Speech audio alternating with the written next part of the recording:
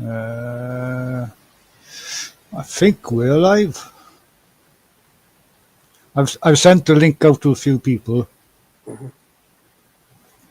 Obviously the A team. The team, we gotta have Irishman in it. Oh, he's funny as hell. He's a legend. I was meant to go out on my birthday last night, but my back was so bad.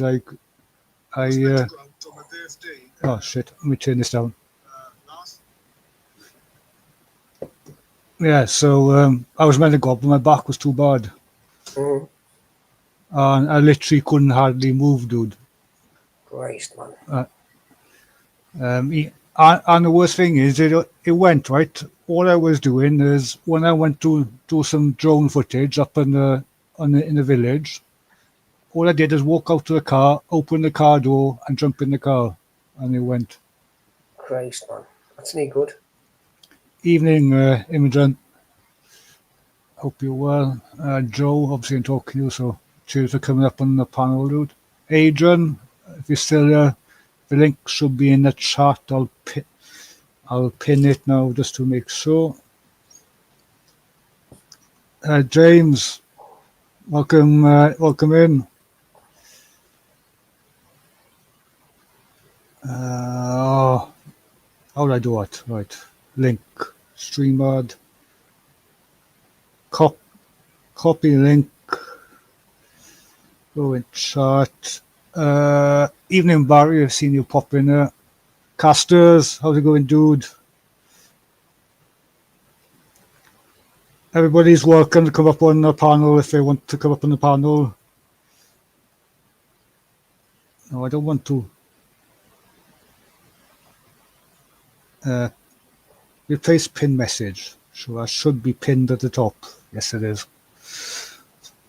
So yeah, I'm waiting for the weather to turn, Joe, as well, because it's been piddling down the rain the last day or two. Well, last night we had thunder and everything. Yesterday it was raining. Yeah. Today it went sunny, and then it went overcast. Then it was rain again, nearly on and off all day. Now the sun come out, and now it's windy again. It just can't win. Yeah. Well, when I took a shot the other night, that was about 10 o'clock at night. And obviously I've edited the photo, but it was raining. I went up, it started raining, so I came back to the house. As soon as I go back to the house, it stopped raining, so I went back up again. But yeah, it's the weather's a bit crap for drone flying at the moment. Cheers, casters.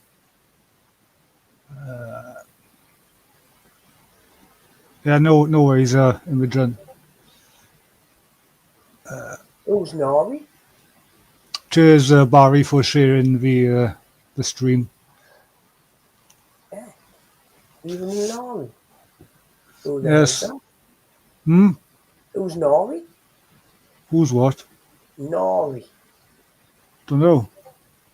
But even in Nari, how's that? What's going on here? What are you looking at? I don't know what you're looking at. In chat. I can see Imogen. I can see Casters, you, me, James. Yeah. For some reason it come up evening Nari, and I'm doing, isn't he Nari here? Don't know. Yes. But I got really seriously think about my back and mine exploring. If my back keeps on going like this, I have to slow down on the exploring. But the worst thing is for me is that's my escape, for my day-to-day bollocks. That's what I used to look forward to for the next week and the next week on. So I don't really want to give up mine exploring. No. Well, that's your thing, isn't it? So, but I'll have to sort of pace myself and do some more above ground explores. Basically with the drone. There's loads of places I want to do. I've only just done an abbey. Let me see if I can give you a sneak preview of that. It's not plugged in, is it? No. Where's the drone? Is there? Is the SD card in it? Yes, it is. It should be right. Fucking hell. Just leaning forward. I guess my back is fucking pinching. Bastard. Where's the? Oh, it's in. What? Oh! I'm sure the card reader's in the bag. Yeah, it is. I'll give everybody a sneak preview. What could be coming up? Might be next weekend. Might be the weekend after. Ah, shit! I can't do it. Hang on. I got a video uploading from my hard drive. I might have to connect this SD card reader in the back. And give me 2 seconds. No problem. So how's everybody doing in the chat? Hope it's all good. The weather's been fine for you. Seems to be coming from the south upwards to the northeast coast here. Area. It's back. Oh, did I read the SD card? Because it's. But hopefully it's going to be better weather this week coming. Saying it's going to be better. I haven't seen the forecast, dude, so I haven't got a clue. I don't know what's like down your end. But up here it's going to apparently be boiling hot next week. They said that this week. Yeah, I thought didn't somebody the other day say it was a mini heat wave gonna come? Aye, that's right. I think we had one day of it, but it was too windy. Yeah. If I go back, so that one's here. Anybody else I missed while I was messing about it? This is going to be a sneak preview of one of the videos coming. Share screen. I keep on forgetting how to do this. I need to window, so it's that one. I think it is. Is that why you're doing it there, Custard? Can you see this, Joe? Yeah, got it. Can you see the graveyard? Yeah. Okay. Obviously, there's no sound to this. That's all right. So this is not edited now. This is straight from the drone. I haven't edited nothing. Mm-hmm. Oh, straight off the SD card? Yeah. What I do, I'll trim it and cut out the bad bits where I've sort of gone wiggly wobbly or... Yeah.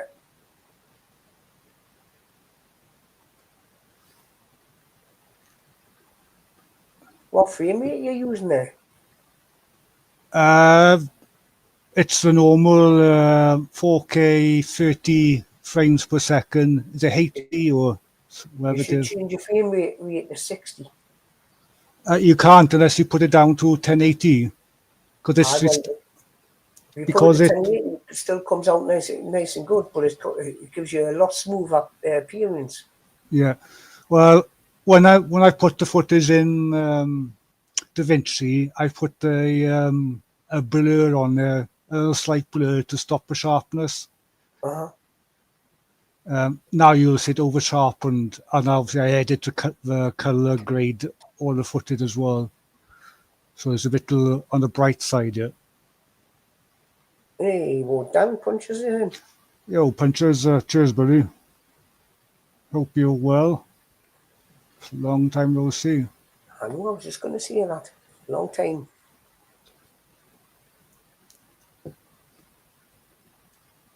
Hope you're keeping well, Dan.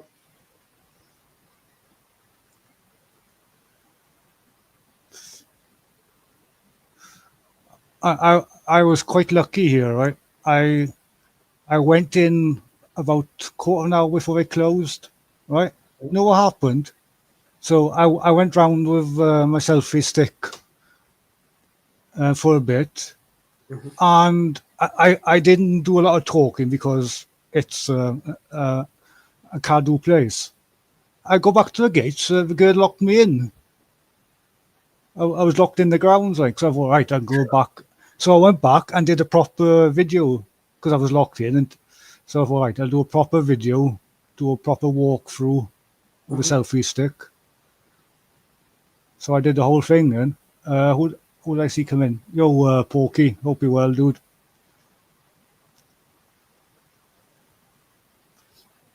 Link should be pinned if anybody wants to pop up.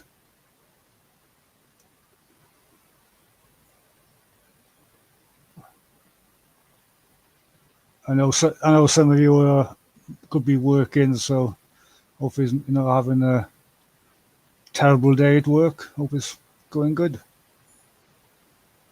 Oh, Christ. So on this, Joe, I don't know if you've noticed, I've got a filter for it.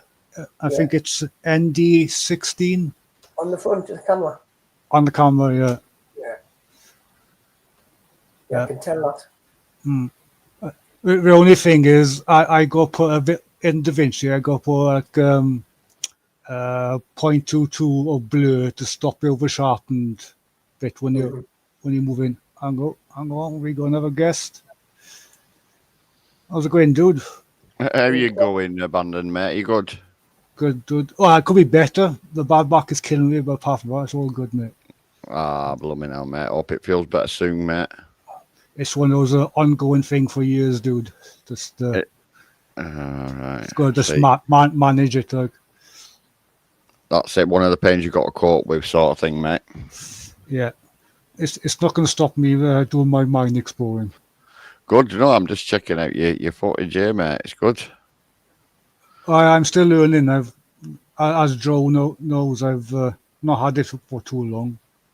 Aye. Which one have you got? Which DJI is it? I just got the basic Mini 3.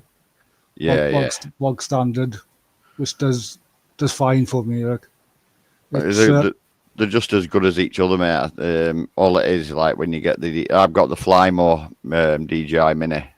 Yeah, I use the Mini too. I hadn't used it for ages, mind you.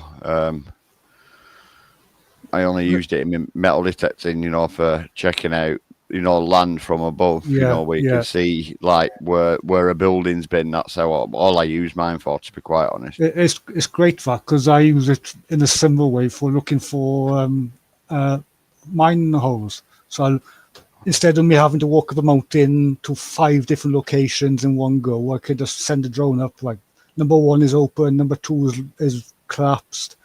So it's the same for me on walking so much.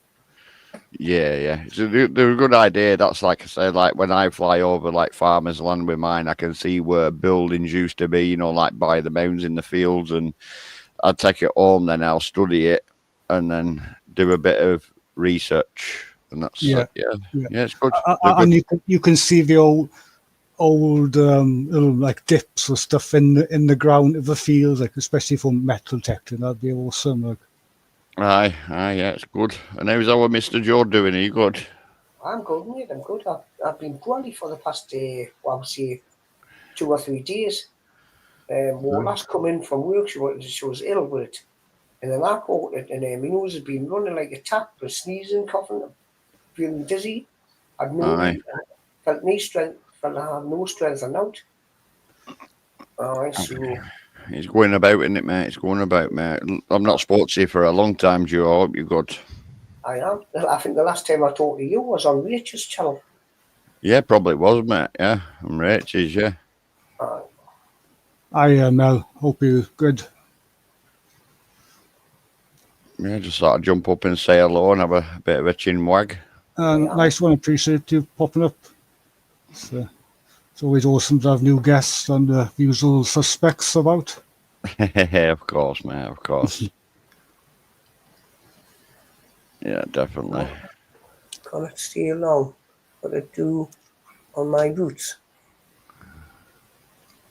What's that, Joe? I do on my boots. You've got dew on our boots. Boots of your hair. I think she was putting highlights in her hair or Oh, right. colour, something like that. My memory's a bit blank because I think I only woke up about 2 o'clock in the afternoon. I can't remember what time. I can't remember what time we finished on Crazy John's live stream. Crazy John on again. No, it was on just I think it was 5 o'clock this morning or something like that. Half 4, 5. It's when he normally ends at about 6. Yeah. I was wankered because I'd had a couple of bottles of cider and obviously the painkillers have been kicking in as well. Oh, you have a laugh on John's. That's if you're prepared to stay awake all night. Yeah, I don't No, do it. but I can't go and do too many of those overnight ones because, like John was saying last night, you burn in a candle at both ends. And it started getting me when I start doing them all night. It started getting me, man. I don't think I know who Crazy John is, to be quite honest, guys. He's one of the regulars on our community. Like, good lad. Ah, brilliant, mate. Yeah, no, you get the good ones, mate. That's the best one to stay with, isn't it? Yeah, definitely. And we always have a good laugh now because I'm pretty. I'm not on live streams that often because I'm crap with anxiety, but the guys make it so easy. Like, in fairness, like. See, Joel will tell you this. Like, well, obviously, the community where I come from, I'm nice and chilled out. Me just want to have a laugh and a giggle. That is it. You know what I mean? Yeah. But you get some of them over there. It's just fucking crazy. It's crazy. It took me a while to realise you were the same person I was watching your metal detecting channel for ages. Like, yeah, Robert. I recognise his voice, sir. Yeah, Robert Hunter Collinson, mate. Yeah. That's me. I was live on that channel the other day, actually. Oh, of course.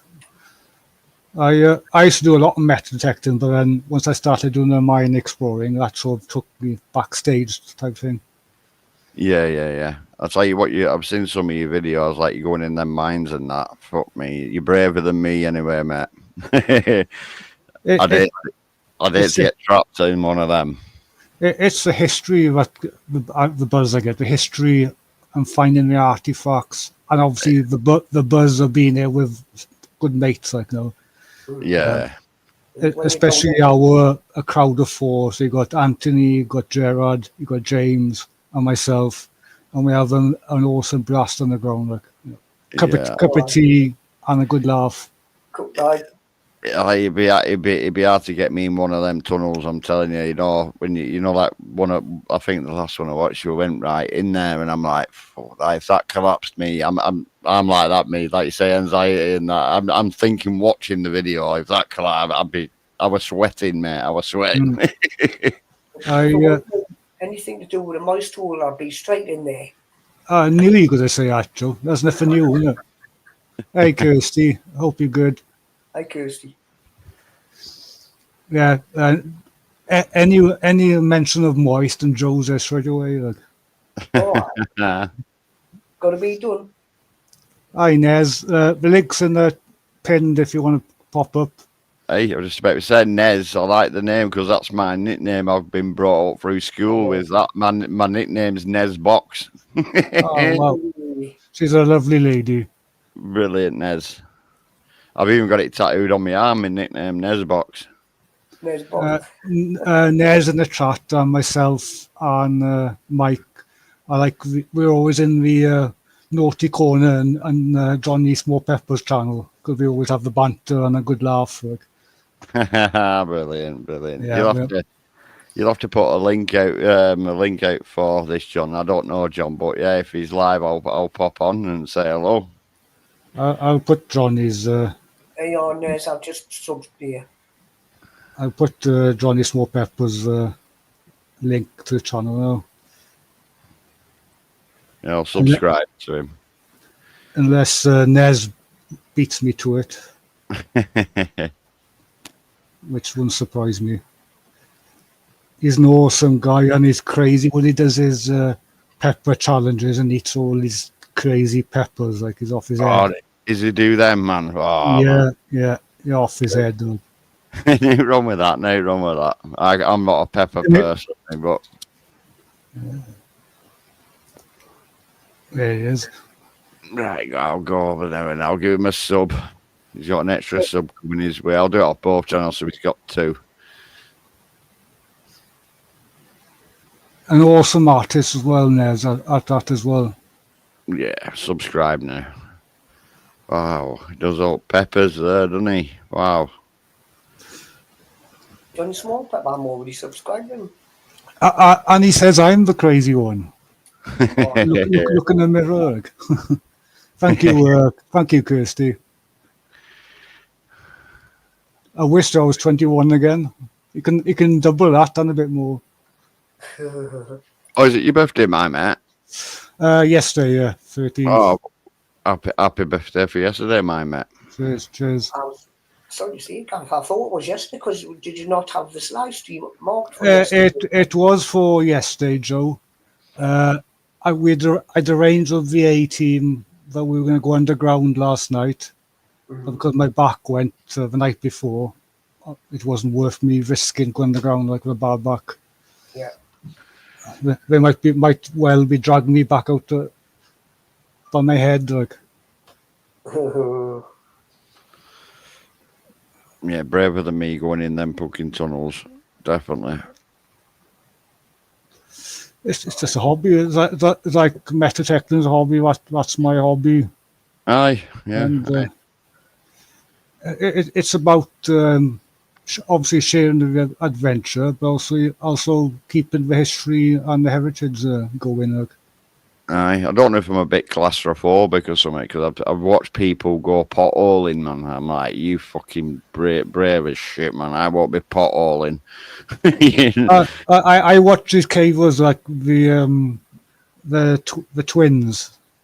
They do caving in America, but they go through proper tight where they're lying on their back and they're squeezing through a hole about that deep, like we're literally only there. Yeah. Like it's flat, like that. No, won't catch me doing stuff like that. No, I couldn't do it, me. Honestly, I've watched them do this potholing, like you said, through little small crevices, and they squeeze themselves through and then into water and things like that. And you're like, wow. Thank you, Nez, and cheers, Kevin. Yeah, well, I'm probably the one of the 2 skinniest person in our group, so I'm okay. So if the factor of 4 of us can fit through a hole, I'm fine. Like, that's the way I see it. Yeah. But we've had some crazy adventures. Like I've stopped doing the one at the moment where I'm actually digging my way in to get into the mine. Yeah. So once my back is better, I can go back and carry on digging that one out. Yeah, doing a bit more. Yeah, like I said, I've seen a couple of videos, mate. I've enjoyed them. Don't get me wrong, but I'm sweating watching. Like, no, we're going deep in there. A lot of the subscribers will have a laugh in the chat, and some of them are watching from behind the sofas. Yeah.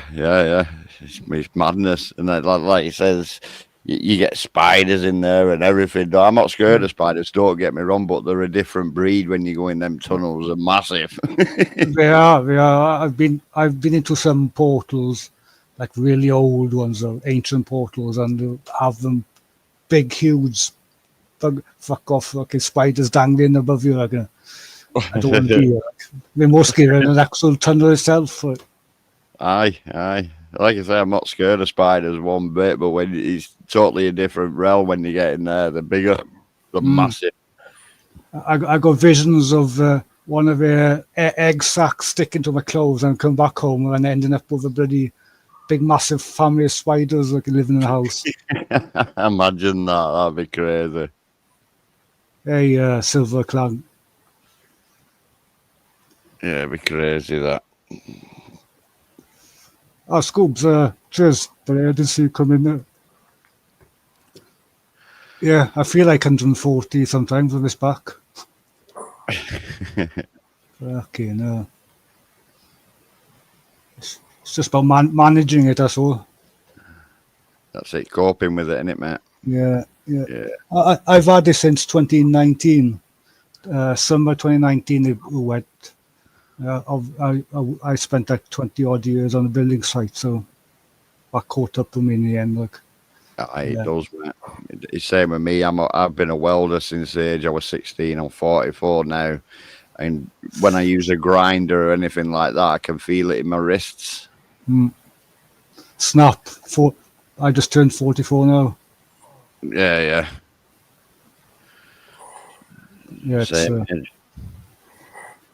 yeah, it's stuff because I know what happens. I was made to lift a 16-ton track machine bucket, drag it off a spoil heap, and onto the back of a plant trailer. So that's what did it. And then the next day I was laying blocks, 6-inch concrete blocks on flattened foundations, and then it's never been right ever since. Yeah, it does. It catches up with you, mate. Same, like I said, same with me. We're using like power tools, like grinders and stuff, because the vibration goes right through your fingers, right through your wrists. Yeah, well, I remember using the old-fashioned jackhammers, the really old-school ones on the hay hose off a compressor. They used to rattle the hell out of you. Oh yeah, bone rattlers used to call them, didn't they? Yo, ducks. Yeah, crazy, mate. Well, anyway, I'm not going to keep this, mate. I'm going to jump off because my tea's ready now. I'm having a kebab, so that's come, I think. So, lovely speaking to you, Gareth, mate. And I hope you had a great birthday anyway for yesterday. Cheers, buddy, and I appreciate you popping up. No problem. I'll jump up next time you're up, or if you're still live and I finish my food, I'll jump back up, mate. Nice one, dude. Nice one. Yeah. All right, mate. Big up, Joe. Take care, mate. Big up the chat. Okay, thanks, man. Take care. Let's put. Can I see? Oh, there it is. We'll share Porky's channel in the chat if everybody would go over and subscribe to his channel. Awesome dude. Yeah, I've told him a lot of times. The last time I told him was on Rachel's channel, Last Car Rach. Like I said earlier, it took me for a while to recognize the voice, because I watched his a lot of his metal detective videos, and they were awesome. Like, so it's cool for him to pop up. Where's the Queen of Filth? I haven't seen her tonight. Queen of Filth? Shaz. Oh. Should be around somewhere. Hello, welcome in, B. Sweet. Hey, B. Hope you're well, and thank you very much. If anybody wants to pop up in the panel is open. It's an open panel, so the link's pinned. If anybody wants to pop up and say hello, everybody is welcome. Them excavator buckets on light as fella like for. No, it was the bucket that did it for me. It was a riddle bucket, so it's the bucket with the wide one. It's got holes in the bottom, so when you shake it, all the mud falls out, but you keep the rock. The rocks, the riddle bucket. I remember to this day it's on a spoil heap, probably about 6 foot high. Managed to back up a trailer to it, drop a ramps onto the spoil heap a bit. And all I had to do was drag it down onto a trailer, but it was so bloody heavy. So heavy. You not have a winch on the excavator. The worst thing was the diggers were moved from the site the day before, so there was nothing left on the site to do it apart from. And there was only me. I didn't have anybody with me, so I was using ratchet straps and all sorts, trying to help. Like, it wasn't all by hand, but I ended up to a point where my back went. I was lying down on the floor, like it's flat on my back in tears. Like. I would have just phoned me boss up and says, "Look, health and safety, I can't do this on my own." It's just one of those things. Like, you just thought yourself, "I've got to try and do this myself rather than get in touch with the boss." Well, you just get on with it. Like, it's up and whinging about it. You just get on with it and But if you do had the had a best. forklift or something on a digger, like I said, if a digger had been an excavator had been there, you could have just really swung it onto the trailer, you know. But it shouldn't be left. If they knew it was all by yourself, they should have knew not for you not to try and move that yourself. Yeah. And what didn't help, it was my own fault the next day, because the next day I went into work. I thought I was okay, and I was helping laying 6-inch concrete blocks on flat in foundations, which basically did it. And it's it, it's a weird thing, because it's until the other day it never happened underground. And then it happened about a week ago underground, but it couldn't go. The other night it went, and I was just getting into the car. It's horrible. Link is pinned there if you want to pop up, Adrian. Firstly, what do you mean by that? Wheels is Mr. Joe Queen Nessie. Yeah, I missed that. in the chat.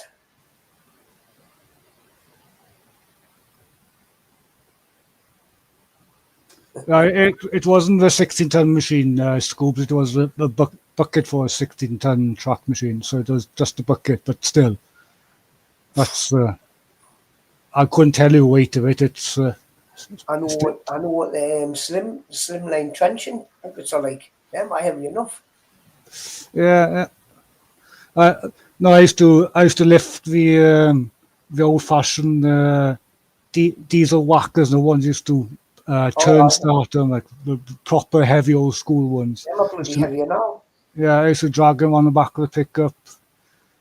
All sorts. So the trench foot whacker, whatever you call it, trench whacker. But You actually get them on excavators to go on the end of excavators now. yeah, you can do now. Yeah. But so unfortunately, there's no way I can go back to manual work on a building site. That's gone out through the window, like.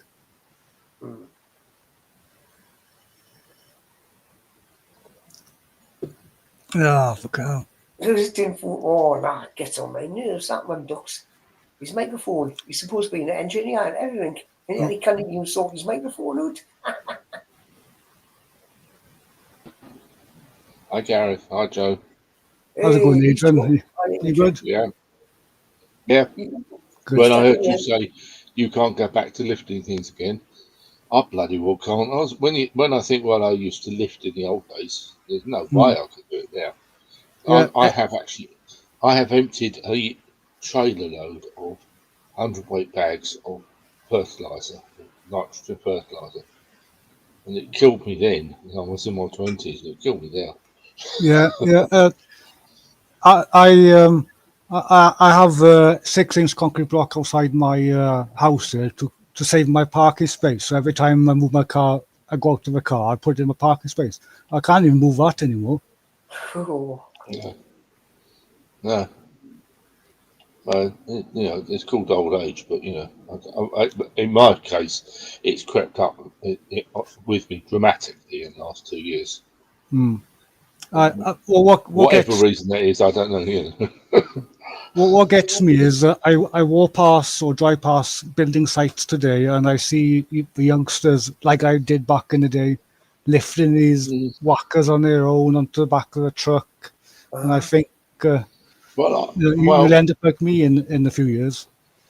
Well, when I remember back in when I remember back in 1964, when we were building our first house, builders built it, we contracted it. I remember seeing and I used to copy them, try to copy them. The labourers had their hods full up with bricks, and I couldn't believe how the hell can they carry that amount of bricks up a bloody step up a step ladder. I can't remember the name for it, but there's a proper name. There's like that wooden handle, and then like the triangle. That's it with the hod. I think they call it hod, don't they? Then they call it a hod. I think you're right. I can't. My memory's like a sieve, but is it not a hood? Hod. Last one. HOD. HOD.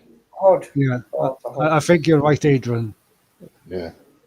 I But, remember the old timers using them when I was started on the building site years ago.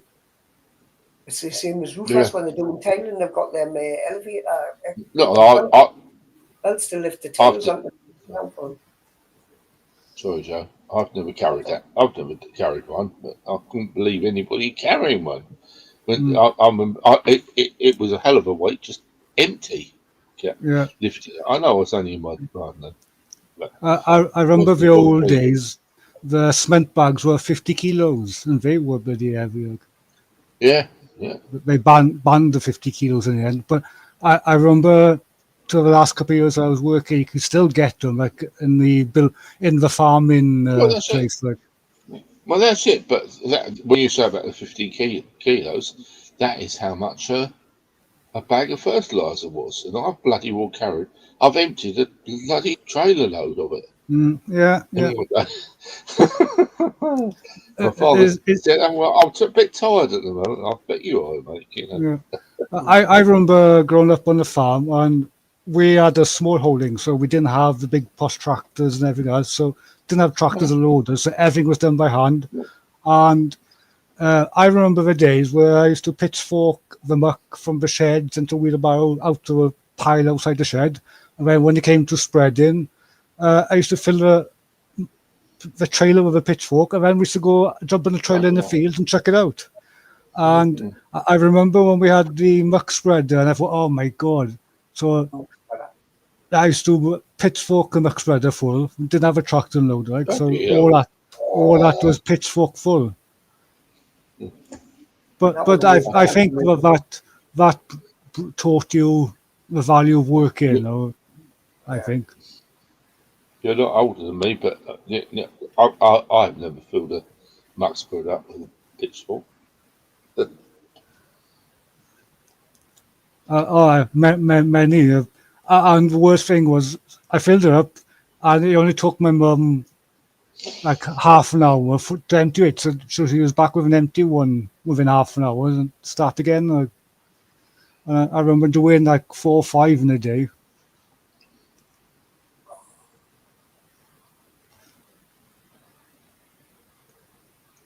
Yeah, those are good old days. Well, no, when I grew up on the farm, as soon as you were old enough to lift a bale of hay, you'd help on the hay.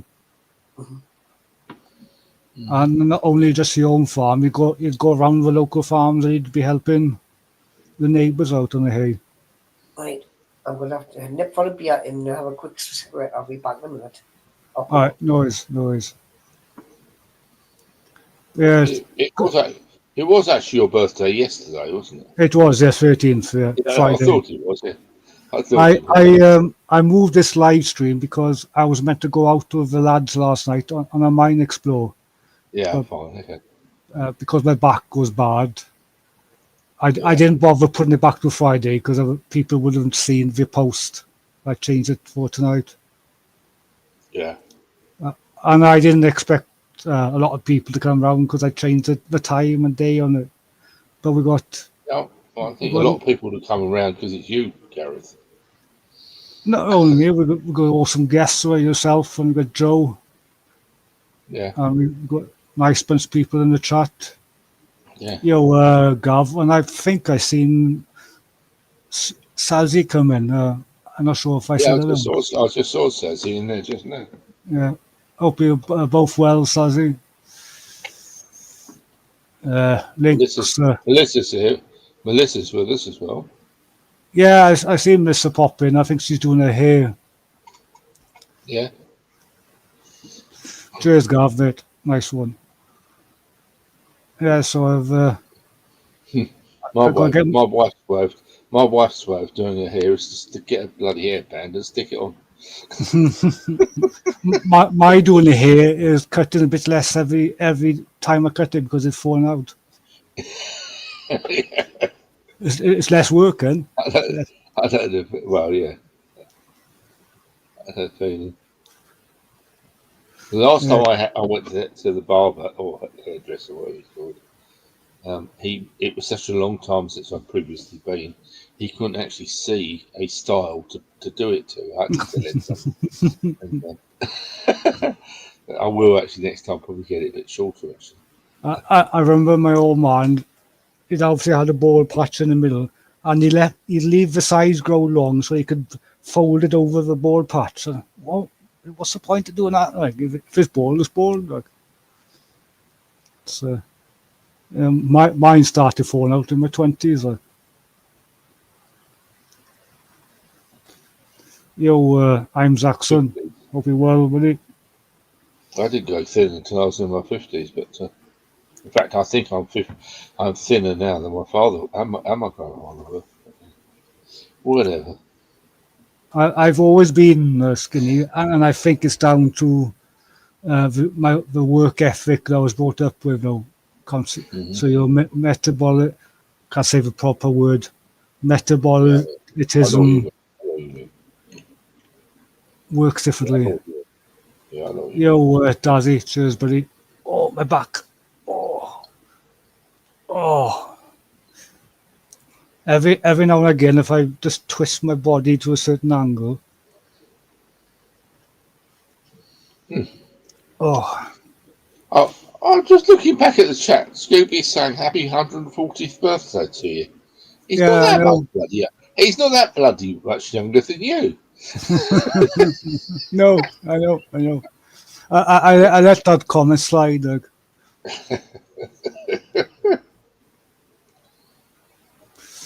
But yeah, it's I go with the growing up on the farm was one of my best times. Like now.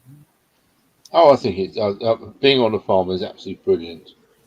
And I think everybody should be able to do it, but obviously not everybody can. And it's but it's bloody hard work. Oh, it definitely is, and it's a different story if you're on a big farm, no massive farm. But if you're a small holding, like when I grew up on a farm, didn't have tractors and loaders, everything was done by hand, everything. Well, even my place, which was only my first farm I had was only about 200 or 300 acres. The locals used to consider that a small holding. Well, bit rude. I think it's a bit rude, but you know. Ours was around 80 acres, and we had beef cattle, mostly belted Welsh black. And if you've seen, quite unique at the time. Back in, I was in my, if my memory serves me right, I was in my mid-20s and going to college for carpentry and joinery. And that's when my parents moved to the Orkneys to farm.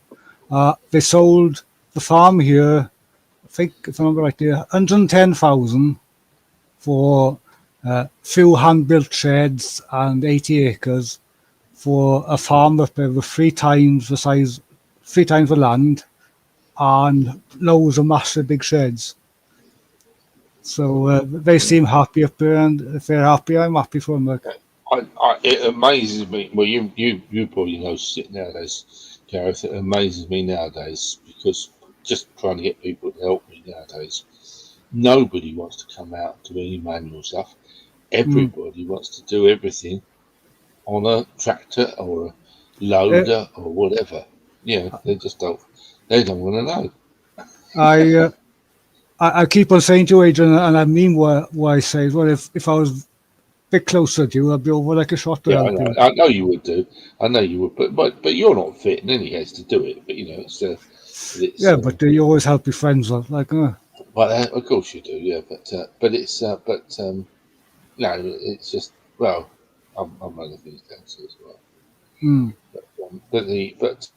But one of the point where I'm getting at is nowadays people don't do manual farm work. Everything has to be. And when you look at the modern tractors, they don't even bloody steer the tractors. It's all computerized.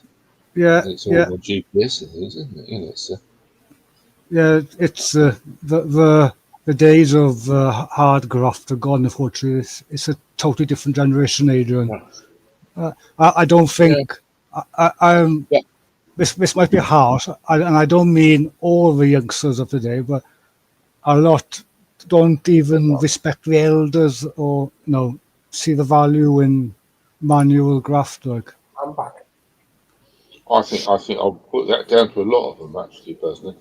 I come one stage further, but the actual thing is that there's one advantage with technology, and that is that when you go out with a modern tractor, you save an awful lot of sprays and things, because if the tractor goes by GPS, and it will actually pinpoint the exact spot where it actually needs to spray, as opposed to spray the whole property.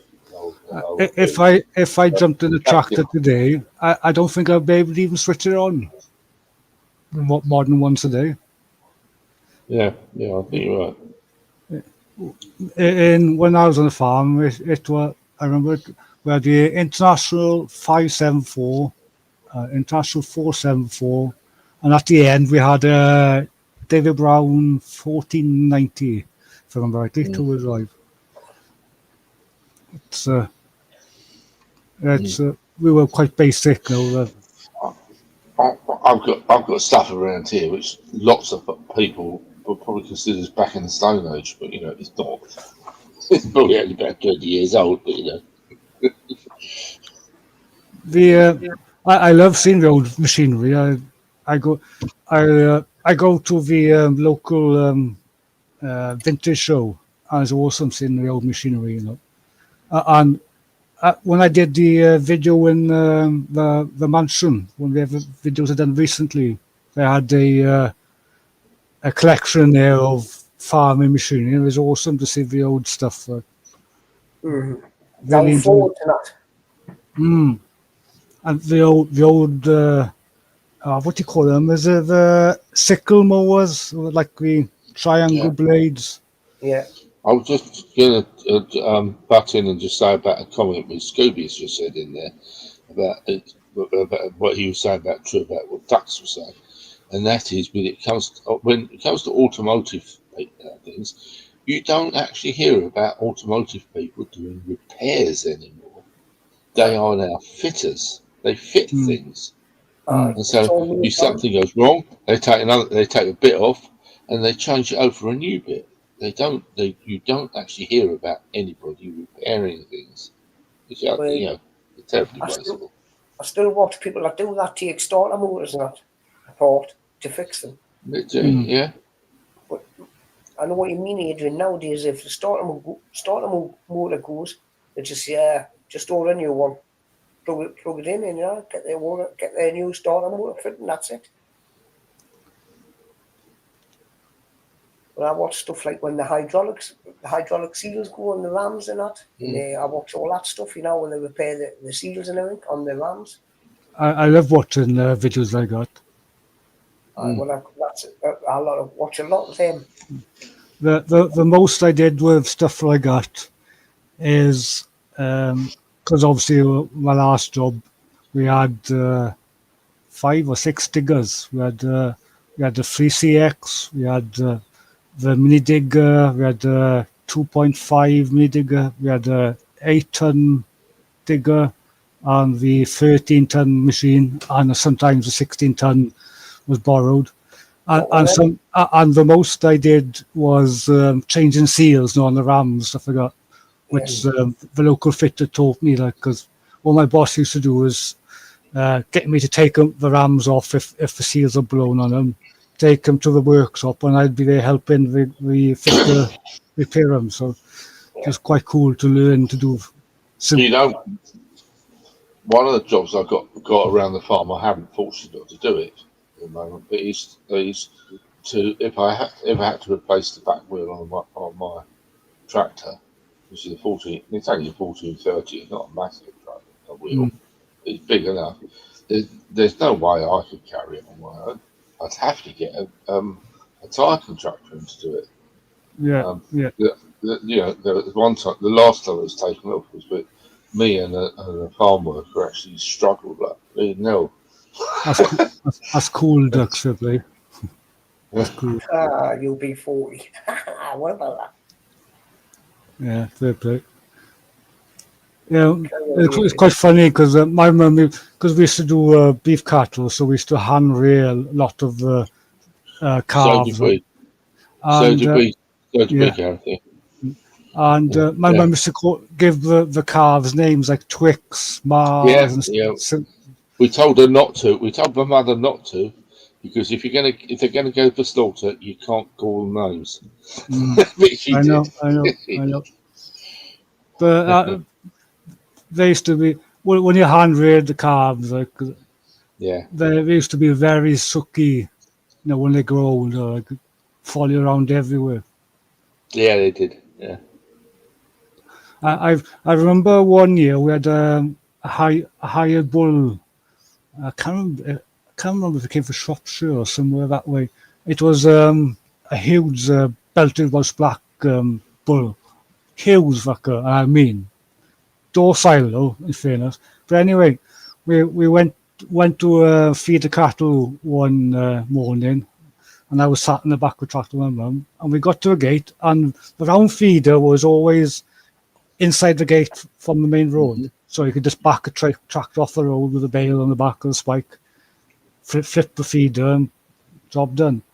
We got to the gate, the feeder gone. Right?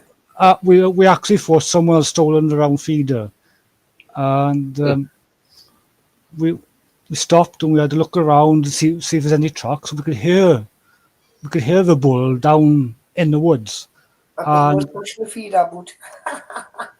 what had happened was he must have seen somebody walk in the fields and gone and chased this guy down the field or through the field with the head still stuck in the feeder, carried the feeder down the field.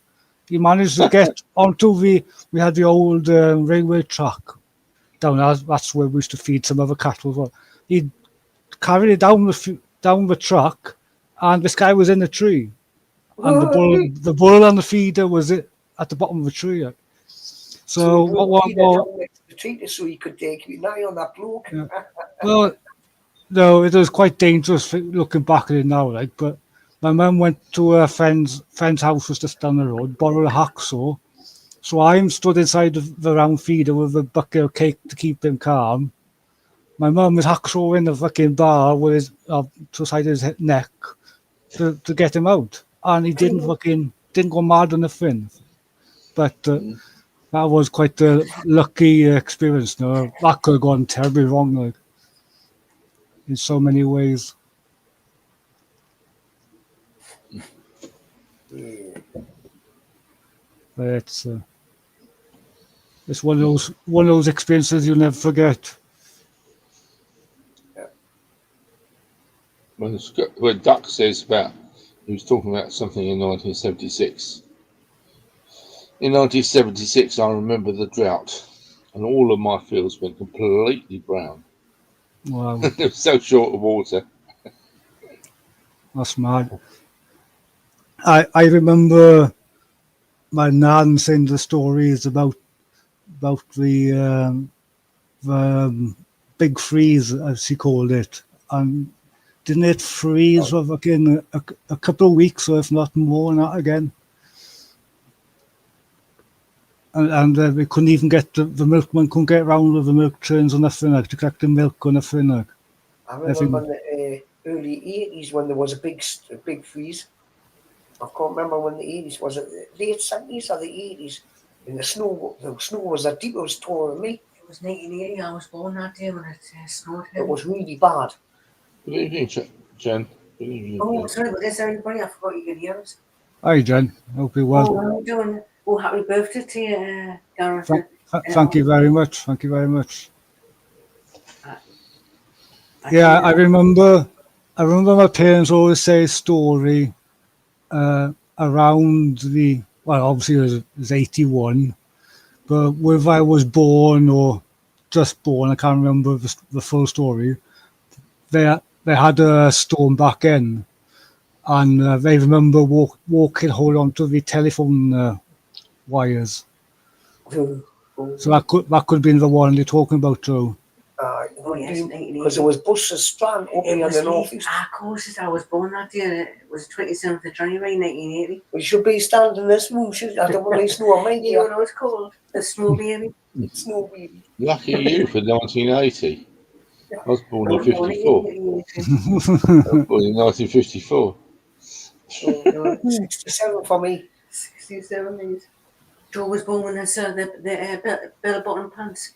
I was on my second farm. I was on my second farm by 1980. That's when you used to have to wear wide fronts. 81. Yeah. I'm older than you then, Gareth. Yeah. I wish I wish I was younger there, actually, because don't it's, worry, you know, I think then it's I out would like have over. the advantage of today's I would like to be young. technology I would like before I peg out. to be young again. But the thing is, the way the world's going now, I would like to be coming into this new world. I think the 70s and 80s were the best years for Yeah. growing up. 70s, 80s, And and the the ghetto beginning blasters. of the 90s, and that's it. The ghetto blasters. The ghetto In blasters. the roller boots. Oh, I didn't wear Yeah, roller when you're boots. growing up. Like John Travolta on that. I think growing up. kids were allowed to be Not kids when back. you're not when back you're then. at school. Not when you're at school. Oh, definitely not Adrian. They didn't. I don't think the lasses could wear skirts and all. I think they had to all wear. Everybody used to wear trousers, didn't they? At school. And all that was good, but some Did it? people I went to school used to hitch it up so it was short. But they still do that this day. I didn't. I used to keep my dress above my knee. I was old-fashioned, me, you see. Some of them run jam and then nearly right up the backside. I used to get bullied in school because I'd always go in stinking of milk in parlour or slurry, or I was always smelling of farm, so I was quite ridiculed back in them days. And looking back now, like it's just one of those things you grow up with. Like, but no, I didn't like school at all. Like secondary school then, primary school was fine. Like, but secondary school. What's that school? Meccano. I used to have a Meccano set now. I can't remember what happened to that. Worth 10 grand. Bloody hell. I still have that now. Yeah, I just said the Scooby. I've got one of them. It's a bit rusty now though.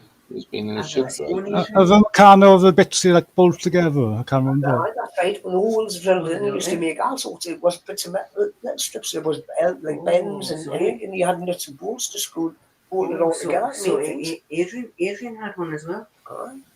Every young had one in them days, man. Same as a train set. Combi train set.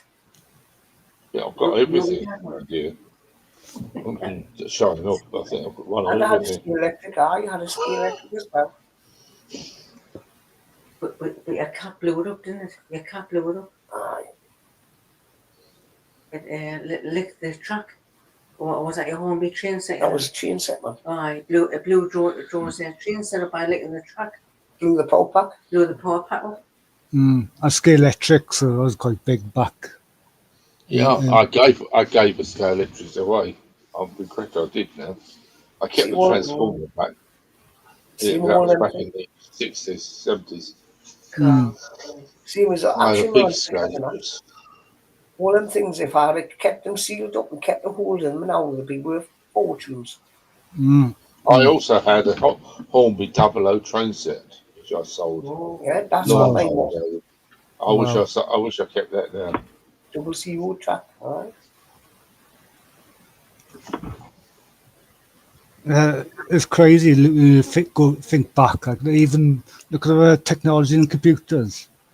I think when I was growing up, I think it was the Nintendo 64 and things like that.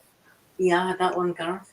My dad bought it for Christmas, but guess who it was for? Not for me. It was for him. We played GoldenEye on it.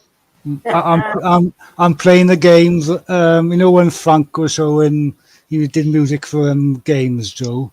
Yeah. It was old-fashioned computer game. I remember playing them games like years ago. Well, I've got it. I think I've showed you that before. I'm sure Adrian's seen it. A thing called a Pandora's box. And it's got all the classic games with the proper tunes on it, you know, like the old arcade tunes. Yeah, well, Mick. Yeah. I hope you're well, Mick. I saw that clip of, I think it was Matt who put the clip on of his drone footage and Mick falling over again. Have you seen that film? I can't remember where I seen it. Was it on? I can't remember if it was on Facebook or Instagram. And it's a drone footage, and all you see is a chair flying and Mick flying as well. That's awesome. Mick I hope you didn't hurt yourself doing that, Mick, as well. No, Mick's hurt his back by he's lifting cans of lint cans up and says, "Oh, look, why I'm on to his bean, yeah." That's how it fell over. Matt done exactly the same when he went to the bar. He seen his can of lint, he says, "That looks like why I'm on to his bean, yeah." He cracks me up, Mick, because every now and again the moist will come out. He'll say, "Oh, this is a very moist room." Like, it cracks me up. But it's a good laugh, Mick. Oh, I love this stuff, man. It's crazy. Makes me laugh. Okay, that's what I like in a person. It won't be long. Hopefully, as things stands, I'll be going to the Urban this year, so we'll meet up. I was going to say, Gareth, did you have a good birthday? But I was saying that even for my 70th birthday, I didn't do anything wild. The biggest, wildest thing was my sister sent me a big card. A big card. I've been dosed up on painkillers most of yesterday, so I couldn't do much. No.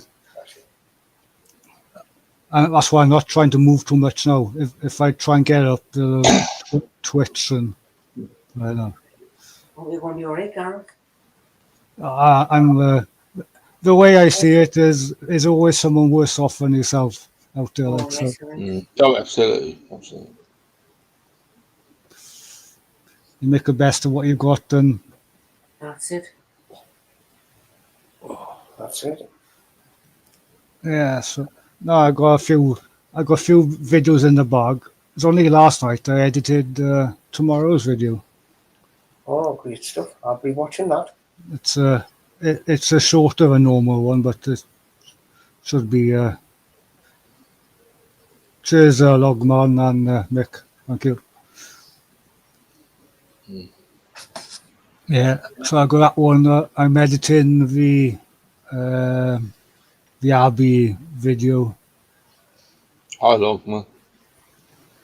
So that will be coming up. Hopefully, I'll be up next weekend. But I got to do it in the bits and drabs, because if I spend too long in front of the PC, my back is just in bits by the time I get up and try and move. Oh, great. If anybody in the chat wants to come up, the link should still be pinned, so you are welcome to pop up. Yeah, it's still up there. What do Adrian's doing? I wonder how you're doing, Adrian. Yeah, I hope the weather turns, Joe, because I miss seeing your videos. I miss going out doing them. I know, and I do get you as well, Joe. I know once you got that buzz, it's hard not to want to go out. Sometimes I've been that hesitant to go out. I thought myself, a bit of wind will not hurt it, but Scooby, why would having a skip disc remove you from the NHS? They're there to treat you, aren't they? Sorry. The local surgery is you can hardly get hold of them now. You can phone up the surgery, and it might take a day or two before you get a phone call back from the doctor. Yeah, it's crazy, isn't it? Well, let me tell you an experience I had. I am well overdue for a diabetic check. And I thought, well, I better just bring the buggers up. And they said, oh, yeah. Oh, yeah, you are overdue. we've got a blood form here for you for November. I said, well, I haven't heard anything from you. So they make an appointment for me. Yeah. They don't care about what do they, Adrian? Since the lockdown, you basically can't even go and see a doctor anymore. It's like over the phone, like. Oh, I think so. The phone. Funny enough, you're saying that, right? We had my doctor's surgery. When was it? Was it last week? Was it last month? Last month. Phoned us. Oh, we need. I'm going to make an appointment for you to come in to see the doctor for your review. I said, all right. And she says, and she's looking at her book. She says, I tell you what, we'll get back in touch with you. And then they go in touch with us. Not last week, the week before. He says, right, we'll make an appointment for the 18th. She says, the 18th of when? She says, the 18th of June. And I says, all right then. I says, what's all the waiting? And she just changed the subject. She says, right, I got you marked down. What's going on, you know? That's since you got that test done. I had the test. I still haven't heard no results from that. So, obviously, if it was something serious, they would have been in touch after getting them cameras there. Yeah, well, I've probably heard this story before. My neighbours here, they're very elderly. They're in the late 70s now, very late 70s, and he's had heart problems for a while. And he went to the surgery last year, sometime it was. He went to the surgery because he had chest pains. They checked him over. Oh, there's nothing wrong with you. So they sent him home. An hour or two later that day, there's a bloody ambulance outside his house. Fucking having a heart attack. You know what I mean?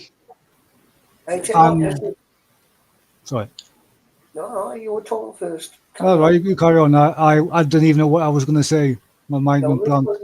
Because my uncle, right, he had problems with his heart. He had been on tablets and that. So it was one, he was feeling poorly and he was getting pains in his chest. So they took him to the hospital and they says, oh, there's nothing really wrong with you. So he was in there for about a week and a half. And then 2 days before he died, they come up and give him results. Oh, he's got cancer. Got cancer. And then 2 days later, he died in the hospital. Yeah. I'm just going to reply back to Imogen's comment. Yeah. I've tried going to a different surgery, so I'm not going to say the surgery, but I'm using Tanavon surgery at the moment, and I tried swapping to go to Aberystwyth surgery, but they've got their catchment area, and if they're outside that circle, you can't join them. But I'm just outside that boundary line of the catchment area. So yeah, I might try again. Like, but well, I'm right on the edge of the catchment area, and it's about 15 miles. That's no way to go, Adrian. No, that's the NHS Scoobs. Cheers, Casey. A log man, terrible that.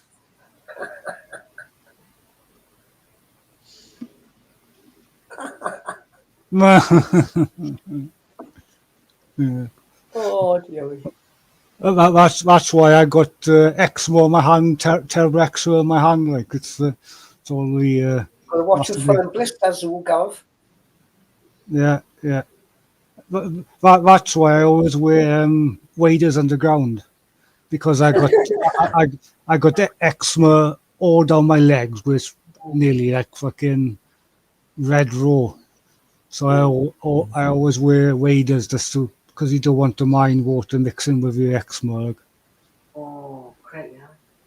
It's dangerous. I've got psoriasis. Jennifer suffers with psoriasis. Maybe that's if he can afford it. You might not be able to afford it.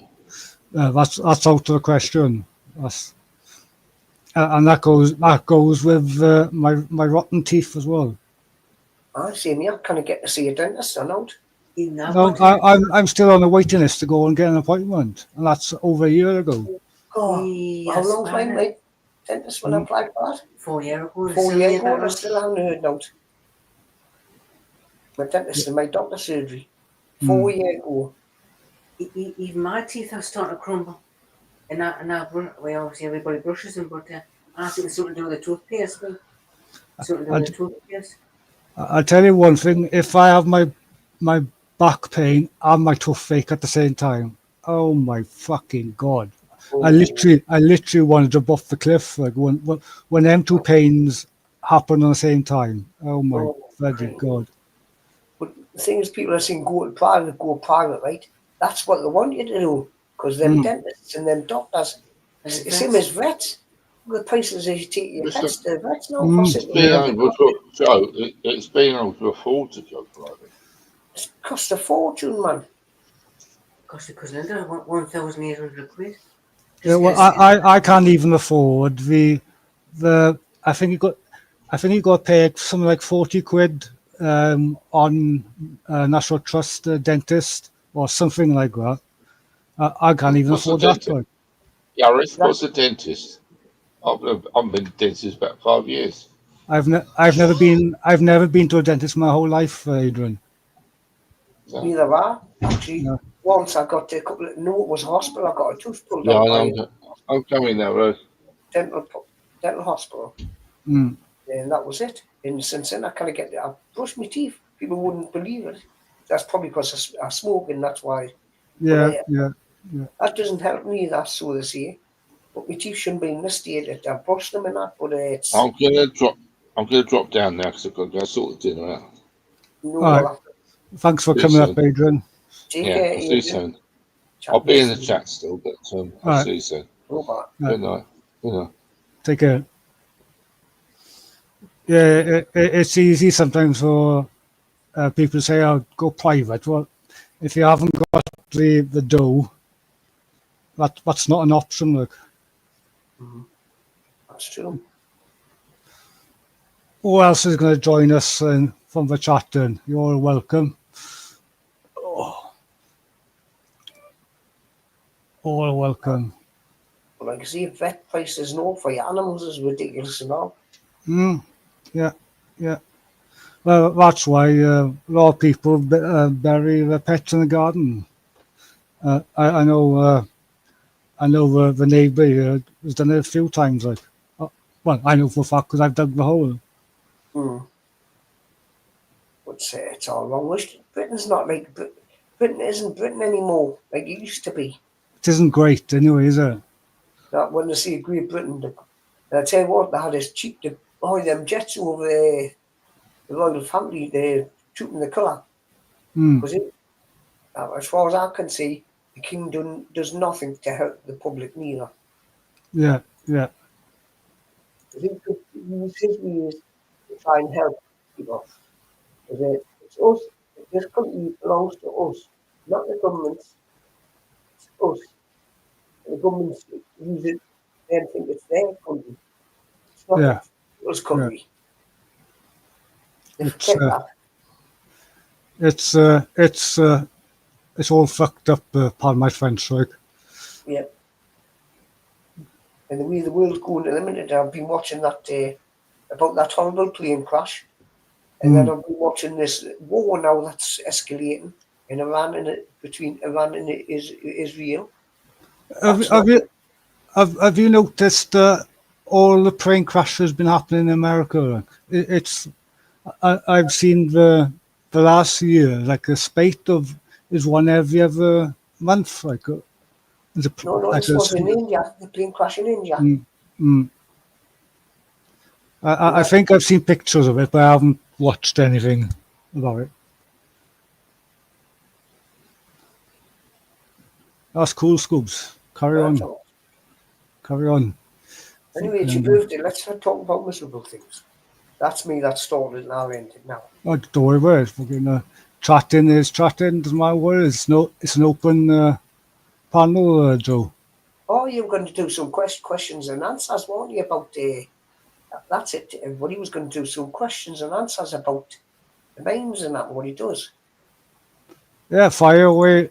If anybody's got questions in the Oh, hang on. Oh, look, we got trouble coming up. We got trouble. How's it going, dude? Happy birthday to you. Hello, Rob.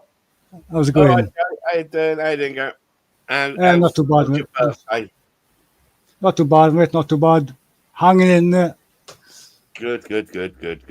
How's I knew that one yourself? straight away. I've just finally got over a fucking snotty. You can swear on it, can't you? Before I start just being a I'll Tourette. be swearing myself. Don't worry about it. Fucking excellent. Yeah. I've had a cold for the last week.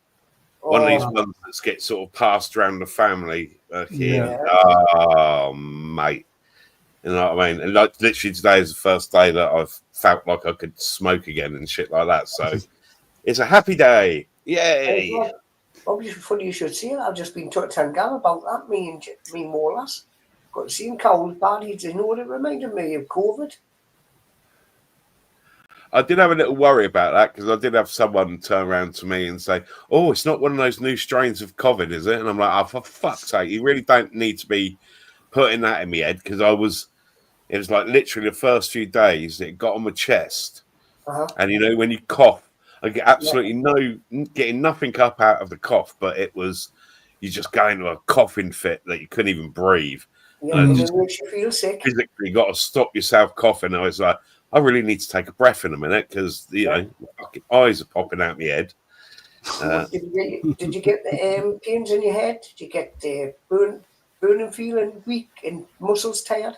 Any aching? I don't know. The only way I'd get over colds and shit is I just literally fucking disappear for a week or something. You know, literally go to bed, get up, have a piss, go back to bed, have a lemsip, snort a lemsip, fucking rub lemsip on my gums. Snort a lemsip. I know, that's why I was laughing. Get it in your system really quickly. But yeah, fucking not been good. I'm still I'm still a bit bunged up, but you know, it's definitely better today. But yeah, it was quite a vicious one. You know you're ill when you can't have a smoke. Like that's bad news when you can't have a smoke. Like. Mate, you know what I mean? And when you do, you're sort of like, I really shouldn't be having this smoke. This really isn't doing me any good. Cough, cough, cough, cough, cough. When I was bad, I only had one cigarette, and I had one can of beer, and that was it. And I was going to bed early. I just felt like shit all the time. I even couldn't eat. I didn't feel like hungry and out. And every time I was coughing, it was keeping me to feel sick. Yeah, I haven't been eating. It's a good little weight loss program. Yeah, you need to try and get something in your stomach now, then. Rob. Yeah. Oh, I've made up for it today. I went shopping. I fucking had a McDonald's.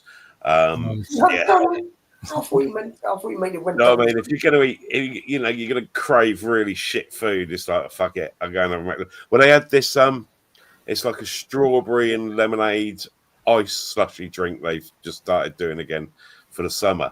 And I must admit, they're really nice, yellow and red or whatever. And I mean, it looked like half my snot had gone in there. But yeah, I had one of those, and that was nice until I got like ice cream headache. And yeah, what are we watching at the moment? Am I looking at dead people? I do see dead people. You got a graveyard next to the Abbey, so a little bit of unedited drone footage of the Abbey. I gotta get a drone, man. I really gotta get a drone. Anyone want to donate me a drone? Again, feel free. Or I'll give you 50 pence for each time you come out and film me doing something stupid on a drone. But best thing I ever did, and this one is just the cheap one. It's got no obstacle avoidance. It's just a bare bones mini free, and it's epic. No, I've watched Joe's footage, obviously Matt's, I know everybody else's footage, and I got, like I said before, I've got the drone to help find the moist holes. But no, I'm quite impressed. Like, quite impressed. Well, yeah, when you're out and about on these fucking hills and slate, like The mines I've seen some people go to is literally like a hole in the side of a full, a whole slag heap, and it's a little hole on the side. And you think, is that it? Is that where you're going? So I suppose trying to find places like that, brilliant with a drone. It when you got multiple holes, it help. Say, like I said earlier on, if you got 5 holes on the mountain here somewhere, I can send that up right. Yeah. Two is open, 3 is closed. I don't have to walk and try and find them and stuff like that. It's just stuff like that. Proper handy. And it's just good for seeing places from a different view. No. Well, I've got some quite hot women that live around my way, so there's some really good views I want to get to. Yeah. So I want quite a silent one if anyone's got suggestions. No, good luck on that. They're getting bigger and bigger these days and louder and louder. I'm surprised this one, it's only a tutty bloody thing. It's only a tutty thing, but it's loud enough, like. Yeah.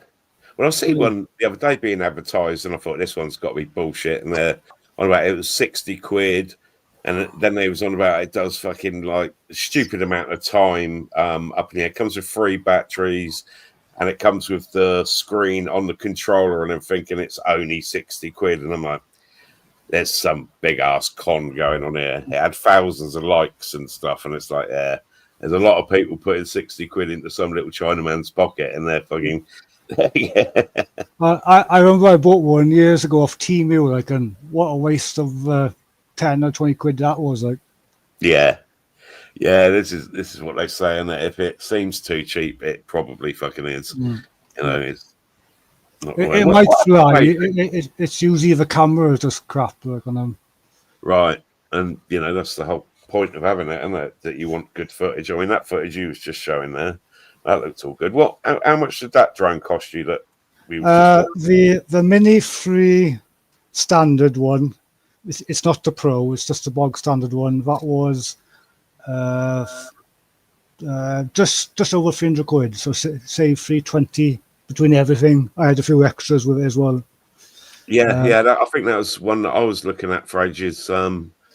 On Amazon, it was something like 200, and the bare package was about 230 quid, and I was like, "Fucking hell, that's cheap." Nah, that's too cheap. But then I'm a bitch. I want that controller with the screen on it. I don't want to have to use my phone on it and that. You know what I mean? It just seems.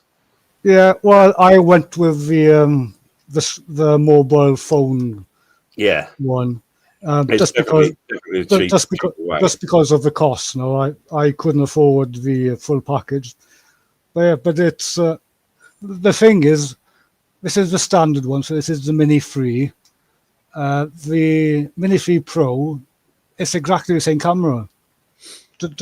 All you haven't got on this one, you haven't got the obscure avoidance on the front, on the back. Yeah, see, I ain't worried about that because I want to get close to stuff. Or if I want to go through a window somewhere, that's abandoned or whatever. If I crash it or whatever, I take the hit. But all these, they seem to. When I've been talking to other people who are well into the drones and buy a lot of all the different ones, basically all the DJI ones, and so like I say, they could bring one out with all of its features on there in one go and have done, but they seem to keep bringing them out, like the Mavic 2, Mavic 3, Mavic 4, and they add some stuff to it, but then they also at the same time take something away from what the previous one had, so you can't have, everything on one fucking job. It was like you being able to use the goggles, you could use them on virtual reality. I know. Yeah, you could use them on like 2 of them, but then the other 2 you couldn't use them on, and it's just really weird things like that. So I don't know. I should probably just get one, crash it, and fucking that'd be my time done. It's all about money. It's their way of making money. Yeah. Because if they just made them all the same or with extra features, nobody would buy any other model. Well, that's it. It's a lot. I don't know. He's an American guy, and he gets all all of it. He's got the eye ones and everything. And then he's brought, he's got several different ones. And, he's like, this won't work on this one, but this works on that one. And it's madness. Yeah. Well, I still use a Mini too. That's what I'm using. And I'm happy. I mean, there's things like this. Looking at this picture on it, it's great. But you could also attach one of the filters to it to make it slightly less bright and stuff like that, can't you? Depending on I've actually, this was the first time I put the ND16 filter on this, but I didn't quite set the manual settings, so I've obviously still got it a bit too bright. Yeah. But there's still, it's... it still looks fucking fantastic, doesn't it? I mean, this is the thing, people moan about the quality in that. I'm from the Video 8, Digital 8 days when, that was good quality. Now you look at shit nowadays. Yeah, it is, Dux. I always go put a bit of blur in DaVinci on the footage. But the overexposed bit, and it's also got a bit of over sharpening on it as well. Well, you can always tell when it's overexposed when you're looking up in the sky, and I'm sure there's probably clouds in that sky, and you can't see any definition. There you go, so you can see it on around that way. Yeah. I had the setting it's overexposed, that Dux says, but this is my very first time with the filter, so. That's no excuse. We're not going to fucking let you off for that. We're going to berate you and fucking belittle you now for. But there is footage somewhere that I did this day, which I did swap some of the settings. So hopefully there's some clips in there which aren't too overexposed. Well, it's easy enough for you to say there's good clips, but we ain't seen them. No, true. No, stop taking the piss from his birthday, you horrible cunt. I don't care. It's all about fun. You got to have a laugh. Got to have a laugh. There we go, a little short there. See, that's got a bit more darkness in it, isn't it?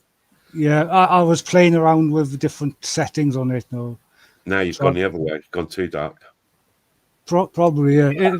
I'm still learning. But I think you'll be better off sending it to me. I'll set it up for you. Give it a few test passes over. I'll never see it ever again. Oh, how very dare you! But yeah, yeah. What do you mean by that, Brooks? Bang! He hits his head. Yeah, it can be fixed in the editing. I do a lot of the fixing the mess and the editing.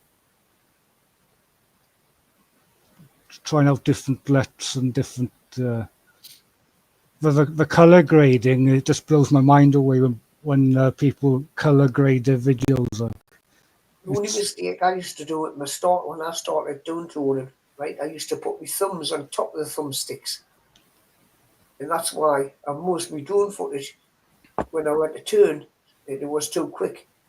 That's what I had a problem with, and I'm going, how's that? And since I've used my finger. My forefinger and my thumb, it's much better, and I can control it better now. I'm still trying to get used to holding the sticks. I guess I'm still my brain still tells me to hold the thumbs. I got to get out of that phase of. Well, that's what I take it there like how was it, like spring loaded sort of thing. So if you slip off of it, then all of a sudden it always centers itself like And if your aircraft's in the air and you let go both thumbsticks, it just hovers exactly where it is. It doesn't come down or nothing. Yeah, which I love, like, because if I'm doing something, I panic because I'm trying to go through somewhere where I shouldn't be going through. I could just stop and it just hovers there. Like, it doesn't carry on going into an obstacle that I don't want to go into. It's an awesome little kit. Remotes, the spring toggled in there. You just hover exactly where you stopped. It doesn't go down, it doesn't move, it doesn't turn around, it stays exactly where you left them sticks set. Definitely have to get one, but I think I might do like what you've done. Spend about 300 quid, use the old phone or whatever on there, and sort of get used to it. And yeah, maybe if I get really into it. I mean, I've got a couple of places I'd really like to drone, but I know it'll probably get shot down by the MOD. So, Oh, well, you can't go over MOD sites. well, you can, but they don't like you going over MOD sites. Places where you're supposed to be barred from going over, and if you do fly over them, you lose your drone because they've got radio interference, so it blocks your drone. Well, as long as I register under Mr. Joe, I ain't got to worry about it a lot, really, have I, if I get caught? Yeah. I'm particular where mine Joe work. Oh, I That's didn't it. see that. Didn't see YouTube that. channel on everything. I love the civil aviation. Thought you had me back now. Yeah, I'm replying to Ducks. I noticed on the Mini 3, because it's just a standard one, it's always over sharpened out of the box. So I've always got to put that 0.2% of the brew on it to just bring it back to without having the over sharpened bits like you see in my videos. How's that old after the controversy of you cleaning up the car caves? What's that like nowadays down there? Have you been there lately? I haven't been there for a while, but apparently there are a few dinghies back in there. Fucking immigrants. I don't know, coming everywhere. No comment. But I haven't seen any pictures and graffiti back on the wall, so that's something. Oh. Yeah. We're still getting stick for that, like, because. What they want, but they're not getting their main footage. Oh, fucking Exploring with Fighters bitched like a fucking motherfucker, didn't he? I heard about it, but I never saw the live stream. But I saw the live stream. Oh, we're getting dragged into this, and we're getting blamed and everything. It's like you're being very defensive for someone who did leave loads of shit down there. You know what I mean? They won't just put your hands up and go, yeah, we was one of the cunts, and we're going to go and help out now ourselves or something. But no.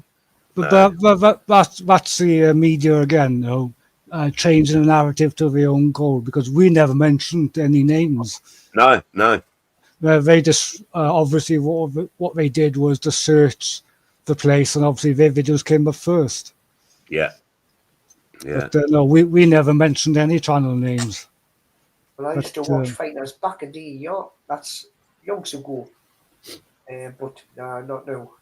I used to like the early exploring videos when they were proper exploring. Like, yeah, when they didn't bullshit bones in the wall and stuff like that. Yeah. Oh yes, I remember that one. Oh look, there's a ball, and the police turned up. Apparently they got wrong for that.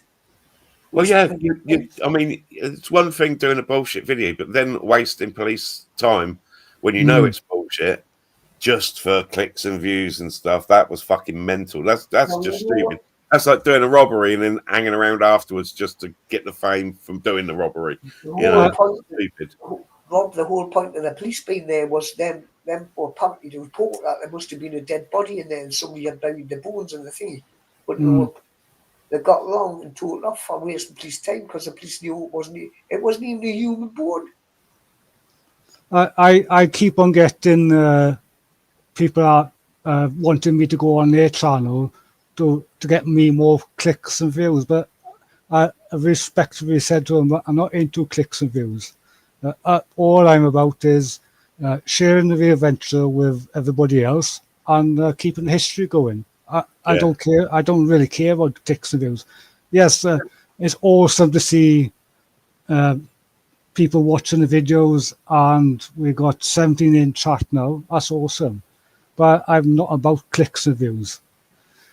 If they're watching, no disrespect, but I'm just not into. You're enjoying what you're doing. You enjoy sharing what you're doing. The same as what my videos. I do some of the fucking boringest shit out there, and I'll still video it and put it up just because someone somewhere is probably going to be interested in it. There is more boring people than me out there, so they might enjoy it. Rob, the main thing is it's like Chops before. He likes to go on Rachel's channel and just wind that up.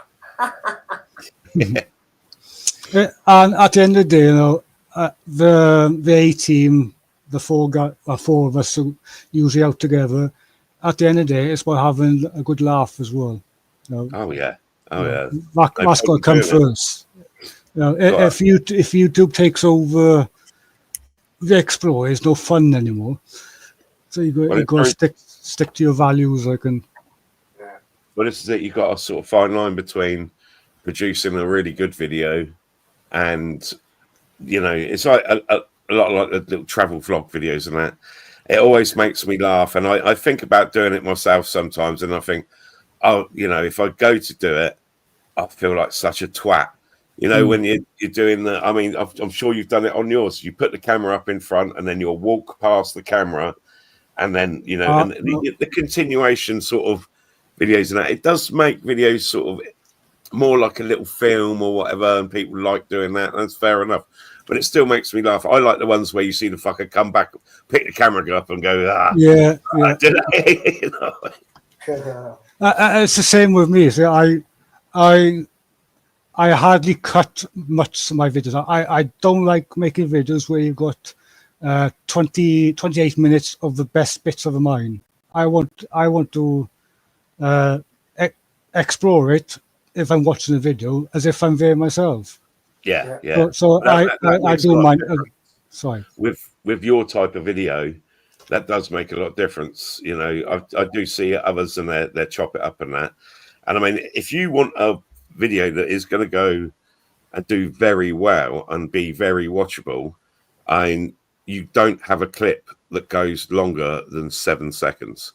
Watch any film, watch any program, and try and count a bit where the camera doesn't, it could be on the same part, but from a different angle, it will chop and change every under 7 seconds. And, I've sat there and watched the film and counted at 1, 2, 3, there we go, chop, 5, 6, chop, and it could be the whole same scene, but it's still being chopped from different people's views and stuff like that. And when you're coming to edit a video where you're going to have to try and chop things, I get so fucking bored. It's like, right, I've got a 10-minute scene here I've filmed and I want to put a lot of it in, but I've got to chop it into 7 seconds or whatever each bit. And it does take a long time, and I just ain't that invested. So, I'll run a longer video, and if you don't like it, you've got a fast forward button. You don't like the music I put on there, well, fucking press mute then. Exactly. But I refuse to stick to what the algorithm wants you to do. I can stick to what I like to watch and how I think the video should be uncut. So you'll basically get the feel of actually being there yourself. That's it. Well, some of my better videos that, for me personally, what I've done, and I've spent a lot of time, and I had a couple of cameras, and I was testing out my new magnet for magnet fishing, and I was doing I had it on my head or it was on my chest, but I also had an iPhone in the background that was showing me throw the magnet, and then I'd clip it to the magnet hitting in the water on the other one, and then back again and, drag it in whatever it was, and then the clip of me taking it off and doing all that. And it worked really well, but it took fucking ages to do it, and it never got the hits that it deserved as far as I was concerned. You know what I mean? And it was like, fucking hell, why aren't people watching that one? I spent hours and hours editing that, and then I've put out videos where I've literally blagged a bit of fucking footage from Ricky Gervais or something like that, and I've got nearly 2 million views on it. And it's like, it took me 15 minutes to put that video together just to get some watch time when I was monetized way back, and then it got overwatched, and it was like, what the fuck? Yeah, there's no rhythm or rhyme to it sometimes, which videos do well or not, because it's only recent. It's only recently, I think, the last 6 months, my views have gone up more, because mine used to be around struggle to get to 200 views on the videos. Now since I'm using the DJI Action 4, which has got the low light mode, so it helps bring out. Oh, your footage has You know what I mean? Gone fucking way up to what you was, and that's the DJI Action, is it? That you use? Yeah, I'm actually using it now for the webcam. Oh, right. Okay. So it's the Action DJI Action 4. And what are they? Around 350, 400, something like that? I think you can get them for about 200 quid now. Fucking hell. See, I do watch it because a lot of people use them for like the travel vlogs and stuff like that, don't they? They're a little diddy camera, and they can spin it around. I think Billy Moore, when he's doing his stuff, and you see the I think it was like Bald and Bankrupt and Harold Balder, and all their ones. They're walking around. It's like, fuck me, that's really crystal clear. That's really good.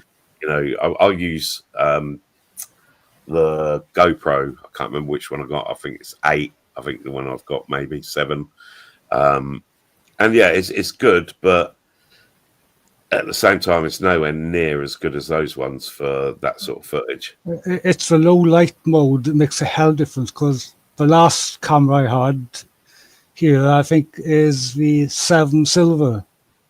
Right? Yeah. They're shit in low light, and as soon as it starts getting dark, even with a good torch on, it will literally only pick up that circle of light. So yeah, and I would prefer to go out at night and do some videos. So with low light, you know, I'm going to the creepy forest to detect in the middle of the night. Let's hope I don't get bummed by a werewolf, and you know, fucking that sort of video is a good crack. You can have a good laugh doing that. Yeah. It's made a hell of a difference, that one. And I've got the you won't see it now, but I got the quick mount on it, so I can just mag mount, and I can just swap it from the selfie stick to the helmet mount just within a click. So when I'm doing the rope work, I can do the selfie stick to the top of the rope, and then helmet mount and down. And back on the selfie stick within a couple of seconds. See, I want one of those, but I want a drone at the same time. I know. It's a progression. That's the way I see it. Because if I watch all my early videos, I cringe, because it's like a cheap 20 quid action camera which had no stability, and it's fucking shaking. But it's just a progression. The last ones I've seen of yours, where you've obviously with the new kit and that, you know, you go through. Did you ever watch Street Zips? Doesn't ring a bell. He does a lot of stuff down Cornwall when he goes in the caves and stuff like that all around the coast. And yet again, I think he uses one of those, and you get all the colours of the rocks down there and everything inside the sort of davits and bits of mines that are connected and things like that. And, you know, like you say, the low light part of it, it just makes such a difference that you can see around. Probably better than what he can see. Shit going on in there is getting picked up on the camera. It's crazy. It's going from the GoPro 7 Silver to that. Oh my god, it's like night and day. Yeah, night and fucking day. I'm gonna have to invest, and for fuck's sake. Yeah, well, it took me the best part of 2 years now between getting that camera. And as a thanks to the A team, you know, they helped me out a bit as well. So it was a group effort, like. Oh, nice, good. And the drone was an if and but moment, because I wanted one. Then again, it was too pricey, like. Yeah. But the price was, at the time, I could afford it. All right, I'll take a risk, because some people say they're wasting money, and some people say they're awesome. So so far, I think it's a good investment. Well, it's depends once again what you're filming.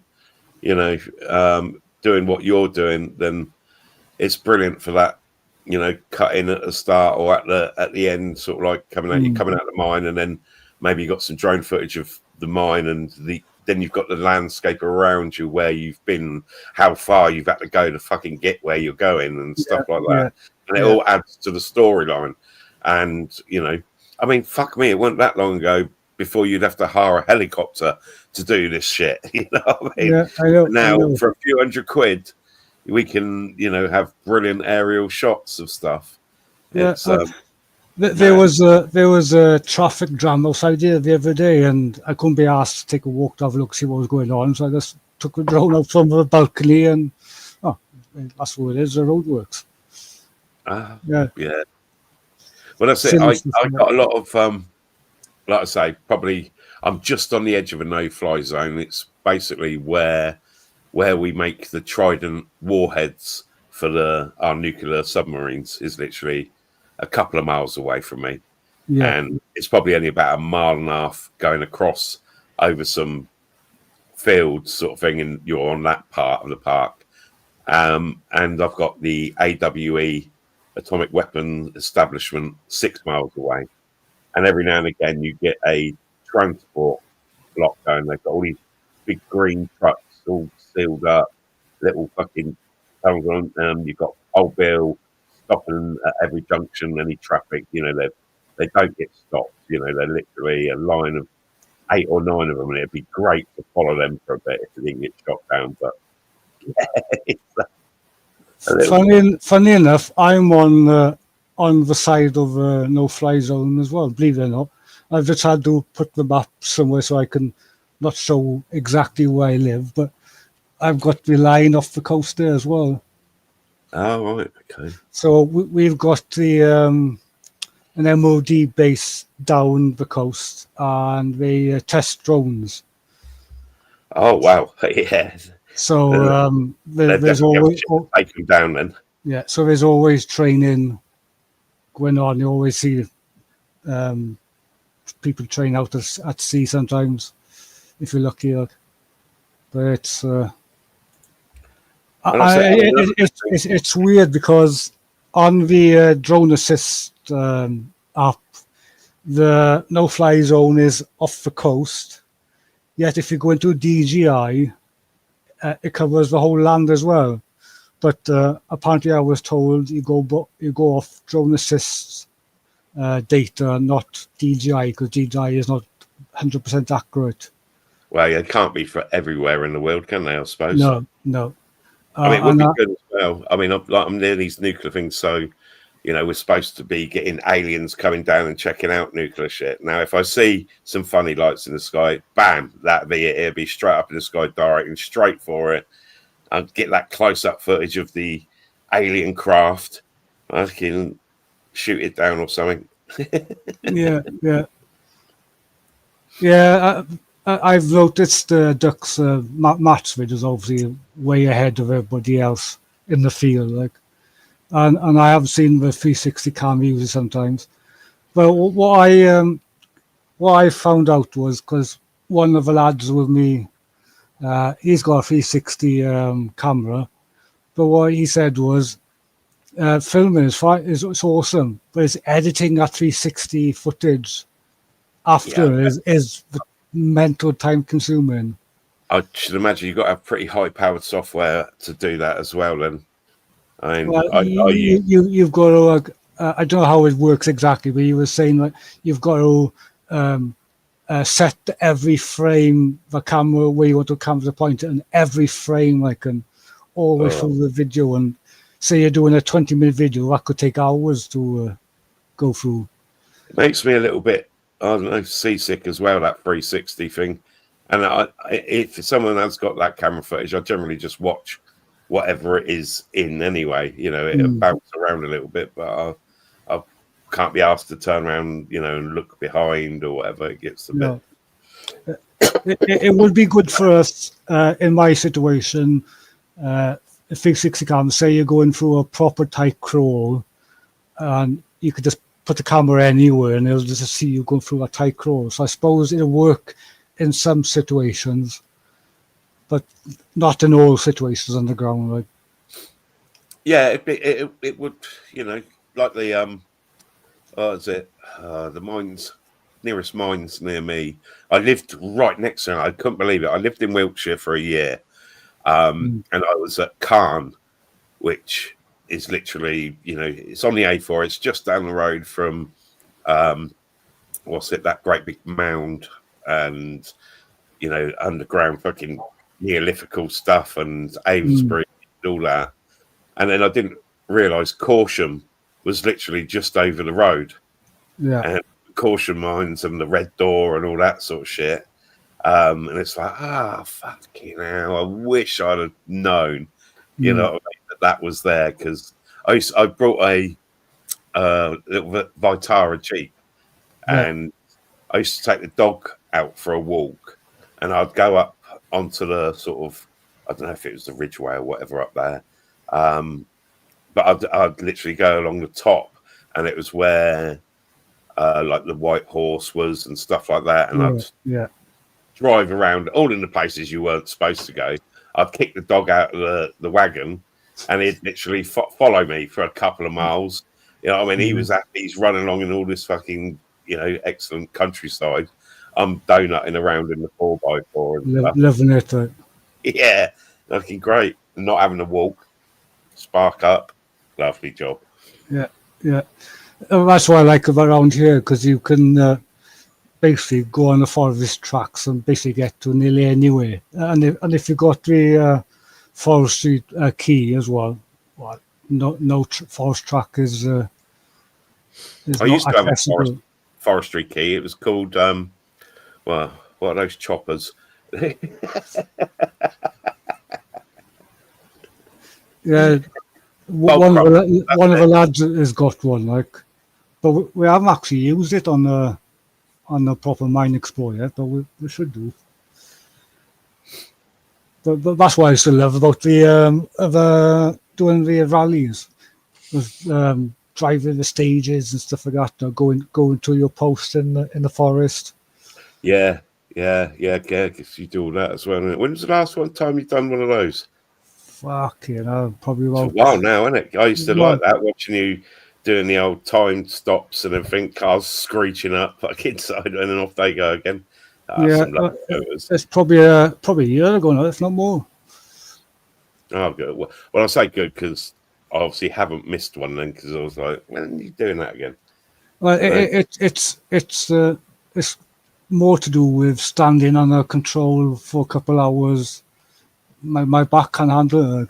That's the only problem. Yeah, fucking, I've seen you in some of the fucking shitty weather, and you stood around in the freezing cold. Oh, you could be there safe. You'll be at the event start, say, from 5 o'clock at night to midnight, and then you drive to your post and stand there till 3, 4 o'clock in the morning. I loved it, don't get me wrong. I do miss it now. And if someone asked me, would you marshal for me, I'd be straight in there. Yeah. I mean, it would be good to sort of be able to pick someone's car that you like or whatever, and be able to like chat them up and like, mind if I put a GoPro in there or something, so you've got you know, footage of it as well as your footage, sort of thing. Especially when they come steaming up to you and that, even that, just that little click. Yeah. I used to love it because at one point, before my back went bad, I was doing about 48 events a year. So that's nearly every weekend. Yeah. And that was between the stage events, the night events, and everything else in between, like hill climbs and stuff like that. So what you done to your back then? Basically, back in 2019, when I was on the building site, I basically fucked up by dragging a track machine bucket off the spoil heap onto the back of a plant trailer. And it's never been right ever since. Yeah, it's kind of shit. I've been going through. I mean, I had a car accident, fucking hell, 2009, 2010, and excuse me, I damaged myself in so many places and had so many fucking bits of metal stuck in me and all that sort of shit. My back was fucked, but it was a case of they were doing everything else at the time, and I was spending years coming back from that. And it's only of late, I think it's about 2018, I went arse over tit at a metal detecting event, landed on my shoulder, and I think I busted my shoulder, and I was like, fuck it, leave it. And I did, and it's been bad ever since, and always giving me tingly fingers and all this sort of shit.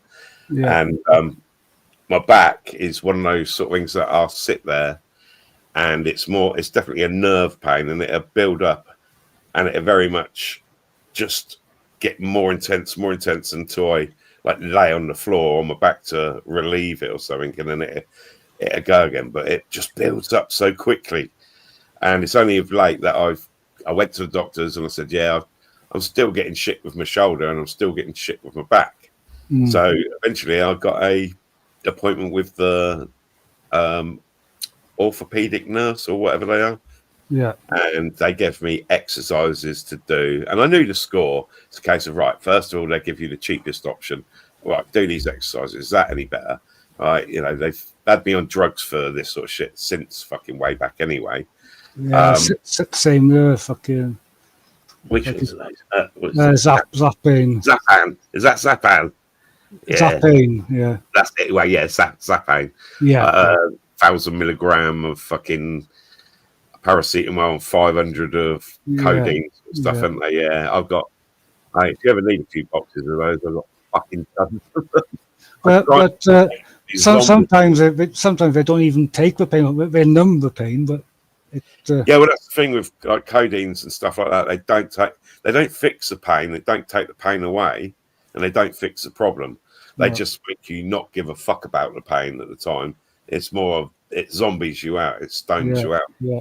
And yeah, that's no good. I mean, the only thing I've ever had that took pain away from me was when I had kidney stones, and the doctor gave me pethidine. Oh, what a drug pethidine is!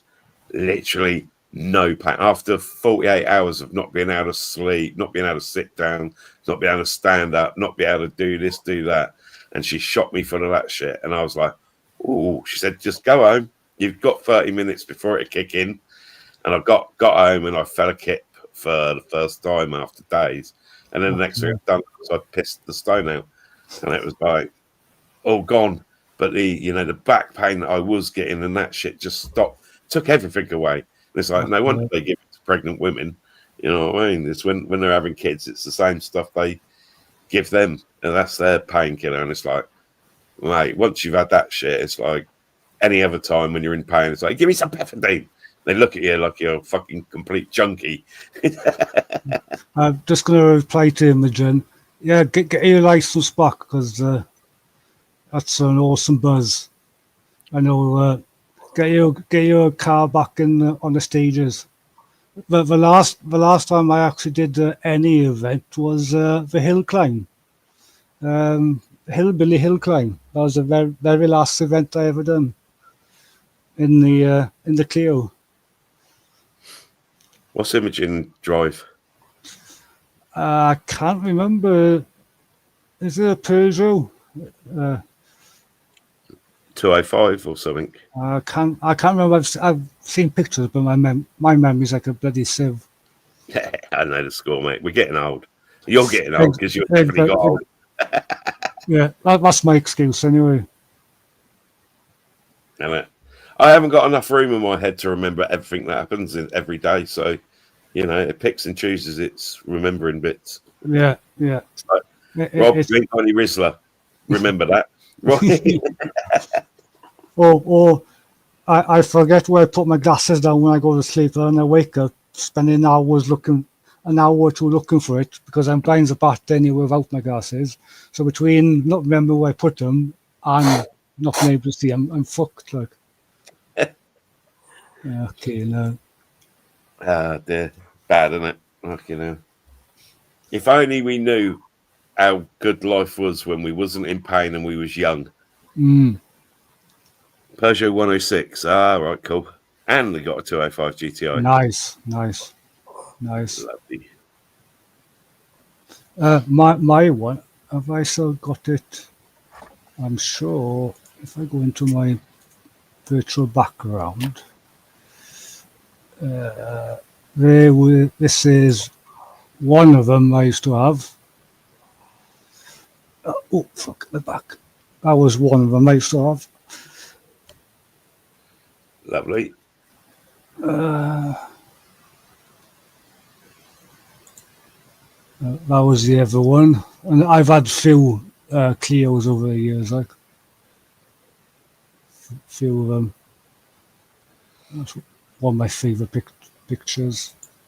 Not my car, wish it was, but it's not my car. Like. Very nice. Yeah, that won't be long now. September time, that'll be running again.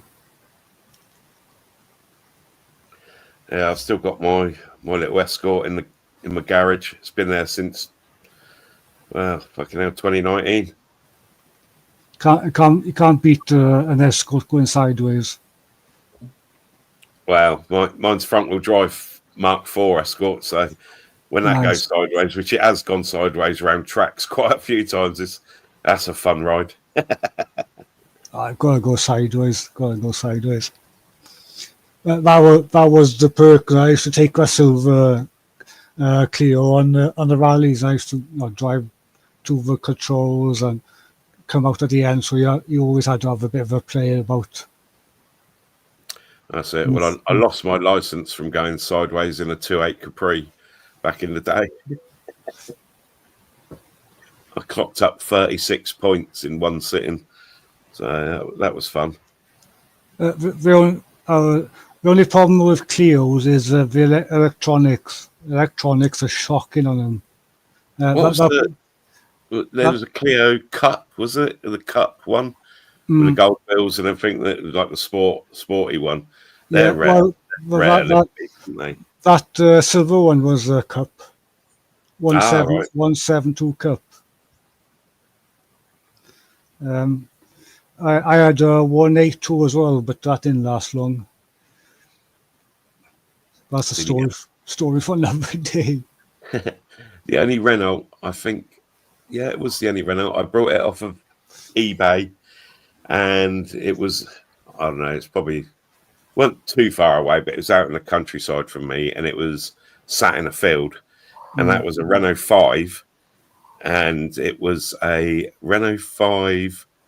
I think was it a Monte Carlo, something like that. But it had a 1.7 engine in it. Nice. So it's the biggest engine in a Renault 5, and they were quicker than the Renault 5 Turbo. And I got it off of eBay for 65 quid. Are they rear-wheel drive? Renault 5s? No, different car. Yeah, it was front-wheel drive. Well, fuck me, it was quick. I picked it up. The battery was fucked on it. So once we jumped it, I had to get petrol in it, and I couldn't turn it off.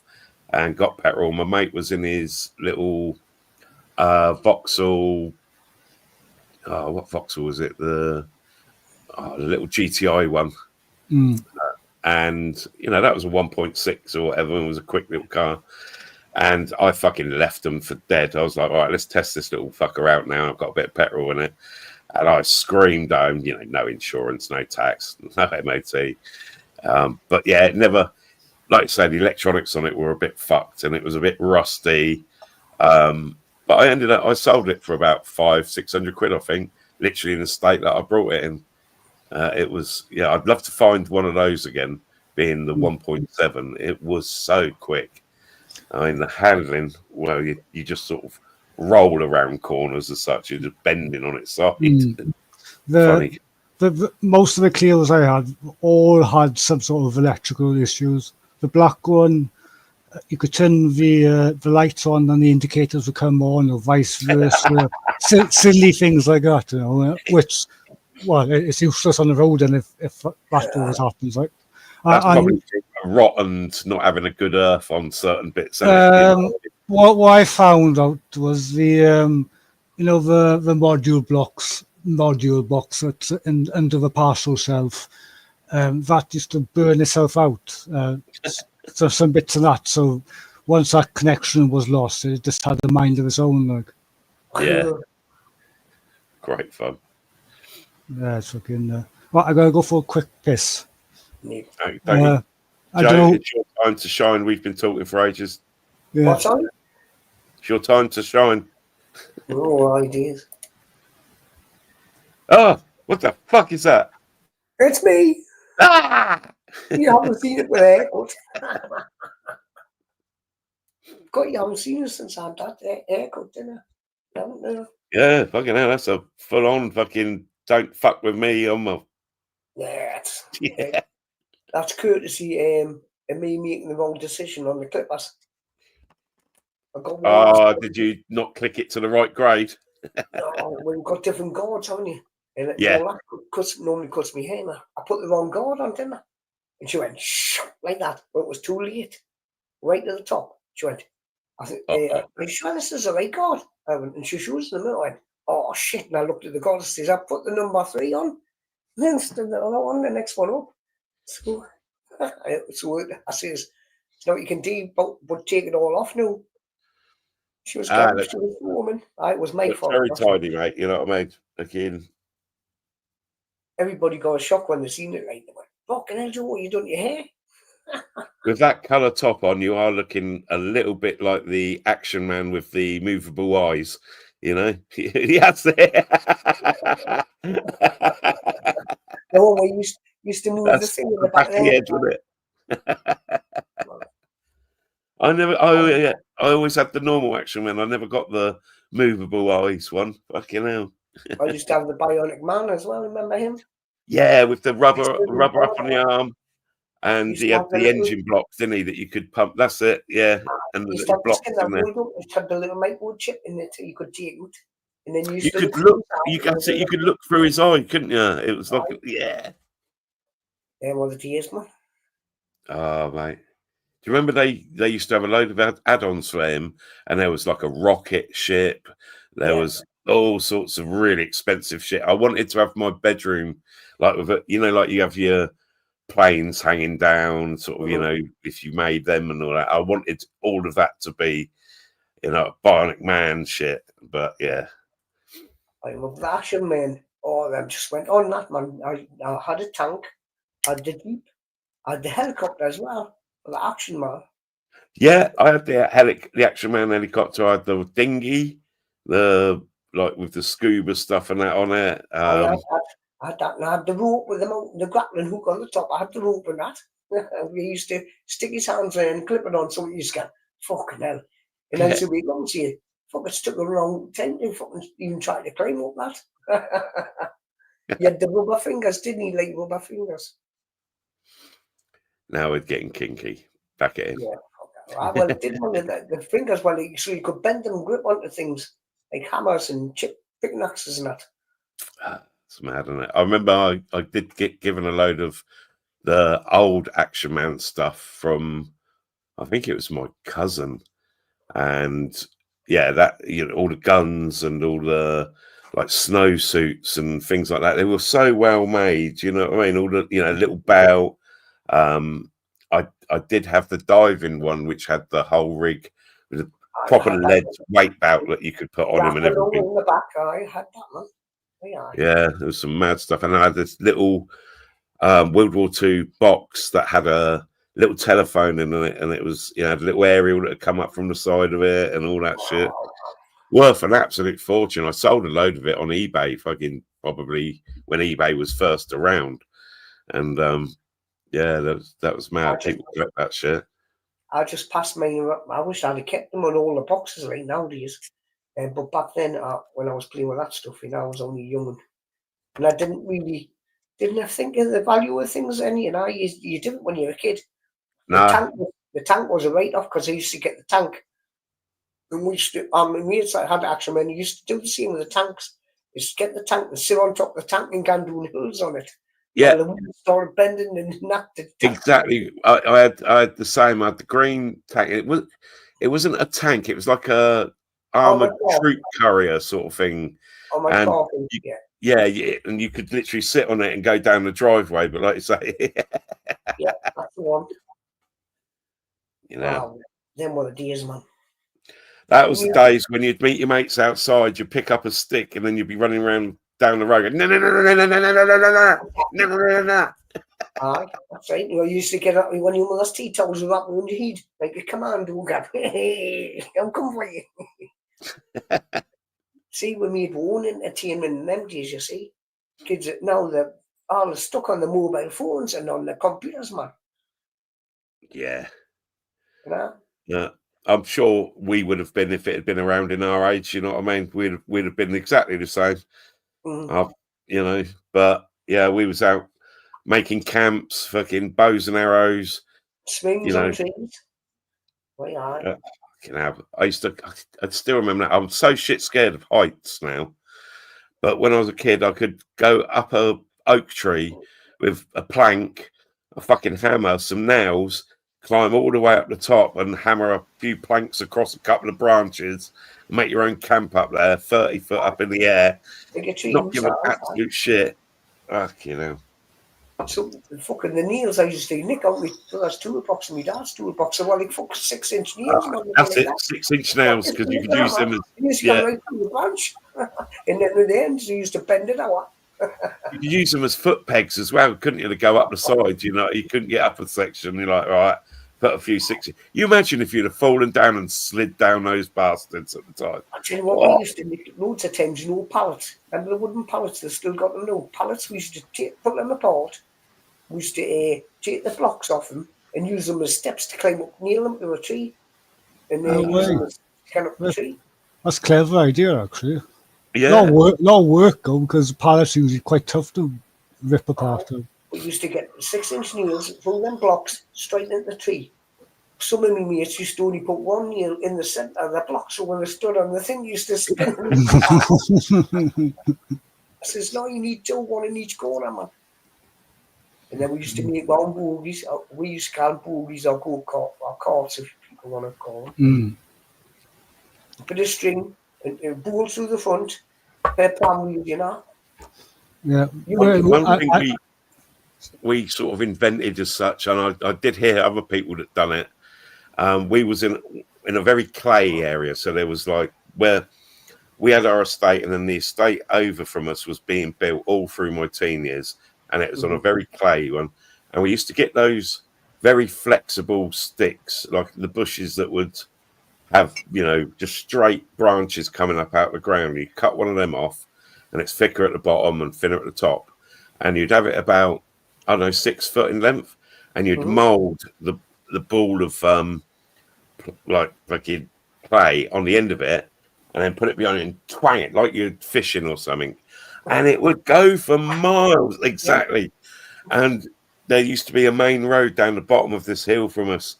So there's cars going along there all the time. We're at the top of this hill, just twanging fucking, when they hit a car, dong!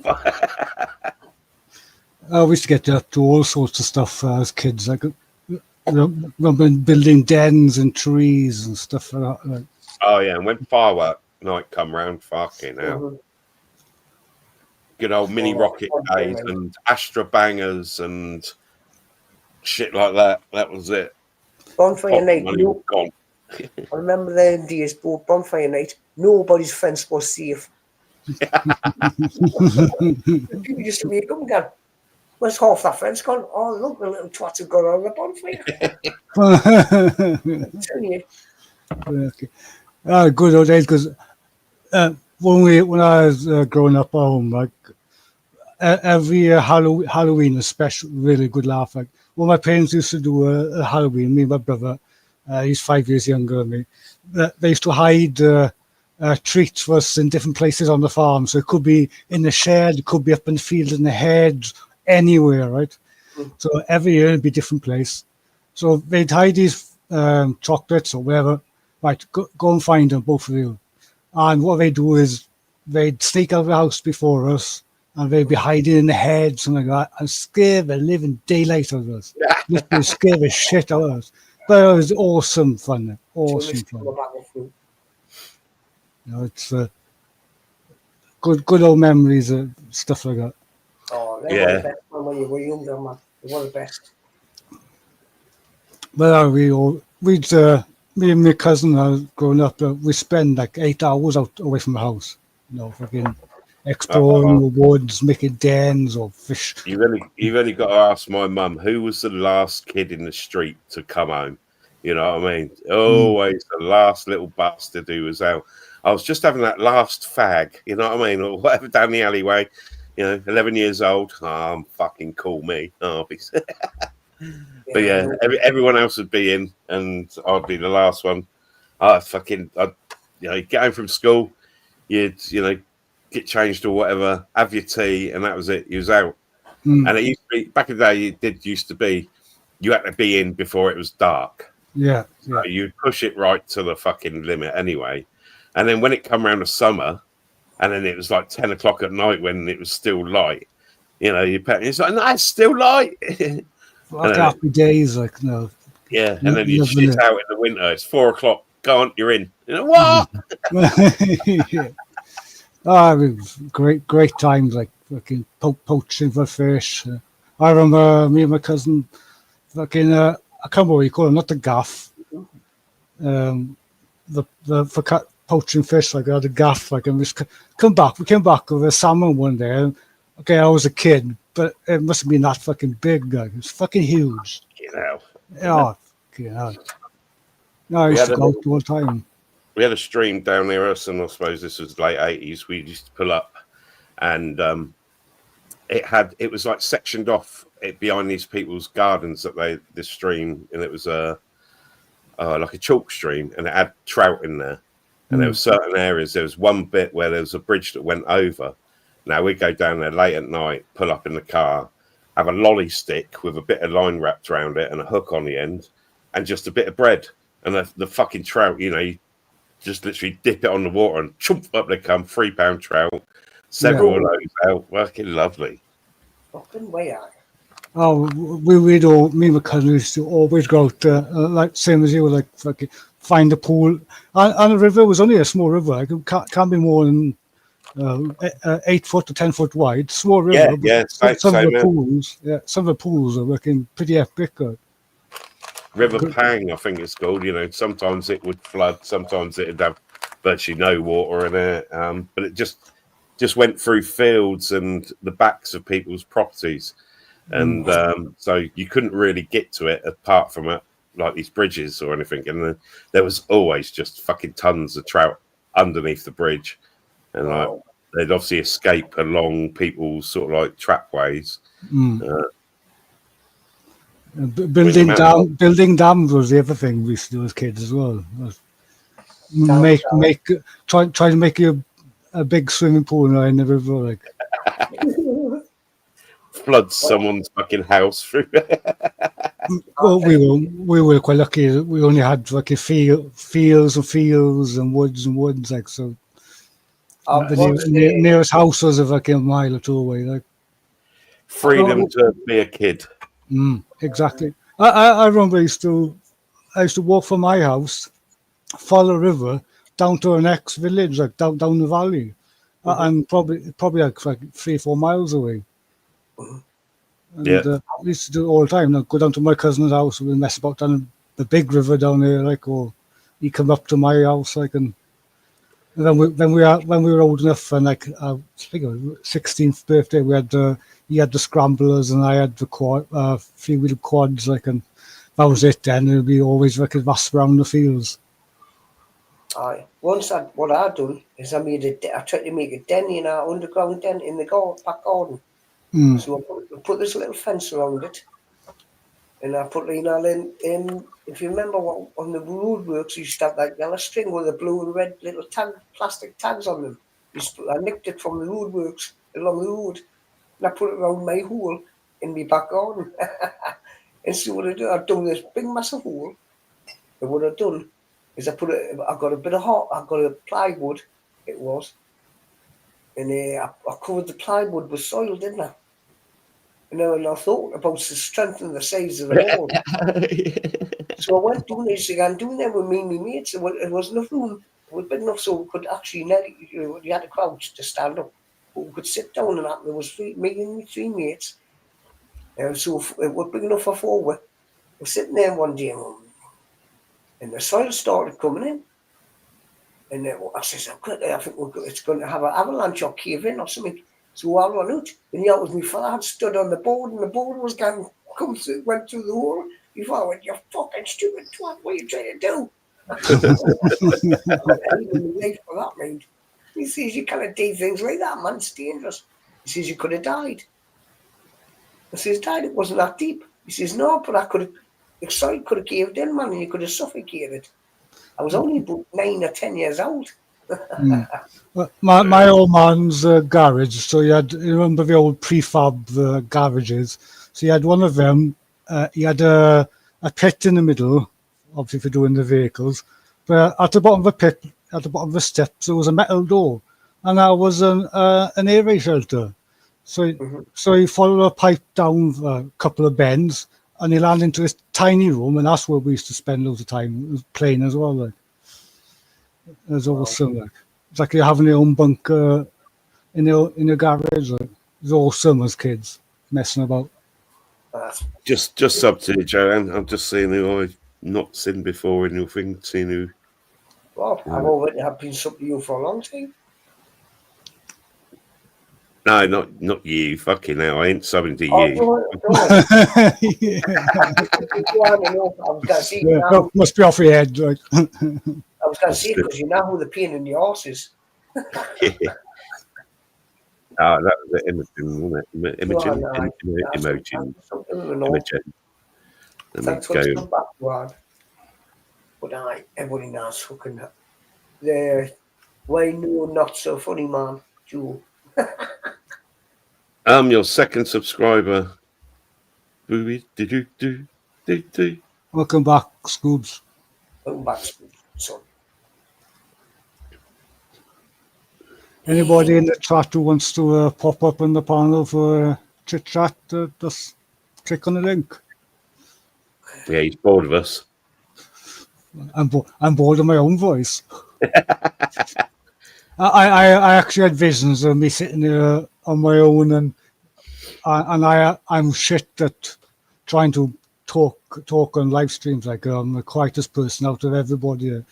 Got you two scoops. There you go. All right, I think I caught up with everyone in there. They like to give a little bit of support, and you know what I mean. It don't fucking cost nothing, does it? No, it doesn't cost nothing just to click subscribe. Like. No, but I do usually charge £1, so you're all fucking lucky. You should be charging Joe for your fucking your emoji. Like. Oh yeah, he always reckons he fucking got that before me. Not that I've had it like 7 years. I know. I'm going to tell you, I'm going to take you to court, mind Bob. Good luck. Yeah, have fun with that one. I'll stick my finger where the sun doesn't shine. Oh, please do. I need my prostate checking. I'm sorry, I had to come out to do that. Okay. Okay. Yeah. It's not too bad. If you're running a panel and you've got a lively chat room, then you can bounce off the chat and go back and forth, isn't it? But yeah, it's always nice to have people up. I've got too many people from this auditing side that are subbed to me now. So if I come up on a live, I have to like proper try and keep control of it, because you tend to get. I talk to all sorts of people, and they generally hate the fuck out of each other. And it's like, oh no, now I've got him out. I've got, oh no, here we go. It's gonna kick off. Fuck shit. In fairness, I got an awesome community, because I go up on Joe's very often. I go up on Barry, temporal transmissions. I've been up on Steve's once, I think. No, I went. I think I went up on Nocturnal Frequency once. I'm sure I did. I've been on there a couple of times. Yeah. There's a good bunch of people, like, and that's half a battle. Once you got a good bunch of people on the panel, they just bounce off each other and have a good crack. Yeah, that's what's all about. People without issues generally. Yeah, and that's quite rare to find on YouTube. Like. Oh fuck me, yeah. I do like the drama channels as well. I'll sit there and I'll ghost for a bit, you know, and see shit going on. I might go on a panel, set a little fire amongst people, and then just sit back and be quiet and just watch it fucking burn. You know, I've always said on my channel, any bullshit in the chat, like will be down the deepest moist hole in Wales and never be seen ever again. Like that's it. I know her as well. I've seen her. I've set Joe off now as soon as I'm moist. Like, There you are. That's a better this picture. is, oh yeah, that's the And one it's you got, good. John. That's the one I've There's a got. message for you in the chat, Joe.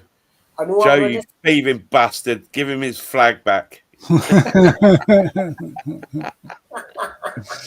I'll read it. I always take a mickey of Joe, like when I go up in his panel. You've got Rob's bloody banner again. Like, I love everybody taking the piss and all. You know why? Because they're just waiting for me to say that one word.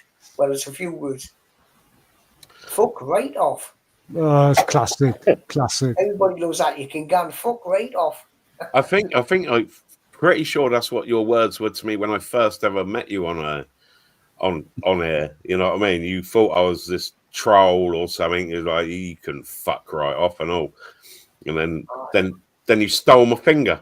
What the fuck? Well, How dare you? Like, how can you do that? Like, You know what I mean? everybody's after that. Everybody's after one of them flags. I tell you. I think, didn't I? I'm sure I. How the fuck do I do this now? I didn't steal this off you, Rob, at all. I got to the camera off, right? Oh, you fucking twat! You tried to do that. I'll give you a fresh one and all if you want. That's why whenever I come up with a panel, I just go, I guess, before even starting. Like, He does it on mine all the time. That's it. Let's get this out of the way. Ping. Oh yeah, it's got to be done, on it. Yeah. I can have scoops. that's fucking funny, isn't it? Oh, fucking. I must admit, I do catch about 70% of what Joe says, and the rest of it I just have to make up in my head. What you fucking trying to say, like Scoops? I fucking cannot stand you, lad. See, all I got out of that was scoops. Fucking Scooby Doo. I think there may have been a fuck in there as well. I'm not 100% sure, but What the fucking hell are you trying to say, like Scoops? Right. I'm fuck right off now. Fucking. So you go about the language. So I swear myself. Sometimes it just comes out with me. Like. we've all got a form of Tourette, so we've got medical excuses. So anyone's got a problem, fuck you. Yeah. If you don't like it, you know where the door is. Like, I don't let my boot kick you on the way out. Scoops is going that. It's nice to see Scoops walk because he went quiet for a while. Well, that's normal for Scoops. Yeah. Well, sometimes you gotta have a break sometimes from YouTube. Oh, Christ, yeah.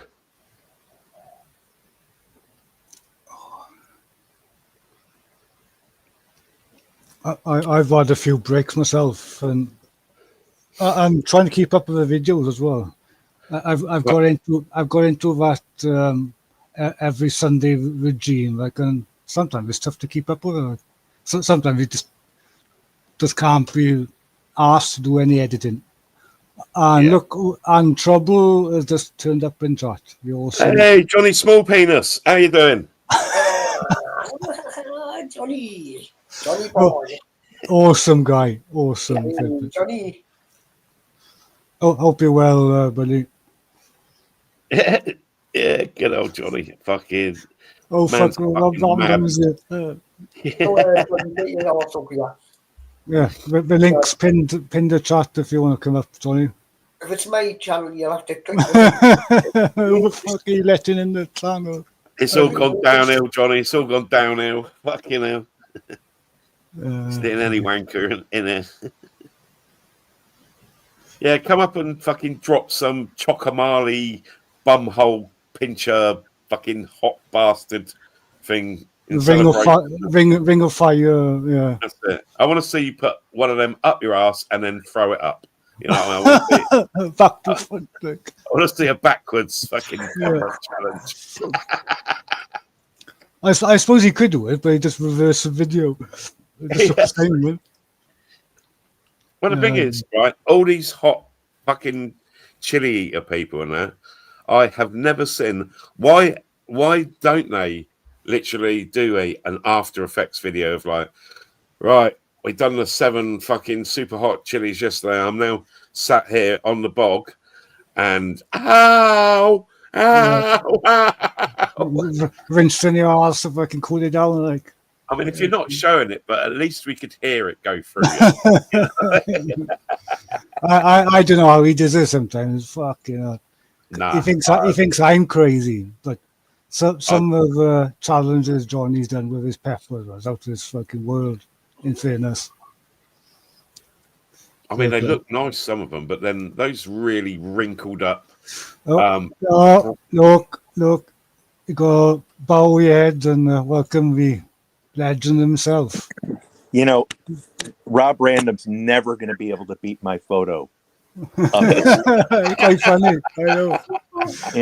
And I'm saying that Rob has got me beat in every way possible, except I found the perfect photo that may give me a day or two lead time until he can beat me again. Isn't this the best photo ever? That's fucking classic. What the fuck do you have to put in your search engine to find a photo like that? Yeah. You know what? I cannot tell. Oh, you know where I found it? On Facebook. And I saw it. I said, I'm never going to be able to pull this off. Good. And then look at the first day I have it. I'm on Gary's panel. So you got it from Facebook? Yeah, I got it from Facebook. And you know what, guys? I mean, this is so not me. This is more like I should have given it to Rob just to have like a birthday present for him. But I kept it for myself anyway. How's everyone doing? I'm good. You good? How are you doing? Good. Excellent. Good. I saw you pop up and I'm like, this is awesome. I never catch Garris lives anymore. It's just life's so busy right now. I'm really looking forward for you to come back on YouTube, Johnny, because we all miss the live streams. Yeah. So. Thank you. And I'll say it here a little. I'll give you a little bit of a hint. What I've been working on behind the scenes is going to be a lot of fun in 2026. Nice. And it is the culmination of almost a year and a half of work. Oh. So I would prepare to be totally underwhelmed. It's still good stuff. But no. I'm excited because I haven't told anyone this, but I won the Chili Head Award for YouTube. And wow. And well, guys, that and 5 cents can get you maybe 4 cents in today's economy. So, but I've just been laying in the weeds working on stuff, and I hope that I could pull it off because it's just a lot to manage with life and kids and grandkids and and all that stuff. And then my channel will change almost completely the year after that for fun. It'll be kind of what I'm doing now, but better. So nice. It'll be awesome. Yeah, we'll see. But like I said, prepare to be underwhelmed. Johnny, I've got a question for you. Yep. Do they do them chairs in different colours? Would that be of interest to you? I will put. You know what? Just for that kind of a snarty comment, I'm going to find out if I can do a canvas and change the color and send it to you. Because I know Rob wants pink. That's the color. Oh, did I say that out loud? I'm sorry, I didn't mean to say that out loud, Rob. Only real men can get away with wearing pink. I'll have you know, lovey. If you need an exhaust hole at the back. So I didn't hear much before I came in. What were you guys talking about? Bit of everything. Growing up over the good old days and stuff like that. Everything, cars, all sorts. Growing up in the good old days, which you would know a hell of a lot about being the good old days. I mean, your teenage years were in black and white, weren't they, Johnny? Rob, I really did miss you for about 5 seconds. I gotta go. Bye. And no, so, guys, my parents are still alive. Both of my parents are still alive. My wife's mom is still alive, and we're in our 60s, guys. That means my parents are 90. My wife's and not only 90, but like incredibly alive. And Awesome. so I figure I better do something like, smoke meat on a mercury laced grill, or do something to accelerate because I'm going to live to. I've done some bad things to my body, and so it's just, you're right, Rob. I can tell you about my family was so poor, and I don't mean this being poor. I meant single income family with 4 kids, right? We had a TV that was color, that was so old that you'd have to put the green color that is former color, but it was green screen because it was so old, and you have to put the shadows together in your eyes because that's what you were tracing across the screen. And remember the rabbit ears? Yeah. We had rabbit Oh ears. yeah, what the aerial, the rabbit aerial. Yeah. And we didn't think anything of that. No.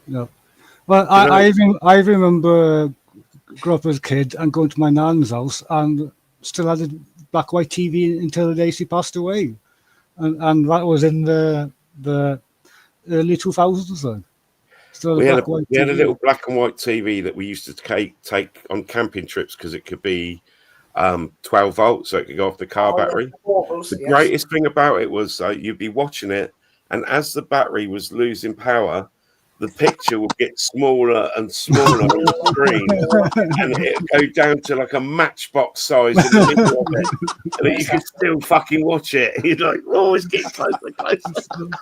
TV right in your face, I guess. Like. That's it. Did you care, Rob? Oh no, did I fuck? It was TV. Well, camping. It was TV. It was life. That's all you had. Yeah. I remember the days of broadcasting when it was a Granada, and then at the end of the programs used to finish at 12 o'clock at midnight. All channel was only BBC 2, BBC 1, BBC 2, and ITV, I think it was.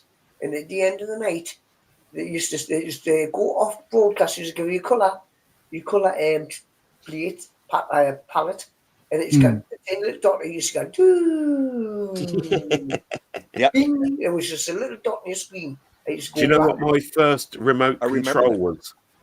I used to lie there in bed, and my TV was just like the other side of the room, not too far away, and it was the push button type one, like the big round pegs. Yeah. And I snapped an aerial off a car, and I used to be able to extend that out next to my bed and poke it, and like you'd have to try and hit. You know what I mean? And it was like that was my remote control, so I didn't have to get out of bed. And you're like, fucking smacking the telly in the middle of the night. And Rob, before they had the remotes, remember how convoluted people. My grandfather my great grandfather wired a TV. He had an on and off button so he could mute the commercials out because he hated them. But I know other people that actually took the knobs off and made controls with strings. Wow. Across the room so they could change the TV channels. Remember, in those days, they clicked. It was not like you could push a button, right? They clicked, so it took a lot of. Anyway. Yeah, it's good old days. We got a video recorder, and that had a remote on it, but it was wired, so you had a wire coming out of the video, and you had a little box on the end of it. Press pause. I'll tell you exactly. There were Ferguson video stores, the very early ones, Rob. Oh, it weren't a Ferguson video store. They were way too expensive. They was probably like fucking $400 or $500. We had a cheap one, and it was a Betamax. So we picked the wrong type. Betamax. Them died a death. Them. That was the good old days of before there was any like 18s or anything like that. You go out to the video shop and you'd pick like all the different zombie ones, being about 10, 11 years old, watching fucking some Italian fucking nasty cannibal fucking mad films. Good old days. Even movies. I always say that the best horror movies were back in the 80s. Like, don't get Oh yeah, don't get slashers. proper movies like that. Do you remember Snuff? Do you remember the movie Snuff that got banned? Yeah. Well, it got unbanned, didn't it? Because it was like literally, there's this film out Snuff and someone gets killed in it. And the thing that I loved about horror movies was all the effects. You know what I mean? And it always in my head, I'm like, how did they do that? How did they do this? Yeah. And then the Snuff film, it was the shittest film ever. And the only reason it ever got any traction was because the guy made the end of it where it sort of panned out. There was some bird and a bloke on a bed, and they panned out and sort of brought in the rest of the, the people that were filming it, the lights man, the, sound recordists and everything like that. So it made it look like they was going into real life. And then they continued then to chop someone up on the bed with various woodworking tools. And it was like, not until you watched it closely, then you see, they sort of like gutted someone, and then you see the sort of box just above where they'd like split them open and was pulling out the fucking sausages or whatever it was in there. Yeah. Some of the mental. And they were really good because they'd done literally like chopping a hand off, and it did look real. It looked so real. But then the band Texas Chainsaw Massacre. Yeah. Oh, Christ, all those ones. The Hills of Eyes, when I first see that was such, you know what I mean? That was brilliant. I used to love like the ones like Nightmare on Elm Street, the old school. Evil Dead. Yeah. I tell you, Night of the Living Dead and stuff like that. No, I was looking. Remember another film I thought was quite good. No, it was Misery. Right. Those were the best. The old ones. Yeah. Cannibal Holocaust. All the Hammer House of Horrors that I've watched, all of them over and over again. Every single one, Hammer House of Horrors. There's so many, and there is still some that come on every now and again. I think, I don't think I've seen this one. You know what I mean? And some Vincent and old Price or whatever, and what was the other guy? They were both in it. Peter Cushing. Yeah, Peter Cushing. Anything with either of those two in it was just class, wasn't it? And Christopher Lee were the three top men. Yeah. And what's his name? That other one that played the werewolf man. Oh, what was his name again? The werewolf. Don't asking me because my memory is shocking, like, especially with general knowledge. I remember half of it, but I can never fucking name it. It's like people's names. I'm like, that's Matty Boy with the Escort. Oh, that's Geezer with the Capri. Oh, that's old fucking Escort fucking Mark II bloke. Or, I go from people from things they've got. Now I know Johnny is fucking Schlong seat. Forever known for his one-legged chair. Like. That's it. I want one of them chairs myself, actually. And why is it pointing at me, weirdo? It's because it's resting. It's not erect. Otherwise, it'd be putting in Gareth's eye. Yeah. Okay, that's it. What was your first horror film? Mine. Oh, fucking hell. But first horror film. It'd be Dracula. Probably on the lines of that, the black and white. Black and white Dracula. It had to have been Dracula, right? It had to have been some vampire movie. Dracula. So there's a few. I remember as a kid, werewolves were quite fucking popular in horror films as well. But I can't remember what. It's when you watch those films and like the proper early ones, like the 70s sort of like stuff, and you'll be sat there as a kid watching it, your mum and dad's there or whatever, and then suddenly it's like Bride of Dracula. All of a sudden you've got this massive hairy fucking muff come out in it, or and a set of 70s massive tits, and you sort of sat there like, oh, your dad's just sat there smiling, and your mum's looking at your dad like. I remember growing up as a kid. My dad had his obviously VHS collection, but what I found out as a kid, they were 2D.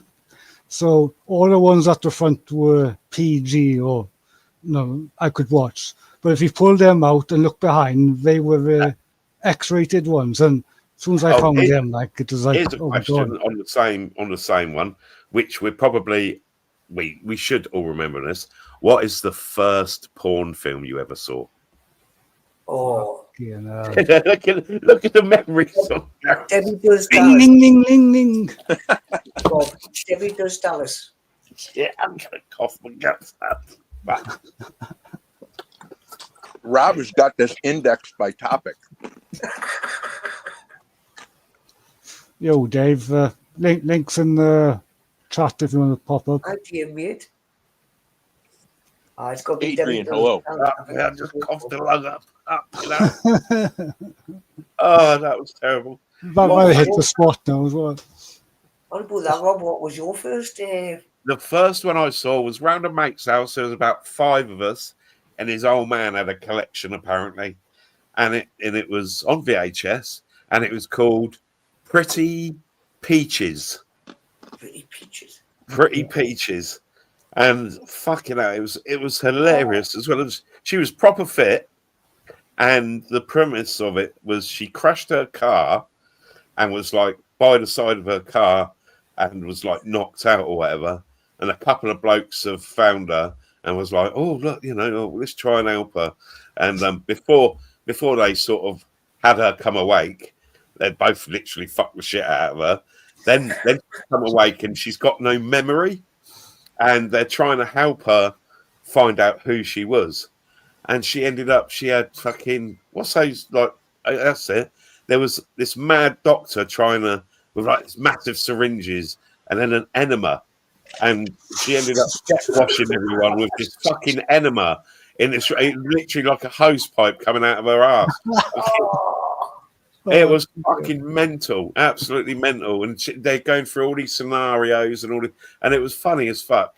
And then the worst part about it, when she finally remembered who she was right at the end of the film, and she's in this massive orgy, and then she's like, "Oh, Daddy! Oh, fucking hell! Well, fucking mum and dad are in this orgy," and she's it's just None was another one. God. But yeah, that was my introduction to porn, and it was like, fucking hell, here's a world I never knew about. Jesus Christ. Okay, now. Yeah, I remember. Can't remember the exact names of the movies, but all I remember was the first time I pulled out a video I wanted to watch, and I found the porn videos were behind there. I go, fucking hell, that was it. Oh my God. I was scarred for life after it. Gareth didn't leave the house for a year. No. And then I found my dad's booze as well, because they were hidden behind up the top on another shelf. Right. Okay. I got corrupted pretty on in life. Well, to be fair, it's like, the Welsh people that I know, my ex-missus, my baby mama or whatever, and Wales is one of those places when you're a kid, it's fuck all to do apart from get finger banged at the bus stop or something, you know what I mean? There's not a lot for after school activities apart from, it was cold, you got a coal fire in the house and that's fucking it. So what did people do? They went to bed early at night and generally, that was it. It's just a lot of early day shagging going on. Hey, Zaxon. No way, schools. You don't know what you're missing, dude. You need to catch up. I mean, it never watched the porn, but then just the normal average shit like 2 girls, 1 cup, and blue waffle. Fuck's sake. Oh, See, I've never seen either of those. Fucking. Where have you been? Oh, I've been told about them, and I'm like, yeah, I don't really want to see that. Thank you very much. oh, yeah. I've got a quick gag reflex, you know what I mean, when it comes to stuff like that. I'm like, no, no. I'm waiting for that chair to start rising. Like I'm talking. Well, that's it. All this talk about it's just going to start going up. Oh no, is there something dribbling out the end of it, or is that? I don't know. The fucking weird bit about it is now I've looked at it closely. The bit holding up the middle bit, it's got a fucking wheel on it. What's that for? All it needs was an engine behind the backrest. Like. Yeah. Okay, now. Okay, fair play. I live a boring life, guys. I really do. I'm just, nothing like the corruption of Rob. You're right behind him, though. I mean, I never found anything with my parents ever, and we lived like the milquetoast life. Like I said, my dad's as boring as I am, but I think what I found was we were at the AT&T, which is our phone. It's like Vodafone over there. Mm. But it was in the garbage can at one of the AT&T, in other words, corporate America at the time. I found like 4 or 5 Playboys. And of course, my dad found them as soon as I brought them home, right? Because, I probably left them on my bed thinking that he'd never looked there. Being the brilliant kid that I was. But that's the only exposure I had.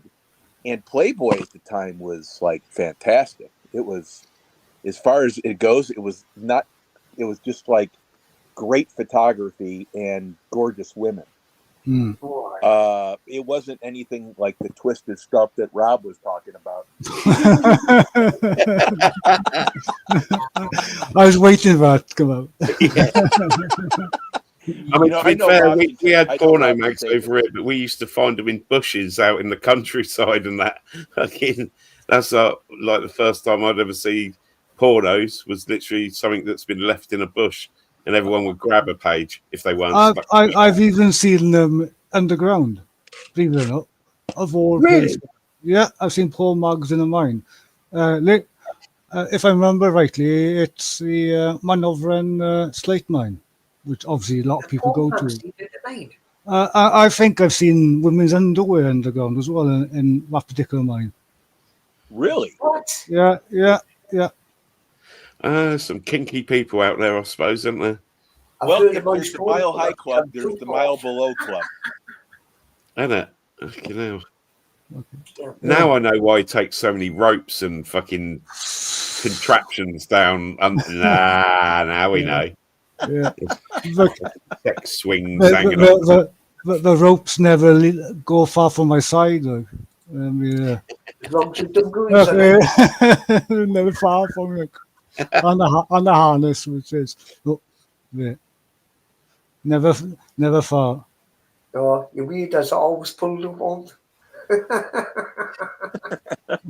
Go rope for every occasion, like. Rope for every occasion. Oh. Yep. I would never expect that. I don't like the idea of you having to have a shovel to get rid of them afterwards. So that's a bit weird. Just think of the mindset to get it down there. I mean, that is some major planning. You probably could forget food, and then you'd be so overwhelmed with trying to remember everything you want to take down there for your whatever you're going to be doing down there. And I'm just thinking that's kind of crazy, man. Especially with some of the places you go, they're not easy to get to. Mm. It's bizarre. But that one in particular is explored quite often because it's quite accessible that particular. It's a quarry really, but obviously it's underground workings. But it's that's quite a popular one. A lot of people go to it. I think it.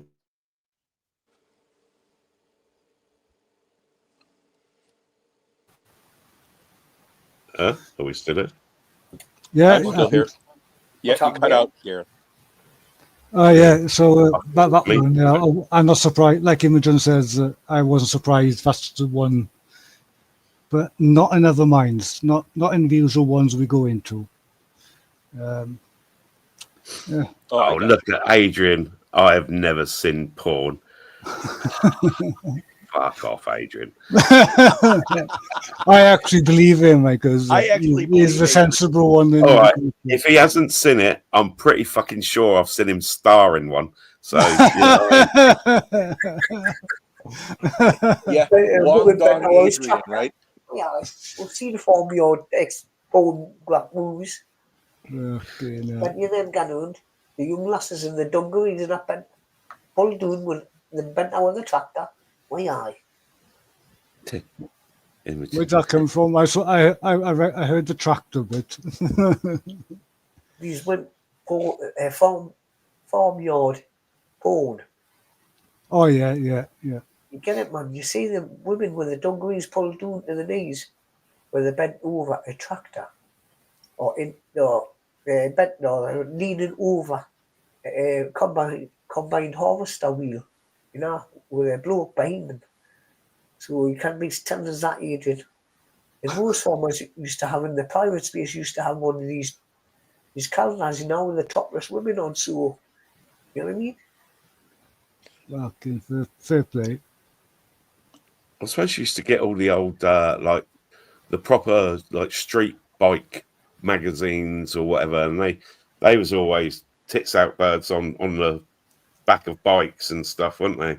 Yeah, and the car ones. I can't remember what mag it was.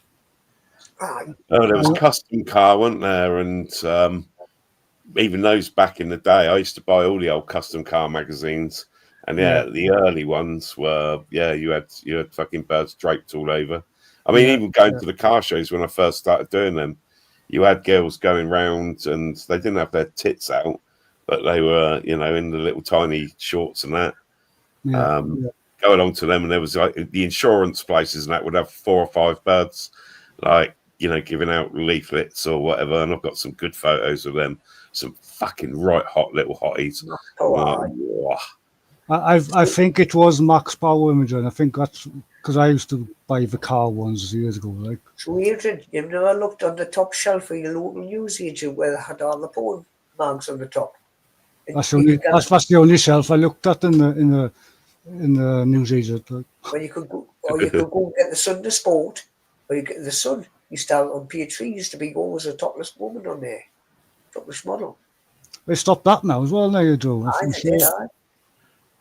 So I remember when the Sun, I mean, proper fucking like Nancy in a way. I remember one bird, and they were building it all up for about a month or so beforehand. We're going to have her on her 16th birthday. She's getting her tits out for the Sun and all this sort of shit. And it's like, I mean, you look at that nowadays, and it's fucking wrong as fuck, isn't it?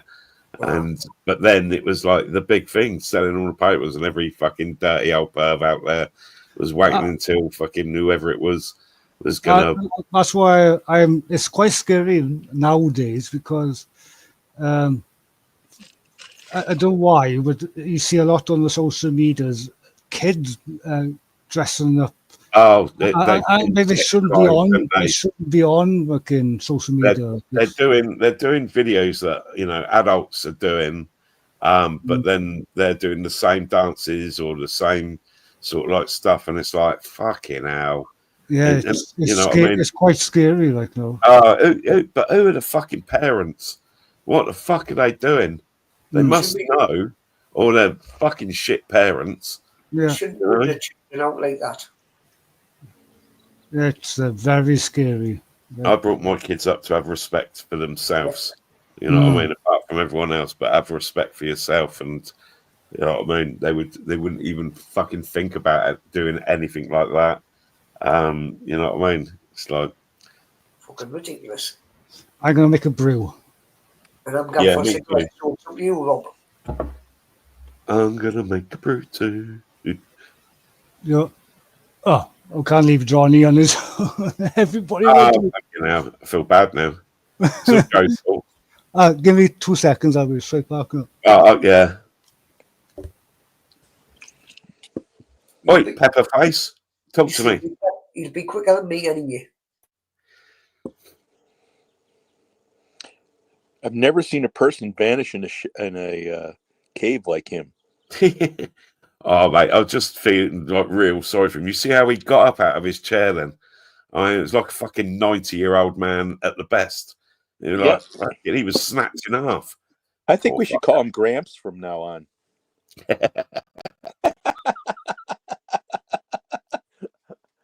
You know. Definitely should call him Gramps because Literally, watching him do that made my back start to ache. You know what I mean? In sympathy for him, I'm sure. Well, no, it's the worst pain in the world. You know, it's back pain is terrible pain. And I remember when I was very early in my career, a guy came in to a surgeon that I was visiting, and he couldn't breathe without crying. Oh, just imagine being that uncomfortable. Yeah. And no one will touch you. And so I met this guy. That was his first case I've ever been in. And we did something together after that. But he used the instruments that we developed, and he ended up leaving and going out with his family and having dinner in 45 minutes after that. Wow. After he left the hospital. So it was probably 2.5, 3 hours. But it was that big of a difference in his life. And I never believe it. He goes, yeah, this is what it is. And Gareth, you know, another friend of mine just told me the other day, he said, listen, my back was killing me, right? Because you can step off a curb the wrong way. You all know, you've had everyone hurt their back. But he goes, I went to the chiropractor, which typically I really like a lot of the chiropractors. You got to know who you're going to. Yeah. But he said, I got hurt, you know, like, because they really manipulated me out of it. And about 4 days after that, he was fine. And but, you know, he said, I haven't been able to do anything for 2 weeks before I finally went in and got hurt by the chiropractor to align me again. And that's the way it is. It's just debilitating. You know, Rob, you said you had some stuff go on with your back too, right? Yeah. I'm sort of, like I said, I've gone through the doing different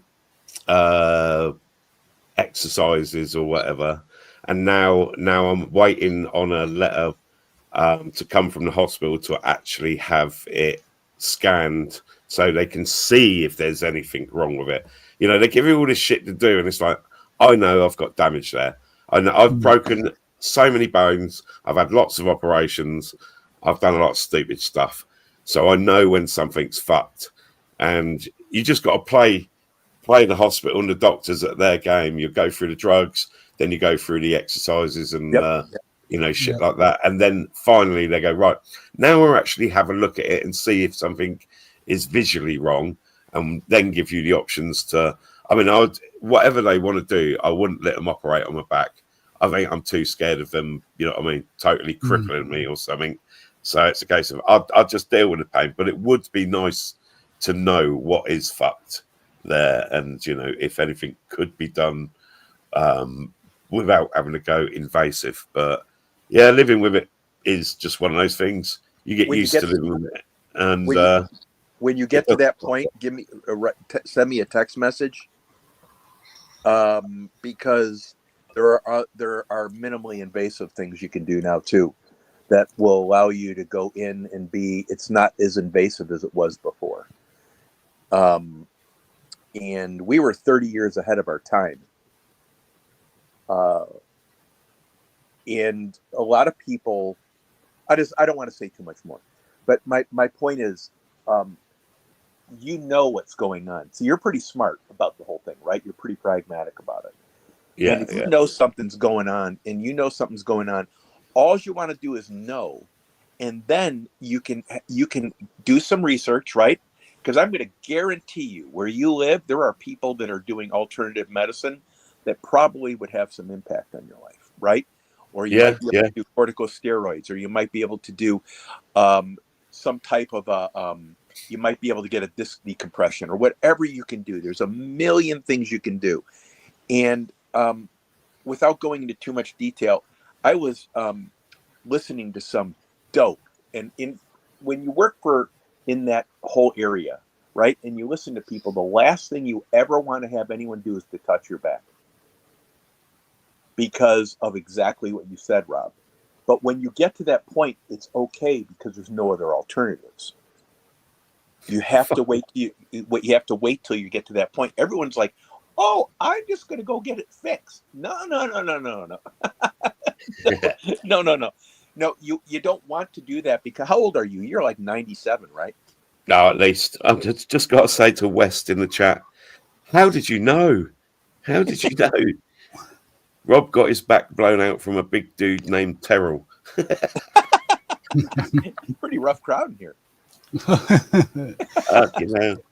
I'm pretty sure that is Terrell in the chat, because that's the only way you'd know. Damn, man. Rob, what are you, 57, 55, something like that? I will be 55 this year. Okay, so you're in the range to consider, but I'm going to tell you, you have the right mindset. You just want to figure out what's going on, and then you can address it from there. Yeah, because exactly. I found too many people are looking for medicine to cure them, or have a quick fix in surgery, whether it be lap band, whether it be spine, whatever, and it just never works out for the best. Why? Because they jumped at a solution that they thought would fix it, and it's not that simple. It's not that simple.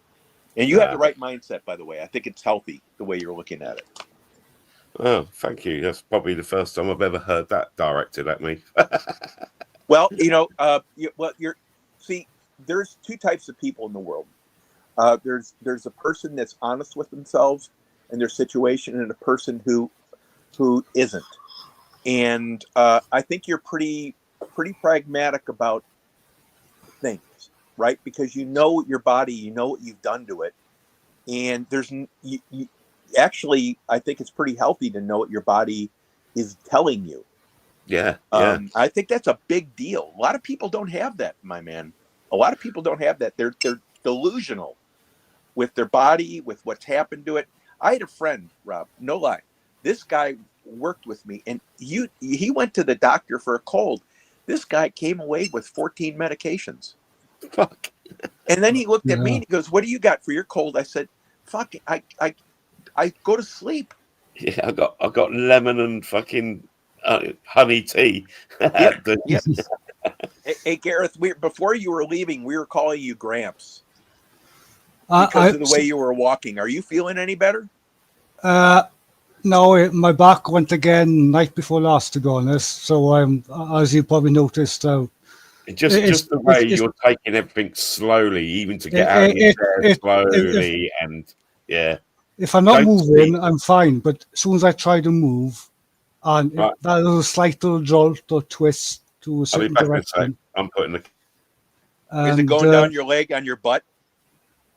No, it's just round the back here. It is, and every time I try to move, it fucking kills. And I'm taking Zappin at the moment, and that's just about making it manageable. And I was listening to you both talking there, and I'm sort of in the same situation where I've tried physio, I've tried different exercises a doctor gave me, and the worst thing is, it doesn't matter what I'm doing, I could be sat down and the back will go. Or the last time it went, 2 nights ago, I was just walking to the car and getting into the car. And the doctors here, the doctor surgeon, the GP, you can't really see the doctor no more. You just get a phone call back and you talk to the doctor, which is not the same as like the visits used to get before. Right. So it's But I am getting with this bar back. I am getting burning sensation down the out of my thighs, out the side of my thighs, and sometimes my knee will lock up. But say when I'm driving, my knee will lock up when I'm in so much pain where I've got to jump out of the car, straighten my knee, then that pain will go away, then I can jump back in the car and drive a bit further. Like, so Is it cramps? Is that cramps? it's like school says, it's like a trapped nerve or something. Okay, all right. That's what the doctors told me before, but they actually want me to try and do some more physio again, to try that again. But Well, yeah. sorry, No. no, you carry on. Have you tried what's it called? Pinkies. Fucking what are they called? Like what I got in Nurofen or whatever. Ibuprofen. Ibuprofen. Ibuprofen. That's it. I've tried all types. These ones are only just taking the edge off it now. Like, and these are quite. That's a like muscle relaxant, isn't it? And yeah, and I've been using naproxen as well. Yep. It's there's no rhyme or reason to when it goes, and I forgot to mention earlier to Rob, but I did have a shunt in the car beginning of this year and the end, well, Christmas time, between Christmas time and the New Year. Someone went into the side of me. I was on the main road, passing the junction, and the car didn't give way at the junction, came out and slammed inside of me. Oh. So that might have aggravated something as well. Yeah, more than likely. I mean, when I had my car accident, I broke my sternum. I've fucked my foot, my leg, my neck. And I went, just from the seatbelt, I had purple bruises all up the chest and everything. My sternum had broke. My back was fucked. But they spent, like I said, ages trying to fix my foot, basically, which was turned 180 degrees around and folded in half at the same time. So you can imagine what a mess that was and how long that took to fucking heal. All the bottom of my tibia and fibula was shattered into multiple pieces. So that proper job. It's proper fuck. Took ages. And I've still got all the metal work in there, and arthritis will come into between the joints. So then I had to have bones pinned together and like that. Oh, kettle's going. Hang on. Yeah, my jolt in the car wasn't a big one at all. She'd only knocked the side of my car and pushed my car into the middle of the road. But that small jolt could have aggravated my back, because my back was bad for a couple of days after that accident.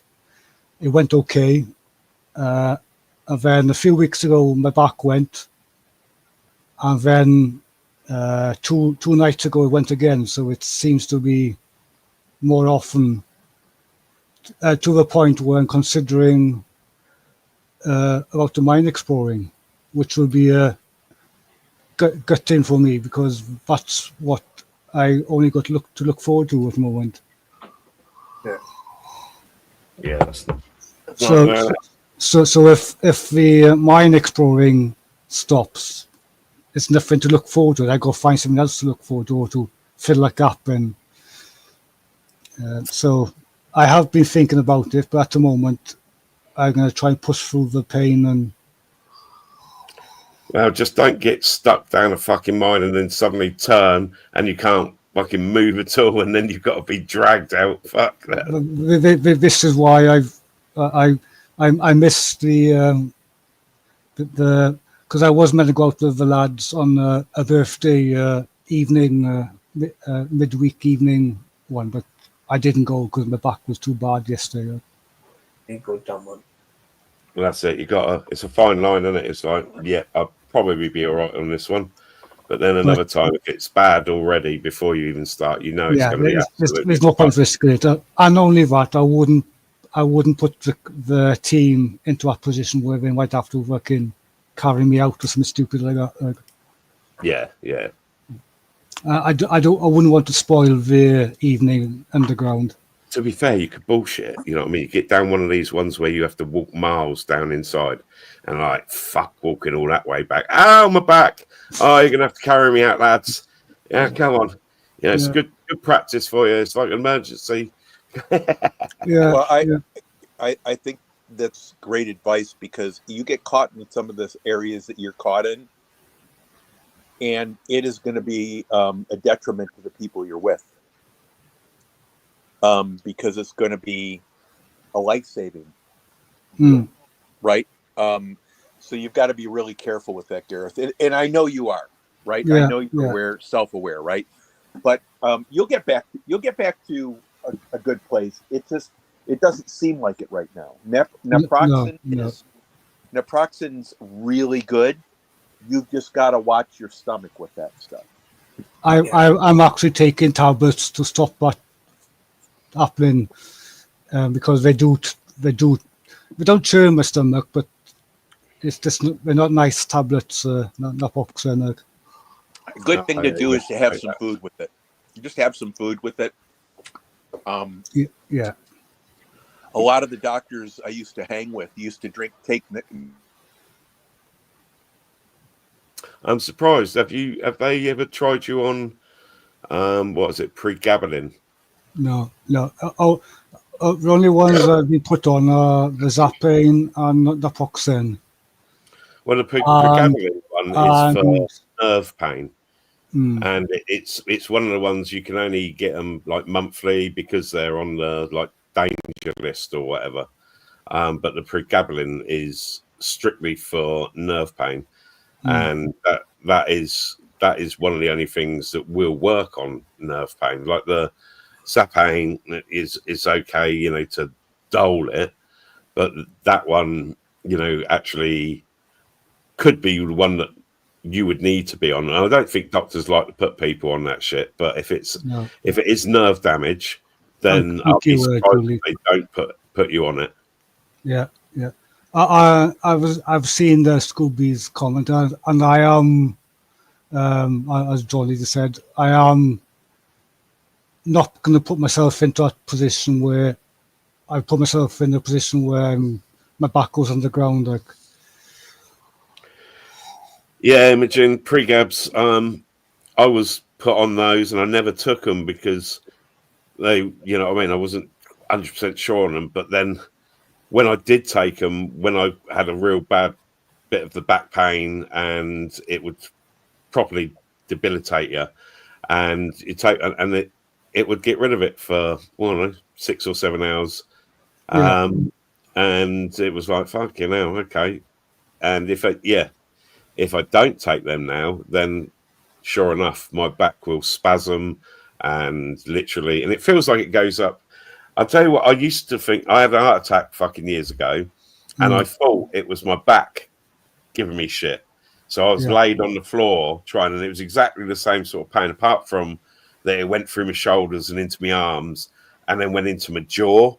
You know, if you like eat chocolate first thing in the day and your jaw goes like all spazzy sort of thing, it makes you like that. If you ever get that, you know you're having an heart attack, 100%. And it was a case of, I thought it was my back fucking about, so I tried to smoke my way through it like a good lad, and ended up calling an ambulance at 4 a.m. at the weekend, and then getting a stent put in. And but yeah, these are the ones for let's say nerve pain, but I think they give them to people for other things as well. I don't know. I know a friend of mine, he's on like fucking 600 milligrams or something of the stuff a day, and it's like, really? I mean, mine are like 75 milligrams or something, so it's probably one of the lowest doses. And the knock-on effect of the bad back, for me anyway, is the lack of sleep or non-existent sleep pattern.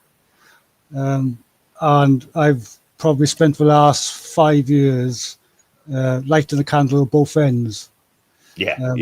Because I can lie in bed for up to 2 hours trying to sleep, and then I get so pissed off when I can't sleep, but then the rest is history. And It's that thing that you lie on your right hand side and you're all right for a little while, and then you you can't put your back in a position where it's not going to creep. The pain doesn't creep back in. Like. Exactly. You go on the left, and it's all like, right, okay, I'm bending it the other way this time. No, that's worse. Right, straight on the back, and then lying straight on your back and trying to sleep. It's not the fucking easiest thing to do. Yeah, that's a big problem, and I've been trying to tell the bloody doctor. It's a different doctor every time I phone up. The last 3 times I've said to the doctor, I need something to help me fall asleep, because it's got to a point where some nights not a bit of sleep, and I'm literally lighting the candle at both ends. Trouble. Maybe you'll get a few hours, Kips. My maximum sleep time is about 4 to 5 hours, and then I'll be up or whatever pain or for whatever reason, but I'll get maybe 4 hours. Then I'll be up for ages, and then maybe grab 4 hours. But it's literally I have to. The only time I sleep is when I get to the point of nearly passing out. You're so tired that you're just going to fall asleep, even if you are in pain. And that's not a good sleep. I can't remember the last time I had 8 hours or something. Fucking hell. No, me. 8 hours sleep. Can you imagine what that feels like? I don't know what it feels like. Exactly. Yes, and the maddest thing, right? The only times I've actually been able to have a proper night's sleep is if I'm fucking stoned. I've had a good fucking smoke. Yeah. So when I do have a smoke, I know that's a few days I can have a couple of nights sleep. Yeah, that's probably why I smoke every day. But I will. I'll smoke. I'll get stoned and I'll be sort of say on the internet. I'm trying, like fucking out my eyes and starting to go and everything. It's like I'll lie down and watch a film and I'll fall asleep while I'm watching a film or something. Wake up a few hours later, get up again, and it's like, right, okay, at least I've caught up a few hours, but fucking hell, I can't remember the last time I had a proper, complete night's sleep. It's serious drugs. It's nice to be able to talk to someone who's actually got the similar thing, because it's fucking horrible sometimes when you can't sleep. There's many nights where I just lie in bed. I get so pissed off I can't sleep. Fucking I'm up and switch YouTube on, and then one day becomes the next day, and every day is the same. Yeah, I was gonna. No, don't. No.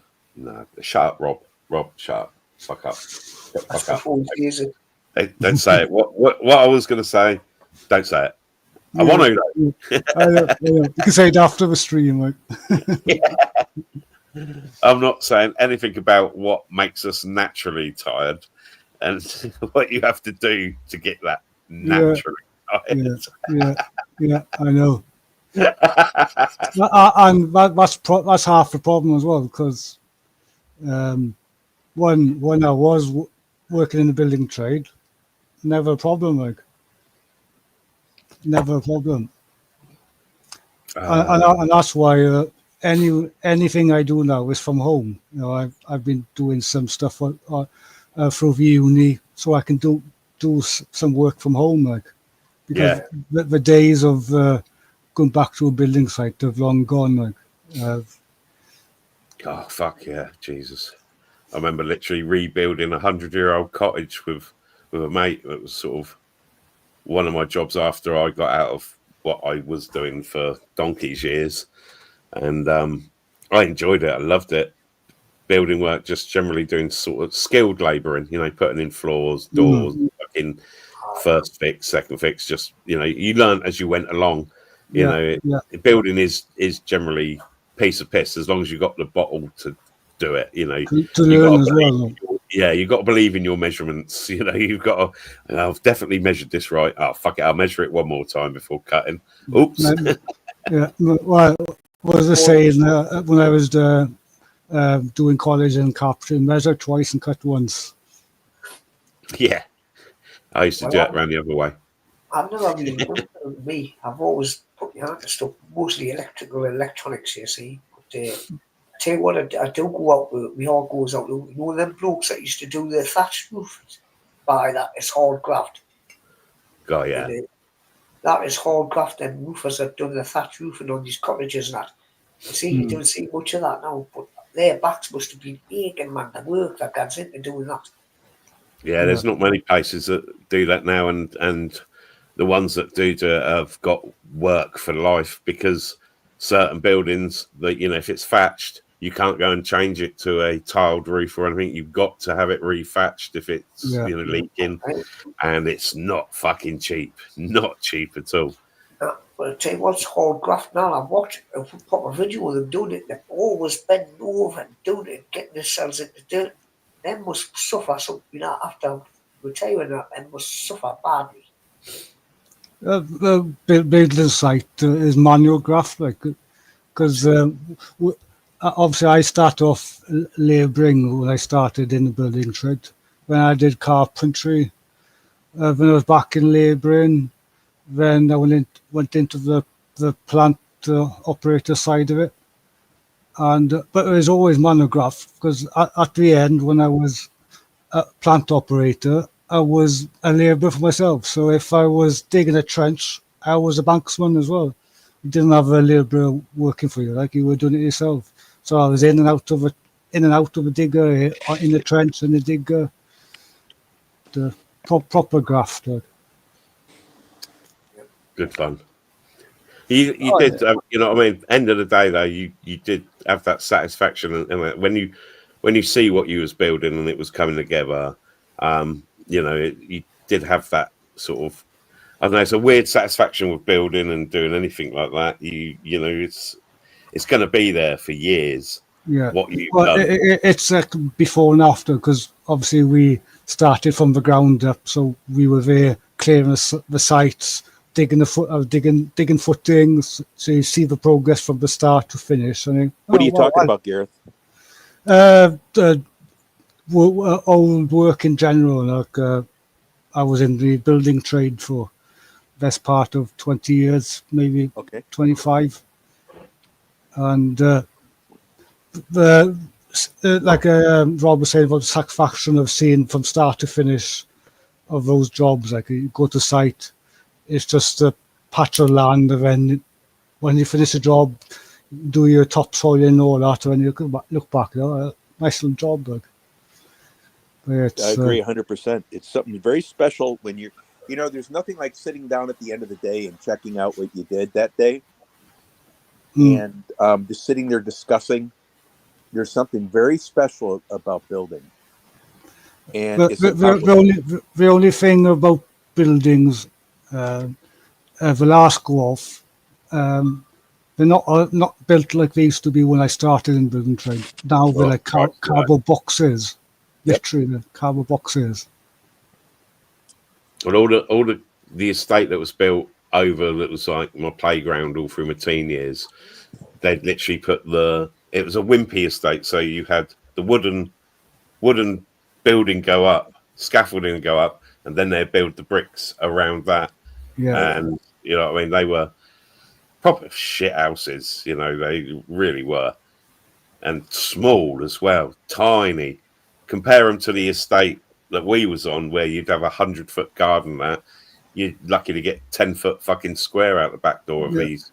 I remember the last ones we were building. It was a site of 33 or 35 plots, and the semi-detached houses. And so you had two houses.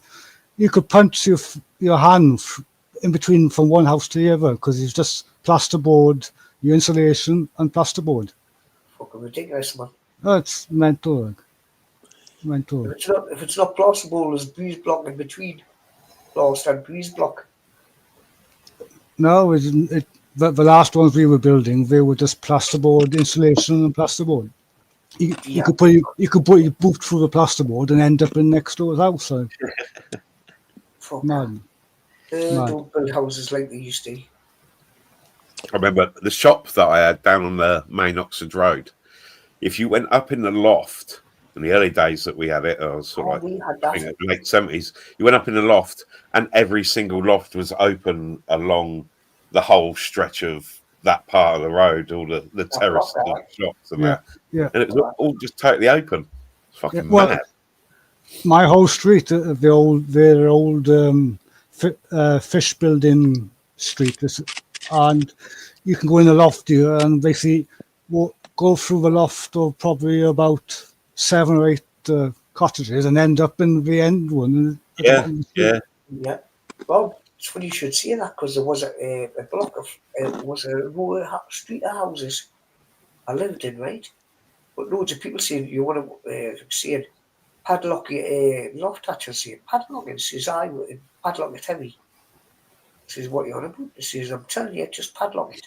Says well, I was going to use it for storage. Says we haven't looked in your loft yet. I says no. No. He says well, loads of people's stuff used to go missing, and it was somebody on the end of the street was go in the lofts and go into people's houses when they were at work and go nick stuff out the house and put the loft hatch back as though it didn't look like it had been touched. But he was taking little bits like, money that was lying about or something like that. He's just taking little things. Or like a pack you of could cigarettes fuck or something someone's like head as well, couldn't you? It'd be quite funny. You could like get down into someone's house, put their painting that they've got on the wall into a different position.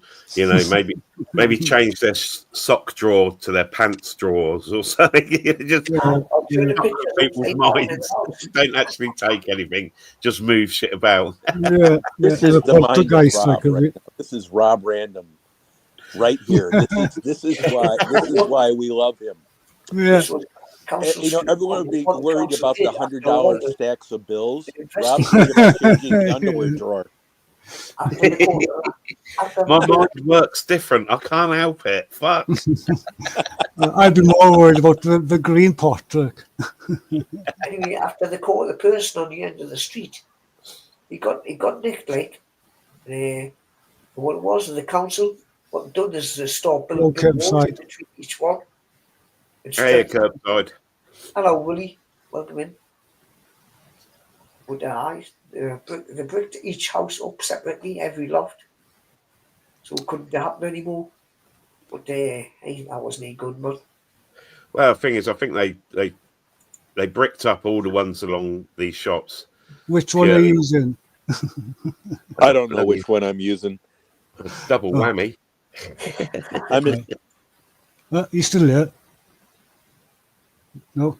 Oh, but I mean, it's a fire hazard as well, isn't it? You get a fire in one house, and then all of a sudden it's gone to all the other houses because there's nothing blocking it. Yeah. That's pretty. If you do a wall to wall, like a townhome, townhomes set, you've got to have a firewall between you here. And it's pretty substantial. It's not just a wall with plaster and insulation. It has to be a firewall, fire break, I should say. But I'm sure that's the way it is with many places, but it's not all the places for sure, right? No, the older places and that, especially shit that's getting near 100 years old, they didn't have none of that. Obviously over in where you lived, you ain't even got history for fucking 100 years, so you wouldn't have to worry about that. Wow, that's good. Thank you. Yeah, I'm just writing the history right now. Don't even worry about it. You are history. I'm old, boring, and I'm history. Good.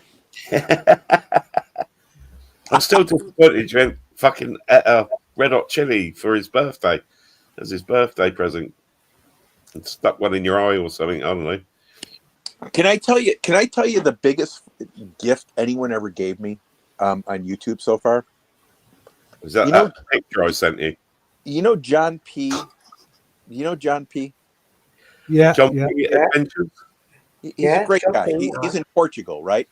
Mm. Nicest guy in the world. He refuses to buy a tripod for his camera, He ate a jalapeno pepper for me, No way. and you'd have thought this guy ate death. And Yeah, sort them out the schools. Cheers, buddy. yeah, and it was the most amazing gift because he tried something he never thought of trying before, and I just thought that was incredible. That's it's not the big stuff on YouTube, right? It's not the big stuff, and but anyway, I just wanted to share that. Sorry, I was giving Joe a virtual slap.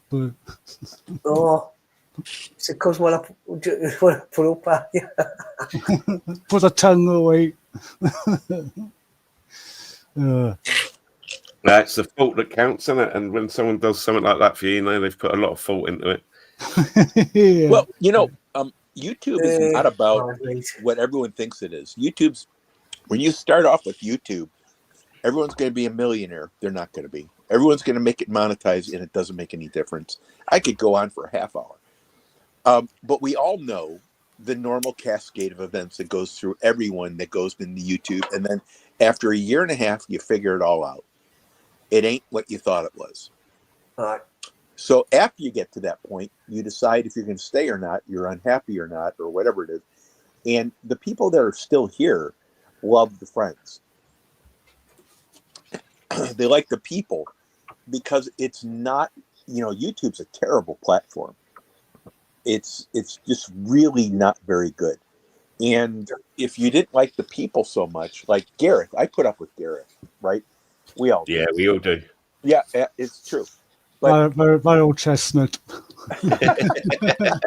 but it's just so much. It's cool, guys. Where could you online hang with people all over the world like it's nothing? To me, it's amazing. It is awesome, to meet so many awesome people, And it certainly has changed into that much more. I mean, I first started putting stuff on YouTube just so, it was like a completely different channel, and I put up my diving videos for my mates to see, and then I could share it to Facebook or anything like that.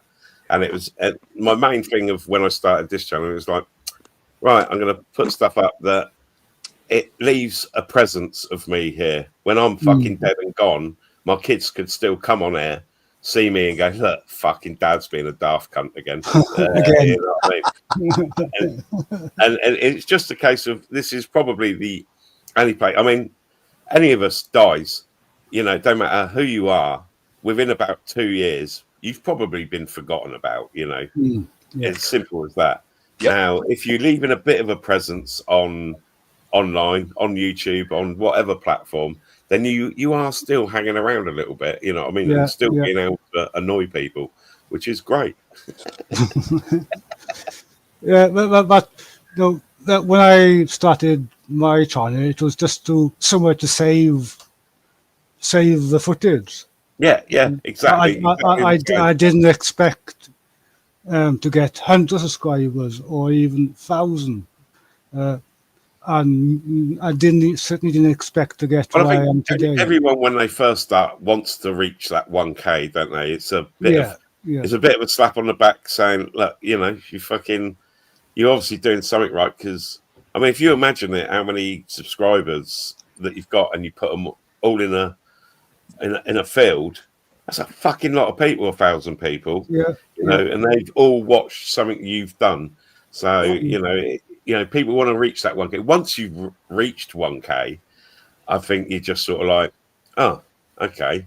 It used to be back then you could start live streaming and stuff like that. There was a bonus for doing it. You could monetize if you wanted to. Yep.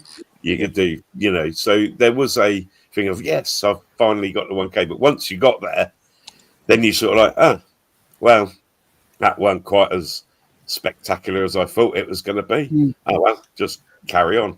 But, what hits me is it's meeting awesome people on the journey. What blows my mind away. I've met so many awesome people. The great Community is awesome. friends that are real friends that I know and see and stuff via YouTube. You know, that is a good thing. I mean, it's like having a pub to go to that you haven't got to get fucking dressed up for, isn't it? Yeah. I mean, I'm sat here now talking to you and I'm naked, and you know, how can I do that normally? Fuck, I'm gonna go to You had sleep to spoil. sometime You had to tonight. spoil That's a the horror vibe. story right there. Oh, God, it's the same, yeah. No, it I is think I'm awesome. blind. It's because the people you meet, like you see, the people you get to know as friends and talk to people, and you know how they react to things, and you know what I mean. I mean, in the other community that I'm in the old auditors one, and I hang around in there for the dramas and shit like that. Hey, I tell you what, I'd say it as more as I unlock characters. There's some weird fucking people out there, and it's like when you come across a new one, it's like, "Woo, new character unlocked! We got this fucking nutty, crazy cunt." There's one here. There's one here. You know, but for all the good, what's happening to DJ? I'm sorry. Go ahead. Seen DJ audits on for a while. Yeah, Scoops. I remember that. I mean, I remember you used to be able to go live, and then shooting happened in the mosque, and then they suddenly went, right, that's it. You can't, you could be live with any amount of fucking subs, I think. And then all of a sudden it was like, no, you've got to be a confirmed channel, and by being confirmed, you've got to have been around a while to gain at least 1,000 subs. And yeah, they do. They change. They've changed it now, haven't they? I think it's only sort of 500 subs, and you can monetize now, I think. I can't keep up with all the changes that they're doing. I think if I started over again, I wouldn't make content. I would just hang around with people. No, but I'll tell you one thing, with a chair like that, loads of people are big into old people's homes now. I don't know, see, because it goes back to the same old thing, is meeting, like I said, Ron, is meeting people from all over the world. Like, did I think, and there's no way we would have met. Would I think a few years ago that I'd be talking to an awesome guy from across the pond and stuff like that? No, like it's opened so many doors, and I'm still hoping to talk to an awesome guy from across the pond. You know, guys, it's I got so much meat on my eyes right now. With 100 years history and being boring as I am with no porn. I don't know where to go with this, guys. But you're right. It's the first 1,000 is like eating teeth. The first 1,000 subscribers you get is eating teeth. It's horrible. It is such. Remember trying to get past 500. You get to 600. Then it dropped to 590. Yeah. Oh, that was always. Or you get to the 1K, you look the next day, and you've got 997 again. You know what? Yeah. Well, I find YouTube is like, you like go 5 steps forward and 3 backwards, and it's always like that. I find like. And by the way, the algorithm for YouTube doesn't exist. It doesn't exist. There's no algorithm for YouTube. YouTube either programs you into getting hit, or it doesn't.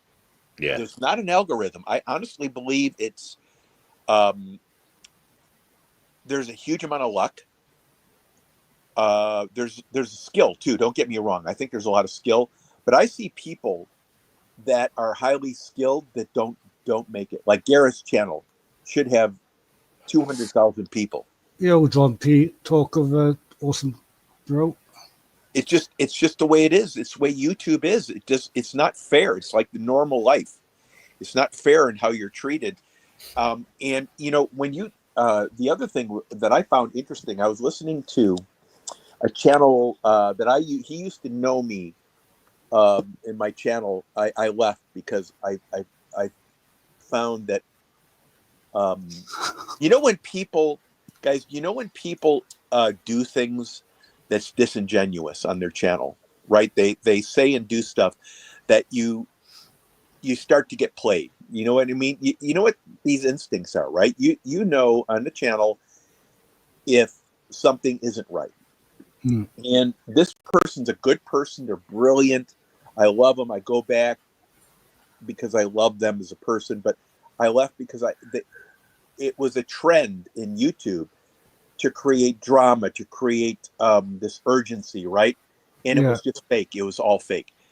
But back in the day when this person, I think they have 300,000 subscribers now, and they're worldwide. They travel around the world now. They're doing it, and it's falling on deaf ears.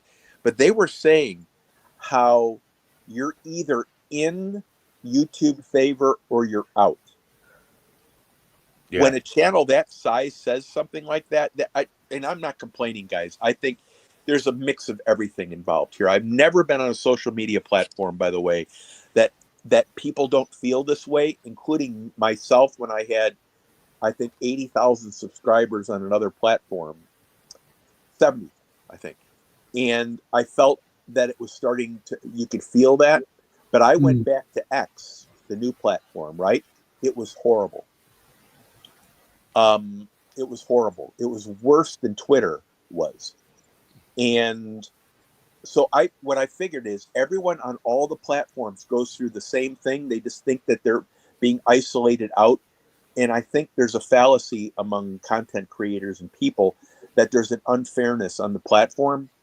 It comes down to talent, and it comes to creating some, I don't know what it is that gets you in the favor, but it's not an algorithm. I don't think the algorithm is true. I think the algorithm. I think you've got, my only advice for anybody who's building a channel is just be yourself. Yep, exactly. Don't pretend to be somebody else. Just be yourself. Like. Yeah. It doesn't work if you pretend. No. People see straight through it if you're trying to be something else. Like. I watch quite a few travel blog sort of ones, people going all around the world. And there's one particular at the moment. He's fairly new. I think he's been around for a while, but he's doing very well at the moment. And it's because it's him, and he gives no fucks. And he's what's his name? Callum Bowl. And he's been traveling around. His latest bit, he went to Vietnam. He brought a moped for $160 fucking dollars, and he's like, right, I'm going to go from Ho Chi Minh City all the way up to the other end of Vietnam. Within a couple of days, he fell off, broke his fucking shoulder. He's got no insurance, got no fucking international license or anything like that. He ended up in the hospital for a couple of weeks. But then he was like, right, getting back on the bike, I'm going to carry on the journey and everything. And his ADHD is fucking out of this world. It's, he's literally, and when he's out and about, he's so fucking friendly to people and having a laugh and saying things that come to your, you know what I mean? He's on my level of humor sort of thing. He'll see fun in all sorts, and he'll take the piss a bit and just generally have a crack. And it's his character that people have got. And when I started watching him a few months ago, he had about 50k or whatever. He's now up at about 105k. But he is himself, and he can't be any different because he's just him. But he's a likable guy, so his channel's doing really well. But he is fucking nuts out of his head. The thing was, he broke his shoulder. He had to have it operated on and a plate put in there. He had all that done with no insurance. How much do you reckon that cost him? Fucking an arm and a leg. All the drugs and fucking 2 weeks in the actual hospital. 1,200 quid. Fucking hell. 1,200 quid. So I suggest if you ever need an operation or something and you want it done quickly and privately, fuck off to Vietnam. Fucking get in one of their hospitals. Yeah. A lot of people nowadays, especially dentists, they go abroad, don't they? Especially from the UK, because the prices in it for private dentistry in the UK are out of this world. Yeah. Turkey teeth and turkey hair has gone mental, hasn't it? John P., we were just talking about you, bud. Yeah, not in a very nice way either. I'll tell you, John, they wasn't. It was fucking horrible. We were all talking about the fact that you need to get an afro. But you know, Rob, that's the kind of stuff that hits because everything is so contrived right now. I think I don't know about you guys, but I look for channels that I really want to watch on a regular basis. Right? I can't find that many. Besides, I've got just a few. Yep. Hell on Earth is probably one of the ones that I watch every single one of their videos, and I look forward to it. I wait for it to come out on a Sunday. Yeah, You know what I mean? yeah. I'm sat there. I'm going to watch their video, then have my Sunday lunch. If it doesn't come out, I'm fucking disappointed. You know what I mean? Right. And the same with this Callum. He's supposed to be doing them every day. That's one of the reasons he does well, because he is putting out content virtually every day or every couple of days. That helps with YouTube or anything to be constantly on it. But yeah, it's a case of I've got a few channels that I watch that I will desperately wait for their next video, and there's not many, but there's, you know, they have to be funny. Yeah.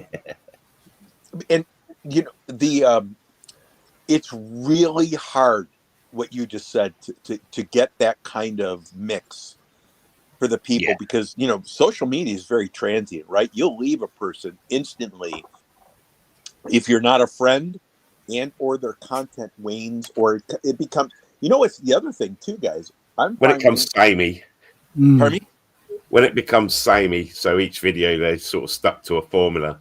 That's the one thing I like about him. His ADHD makes him have no formula. He's like, right, what am I going to do? Fuck it, you know. And now he basically started that trip again, and he picked up this bloke on the side of the street, like, hey, do you want a lift? Gave him a lift, and this bloke had apparently been the other end of Vietnam for work, didn't get paid, so was walking the entire length of Vietnam to get back home to his family. So he's like, fuck it, come with me, and you know, I'll get you back home.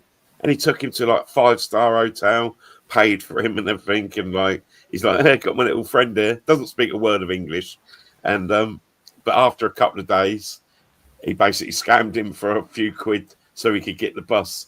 I don't think he, you know what I mean, his leg was a bit fucked. I don't think he trusted him on the back of this bike holding this big suitcase down these roads. There had to have been an explanation, right? Yeah. So now he's like, look, there's nowhere for me to go on the way to the bit of Vietnam he was going to. He said, there's nothing to do. So fuck it, I'm off. I'm going somewhere else. Where do you suggest? So then they have all this chat and that. He was supposed to be going to all the sort of dodgy Iranian countries and stuff like that. I hope he doesn't do that. Well, that's his plan. He's been to some fucked up places. He met this other guy. He put out on his Instagram, like, anyone want to meet me and go and do Mongolia for 3 weeks? And so some guy got in contact with him. Now his channel's starting to blow up because he went along. They've done Mongolia on a couple of bikes, had a bit of a fucking crack, and you know, it's just random shit that happens to him. It's like, fucking hell, the proper side of traveling. You know, right. And the next thing you know, he's living in their house for a few days. You know, fucking funny guy. Awesome, look. You'll have to put a link to that channel. Go ahead, Gareth. I'm sorry. So I was just saying to Rob, we'll have to put a link in the chat for that channel. I'll go and grab his channel now, but yeah, he's definitely one of my faves at the moment. My regular ones I usually watch are probably quite similar to Joe. It's I always watch Diesel Creek and channels like that. Obviously, because I come from the background of in the construction, right? Diesel Creek, Let's Dig 18 is another one, and there's a few. Let's Dig, Eric. There's a few channels like Tasty Cars, stuff like that. Workshop. Scrappy Industries. That's another one. Yeah. What's that? some of the regular channels I always watch without fail. Like, those are some of them, but I always watch. I try and watch everybody's in the community. I try. I just can't keep, like Johnny's always said before, like, I just can't physically keep up with watching everybody that supports me. I try and watch everybody, but my notifications on YouTube are like, if I don't check my phone for a couple hours, I got a couple hundred notifications. Like, it's a tough job trying to keep up with supporting everybody. Yeah, Well- it is. It's very hard, but you know what I mean. I'm subbed to loads of people, and I get loads of notifications, and I generally have to pick and choose because otherwise, you'd literally be 8 hours just to catch up each day. Yeah. And it's not worth that. It's not worth that part of your life. No. No, I give support to people, but I can't fucking watch every single one of their videos or anything. But I am a fan of 2 or 3 channels, which I really enjoy. There you go. I've just put a link in the chat. Like if I see Rob's come up, I purposely block it. Now, Yeah. you know That's why I understandable, that go is. to him and I pop in and I say I'm here for the sushi bar. Then What did he say? Tushi or sushi? no, but you know, I tell everyone that you can support 300 channels tops. And when I say that, you're not going to get to them on a regular basis, but you need to really manage yourself down to a ridiculously small number, because those are the people that are actually watching your shit, not leaving bullshit comments. Yeah. They're actually watching your stuff. Like Gareth. Gareth comes to my channel and he's like, "Oh fuck, I gotta watch this guy again." he found me out. Like, damn, the secret's out. He's like, if Oh, Nez yeah. wasn't here and Mike wasn't here, I wouldn't come to this guy's channel for anything. He is the shittiest channel ever. All he does is eat peppers and yap.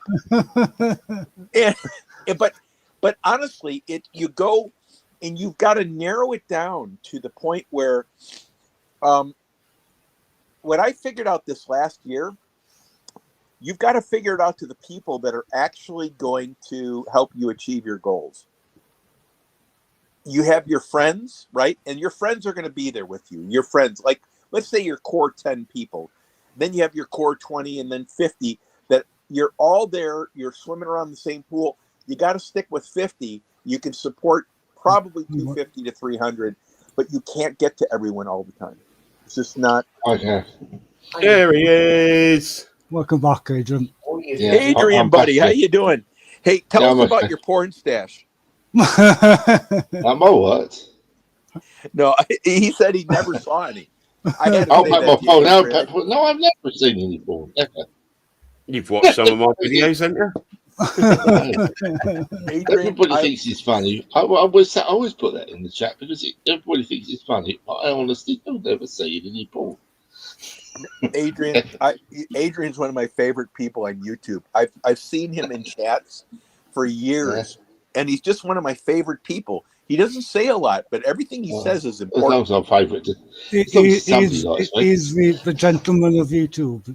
He is. I just love Adrian. Adrian is Please, very at least special. somebody like. He's in his own category, and then you have the people like Rob, and Johnny Smallpepper. We're off here to the side. Everyone just kind of sweeps us into the corners, and Rob's just better. He has a better channel than that. Yeah. This kid all got a fuck right off.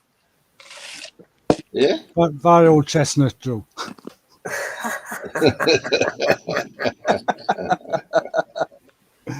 I definitely want one of them chairs. Well, How's life treating you, Adrian? I haven't been on a panel. just with you couldn't forever. wait till this come off. I'm just getting older. And more tired all the time. I haven't seen you on panels for ages. I see you in the chat. I've been on some panels, yeah. But I keep missing it, and then I do see you, and I'm like, fucking hell, he does talk. Adrian's up in panels quite often, and it's always Yeah, not but on there. it must be all nice panels because I don't see him on the ones I go on. Oh no, I don't. No, I don't go on the argumentative ones. Then. I'm not suggesting you're on just the argumentative ones. I'm just saying do because I am. I don't know. They sort of draw me in. It's like, listen to this fucking idiot go on about something. You got to have a record if you're going to be on Rob Randall's panels. I can't stand it where everybody's arguing and talking over each other. What the hell is that like, Scoobs? Is this a site that gets subscribed to? Oh, hi.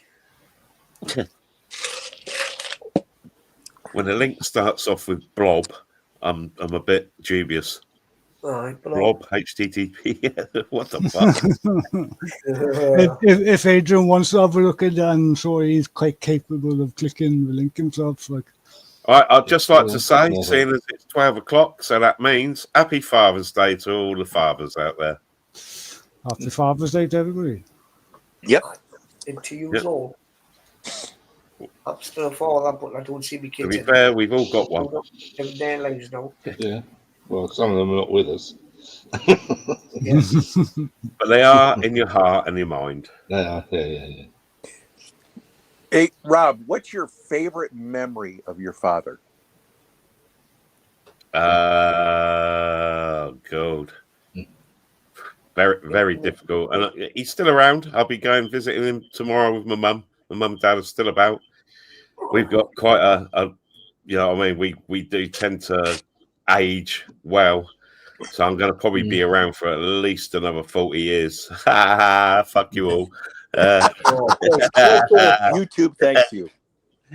I worked in a family business, so I've got so many memories as such. I used to be in the family business as well. And that's it. In fact, I left school and went straight into the family business. Exactly, same as me. You're 15 years old, printing, lithographic printing, done my years of design and printing and ink and fucking shit. I tell you what, I don't know whether you had the same problem, but when I was at school, the careers teacher gave up on me and several of the other people in my year because they said, we don't need to talk about you because you're already sorted. Yeah. Me and several other boys who had fathers with their own businesses, and they said, you're just going to go with your father. So it just gave up. That was it. I pissed about and dossed about in school so much because I knew I had a job when I walked out. Yeah. And that was the days before you didn't really you didn't have to do any schoolwork. You had an exam at the end of 5 years of pissing about. So, you know. Yeah. And it was strange enough, one of the things I was best at school at, which was in maths, was percentages. And everybody says that things you learn in school, it is never any use to you when you go out to work. Percentages was actually the thing which I actually used most of all because I had left school initially to be an insurance and mortgage broker. And my father at those days didn't believe in having a calculator in the office. So I had to do everything by multiplication. But, I used to like doing that. Oh, yeah. Maths I was pretty decent at. Obviously, I had to be pretty decent at English. When I was at school, I was the only boy in my year to take typing as one of my options. Yep. Fucking hell. It was me and 25 girls in a room. Fucking best I knew somebody who did option that. ever. I knew somebody who did that just to beat the girls. What was the most useful class you ever had? It was typing. Yeah. Learning how to touch type. Yep. That and cookery. Somebody or domestic science, or what they called it. One of the boys because my school was newly mixed in the 6th year, and he suddenly decided he wanted to do domestic science. And that was simply just to be with the bloody girls.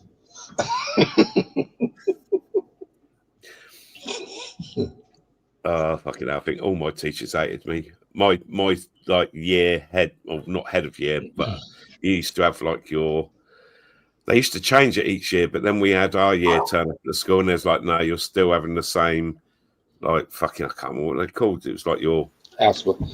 Yeah, you're one for you. They used to change it around, but then they was like, nah, you lot are right wankers. You're sticking with the same person. and ours was Mrs. Barr, and she was the head of home economics. And dirty, naughty little boys like me was not her favourite. Yeah, in my school, you had the same housemaster. Yeah. From 1 to 5, and then in the 6th year, we actually had the deputy head master, who's the form master, because he said, "You're all adults now.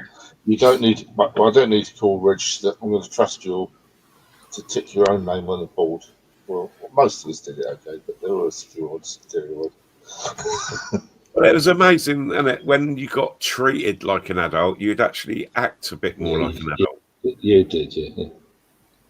You know, you sort of, especially I suppose, if you went into sixth form, you didn't have to wear the school uniform, and it was sixth form don't look too bad. But all I wanted to do was get the fuck out of school, earn enough money that I could buy a motorbike, and that was it. You know what I mean? That was my fucking bit of life. Like I want some freedom, so I want a motorbike and I want a car as soon as I can. You know, do all that, and that was it. So it was a case of right, earn money. I hold a record which has never been beaten to this day after 53 years, and that is I'm the second person in the whole of my school to actually pass their driving test. Nobody else has done it. We did used to have it. Basically, when I was like learning to drive or fucking taking the test and everything, you could have anyone who would pass their test sat by the side of you.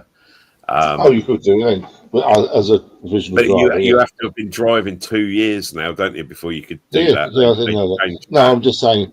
I actually passed my driving test while I was at school. No, mental. Yeah.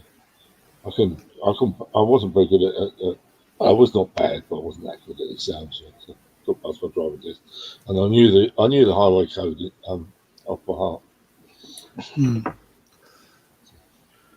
Yeah, my days of secondary school, being honest, like it's part of memory where I've blanked out over the years. Like, it's when I was in secondary school, I was bullied rotten. Like one of the nicknames was Milky Bar Kid, and because I was brought up on a farm, I always smelt of farm, and I got ridiculed for that. Kids are so fucking cruel, aren't they? You know what I mean? And I was, to top it off, when I was in the special needs classes as well, and you can't even say the word today now. Yeah, so I totally blanked that out of my memory. But looking back at it, it's just one of those things that those experiences hopefully made you turned you into a better person. Like they just say, what didn't kill you makes you stronger, sort of.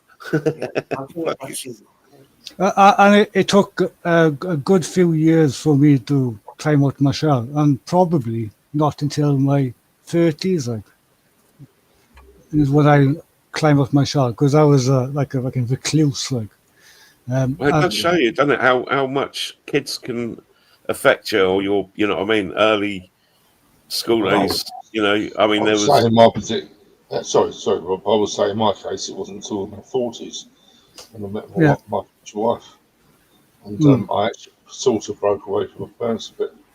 The other was under the thumb of my father. I was pretty much always that clown class clown. That's the right way. Fucking hell, I must be getting stoned. Yeah, fuck. But yeah, I personally think I should have gone to an acting school or something. I think I'd have been better off in that than a normal school. I would have, I was quite outgoing as such. Well, you're the joker in the class. Yeah, and even when I'd get kicked out or anything, I'd still be taking the piss outside through the window, sort of thing. Or, I was that little shitbag. Stop. But I got put into, it was really weird. I don't know why they done it, but I got, this was in primary school. End of the year, you had, every year they would have like a No way in the gym. a play or something, and we had Butch Cassidy and the Sundance Kid did Egyptian, something. It was weird as fuck, but it was lots of jokes in it and everything. And when we went for sort of like, oh, you know, who wants to be in it, and you know, people put their hands up, yeah, and I got like the top part with this other girl. I was Butch, she was the other one, and we was going round, and it was really, and I fucking enjoyed it so much, and I got so into it. I always managed to get out of that. All the end of school phase. That's it. I mean, I thought I'd be like one of the people that was be doing the backstage now, because I was a little sod on that. But obviously, the teacher that was doing it was like, well, you know, he's always acting up and acting the fucking fool. Let's put him in. And I had to learn all the fucking words and, you know, all the scripts and everything. There was a lot to learn. But I enjoyed it so much. I should have gone from that and gone straight into a different school, not the usual secondary school. I would have been a lot better off. I might have even been fucking proper famous by now. Well, you are still famous. There's only one Rob Lambden. Infamous, I think is the word.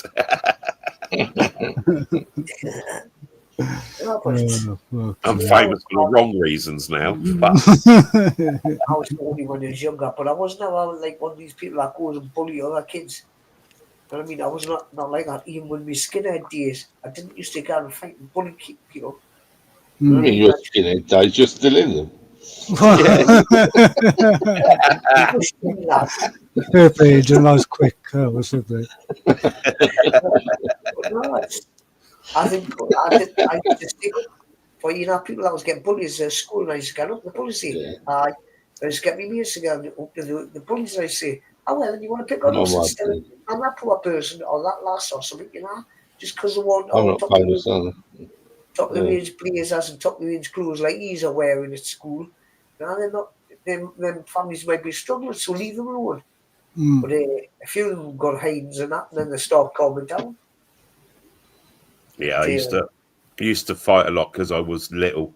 I was a very little kid, and so yeah, I did used to fight. But then, when it come to bullying or anything secondary school, I didn't get bullied much because I was the joker. You know what I mean? It was like, yeah, make the bullies laugh. They protect you more than beat you up. You know, you still had to learn shit in school like that. Well, I was going to answer Scooby. I was just going to answer Scooby when he said about fame and greatness in 5 seconds. And wasn't it Andy Warhol who said everybody is famous for 15 minutes? Oh, yeah, 15 minutes of fame. Yeah. I don't want to be famous. If you're going to be famous, then you better be fucking rich. Because, you know what I mean? Yeah. You don't want to be famous and not have the money to protect yourself, because you can get some freaky people. And I mean, just doing YouTube, I've had a couple of like overly stalkery, I want to be your friend, I want to live inside you sort of people. And it's like, it's all a little bit weird, this fucking hell. Look at that Charlie Veach. Charlie Veach, if anybody's heard of him. Fucking hell, he's been having some shit, hasn't he? Aye, especially off his ex-wife. Yeah. Crazy bitch. But then people, obviously, if he's going to, you know, you're going to do a thing like that, then you either got to be whiter than white or fucking, you know what I mean, have very thick skin, because anybody gets any information on him to upset him. And especially his last video, like, oh, fucking, I'm telling all these people. He's going to have even more people now turning around to him and giving him shit who don't like him, because he's shown that it affects him. You know what I mean? That's the last thing he should have done, is cry on his channel. Yeah. It's like anybody who does it makes him look quite human, though, Joe, doesn't it? Yeah, but it's human. That is other people. It's showing a weakness to him, so they're going to start on him even more now. Yeah. I can see it. Yeah, but it's human to cry.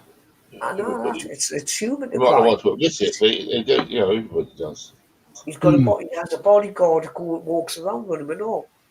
And I think he's got another one now as well, he said, doesn't he? He's got 2 now, I think. But Yeah. yeah. There's another one that if you looked at the replies, there's another lad that's wanted to be part of this thing, you know. I mean, it can't be a nice thing when you got old Bill coming round your house at 1 a.m. telling you, No, "Here, mate, you've got fucking people who are planning to kill you properly at the moment." no, You know, There's channels out there. We all know the channels. They've had people slash the tires of the cars and stuff like that. yeah. Right. It does happen. Like, and look at the hassle and that gets all the time off stalkers and crazy people. Look at the other day in my channel, it's just to have a laugh, right? If you don't like it, you know where you can go. You know what I mean? And then there's the words that follow it. But no, I'm I go on. unsubscribing right now. It's about meeting people, talking to people, and have a good laugh. Yeah, and that's what YouTube should be. Is sorry, the secret on sorry, Gareth. Sorry, the secret on YouTube is to protect your identity as much as you can. Yes, that's right. And therefore, you don't dox yourself, and you don't say what car you're driving, and don't give your registration number out. But a lot of it, Adrian, is when these people start doing YouTube stuff and they get moderators, they get monetized, right? They start saying, "Oh, there's money to be made in this," and they try and get loads of drama and get loads of content on their channels, but at the same time, they make this bad for them. It depends what you do on your life, you see.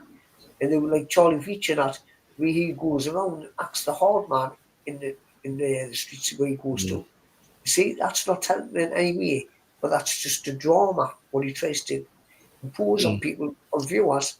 But the thing is, it's kicking back at him. Danny.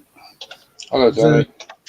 There's the links there if you want to pop up, dude. Always welcome. Yeah, and this is why, like I was saying, there are some bad eggs on YouTube, but there's also some awesome eggs on YouTube. Of course, yeah. Well, I hope I'm a chicken to one of them eggs. Or a cock, you should see it. A cock, I'm a meal. Yeah. It's some people take it as seriously now where their money it's their like we are making money all the time. I don't see it. I don't look at it that way. It's just about conversations and having a laugh and a chat. It's meeting people and having a good laugh and a banter.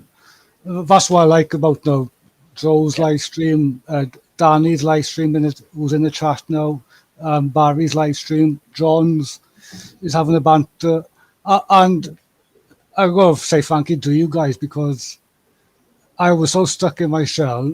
If you'd have said to me about a year or two ago, "Oh, let's go do a live stream on the channel," I would have said, "Fuck off." Right? So now I got a lot to thank. Copyright strike. Copyright strike. It's the community. It's a community. Yeah, we're part of the community. Yeah. I'm going to see you in civil court, so. That's it. All I'll tell anyone new to YouTube or anything, keep your personal stuff to yourself. You know, even if you've got really good friends on there, it's probably best to, you know what I mean, not let your address out for one thing, none of your personal details, and definitely none of your sort of anything that you wouldn't want someone to rip you about. You know what I mean? Don't give anyone. It's amazing how much people do pick up just odd snippets here and there. Oh yeah. Even I mean, it's down to you to decide. Right, if I tell someone, right, yeah, I'll get a lot of back pain. I've had a bad car accident 10 years ago, blah blah blah blah blah. You know what I mean? Give me as much shit as you want about that. It's not a problem.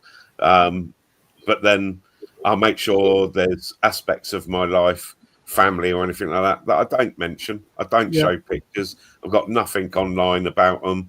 You know, and it's a case of, you know, people can you keep family out of it, basically. Yeah, that's it. Because there is people out there that will try and use things like that will upset anyone. You know, it's like we were saying with Feach, anyone fucking abusing him to actually affect him. It's like they have a go at his family or his family life.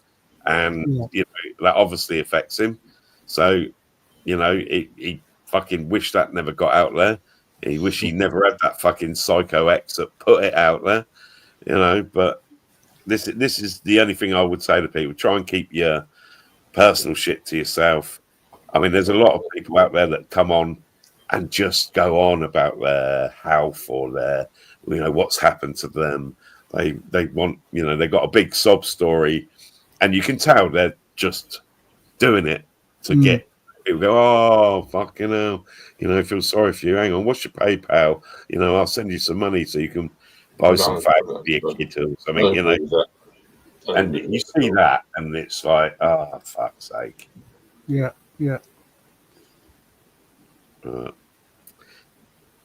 No, it's a funny old thing, YouTube is. Yeah. I mean, like I say, there's a lot of decent people, and if you've got any, a bit of fucking brains, you'll work out who is good and who is bad. It's like going on to my feelings. Sorry, my feelings on people asking for money through YouTube is I don't like it, because I consider that YouTube is a hobby, and if you do any hobby, you expect to have to fund it yourself. If you can't do it, if you can't afford it, don't do it. Yeah, and it's not up to other people to pay. Okay, they might be enjoying the things that you're putting on. I've got no problem with people being monetized. Yeah. If they're monetized and they're making money, that YouTube's making money out of them, so they should pay those people back. That's all good. But and they're getting they're getting this, that, and the other. Yeah. It's like the memberships I don't really agree with that much. No, I mean, when I was monetized before, I monetized when I was on about 1,500, I think it was subs. And the only reason I monetized, because I said all the way through building up the channel, I was like, I'm never going to monetize. I'm not fucking ever. And then I found out I could control the adverts if you monetized. So I monetized and I turned off every single ad option on there, would have no ads on my thing. And it's like, yes, finally I can tell, because I fucking hate ads, and I hate an ad that comes up halfway through watching something. So I don't, it was like, great, I can control it. Then when I had a video go viral, which wasn't of my own making, I said it was fucking one of the Gervais's programs, and it went silly. And I think a Clarkson Farm one that I'd done, and it was a case of, oh, you're monetized, but you're getting all these hits from stuff that isn't yours. And it was like, well, I only wanted them for the time, the hours, so I made sure I still stayed monetized, but I didn't earn fuck all off of them. I had a couple of super chats, and I think over 4 years of being monetized, I got about 250 quid out of YouTube. Yeah. So that was literally, and so it was a case of, I could control it. And then they unmonetized me, and I was like, fuck it, I can't be bothered to go. They said, oh, take those videos off and you can monetize again. And I'm like, can't be asked, fuck yeah. You know what I mean? You're obviously pushing out those videos that I've done, because I still get thousands of hits on them weekly. And it's like, fuck's sake, why are you pushing it out there still? You've never put a thing on it that it's copyright. You've never done anything like that, but then you took the monetization away. And I think they've done that just because I had turned off all the advertising, and so they weren't making any money out of me. The adverts on YouTube have gone crazy. They've doubled in the last year. Well, they put all the options on there to have it at the start, have it in between, and then have adverts at the end. And you could place your adverts here, there, and everywhere. And it's like, they even make if I haven't got premium YouTube running, you even have to watch adverts when you're in your own Premiere. Yeah. Come on, if you're putting a video up and then they make you watch adverts on your own Premiere. I had to find out about that, because I thought to myself, right, okay, you get the premium thing and not have to watch the adverts, but does that mean then the channels that I'm watching that are monetized and only get money from the adverts, are they now not getting money from me because I've gone premium? Yes, they don't get money from you. Right. I thought they get something out of that premium. I think they do. Obviously I not. think I found out they did, but Nothing. I don't don't. I bet it's not as much. I bet they don't get. No, as they much. don't get anything. They don't get anything. Right, okay. They don't. Oh, right. Okay. There you go. That's my understanding is they get nothing. And I could be wrong, but it makes sense, right? Yeah. It makes sense. You know, two things.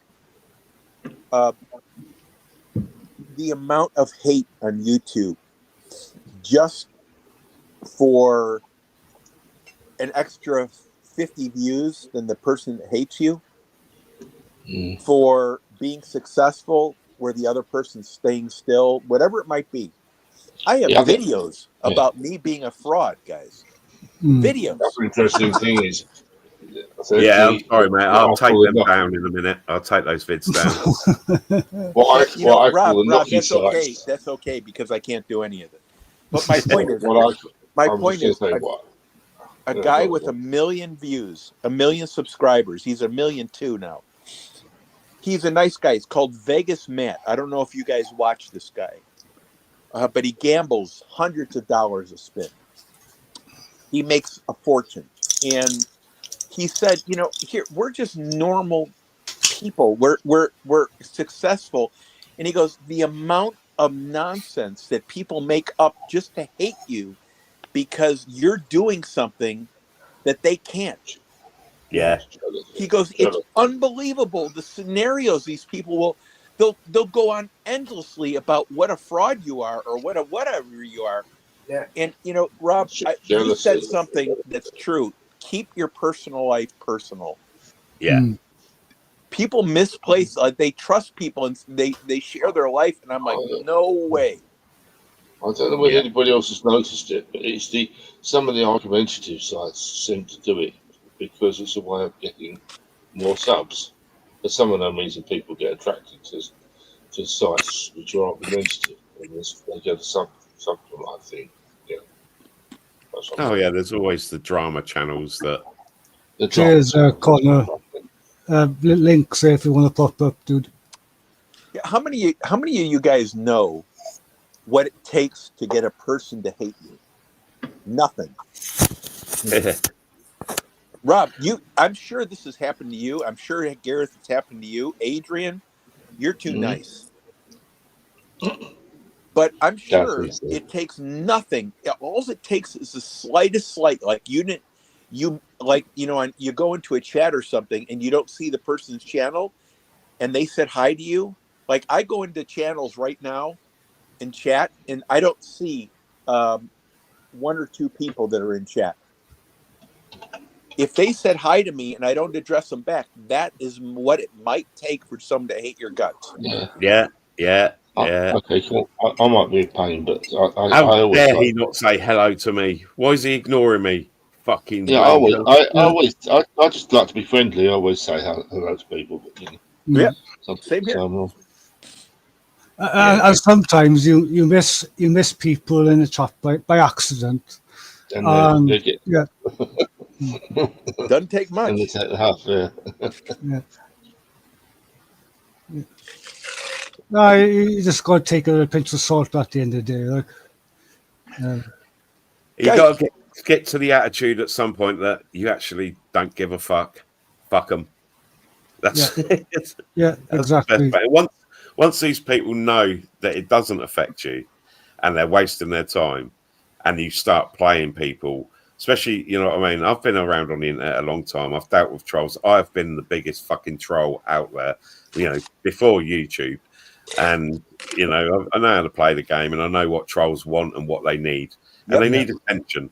And that is literally the main thing, is to get attention and get your attention, that you're going to address them. You see them slagging you off and you're like, you go to protect yourself. It's the worst thing to do. Just sit there and go, yeah, I love you too. Next time you come around and touch my willy, I'm going to kiss you. You know, you just fuck with them in the head. And they can't handle that. Well, what I do, because I get the odd comments on my videos, like, and I, in the beginning, I used to react, and I thought, fuck, stop reacting. All I do now, if I do get a shitty comment, I just pin it, and then everybody else can just fucking They give their 10 pence. Like, Yeah, But- this is it. 10 But pence. guys, everyone figures out the truth in the run. And Rob, you said exactly what it is. You're pretty. I mean, you're rough around the edges, like many of us, right? But really, what you're saying is pretty much you typically right on.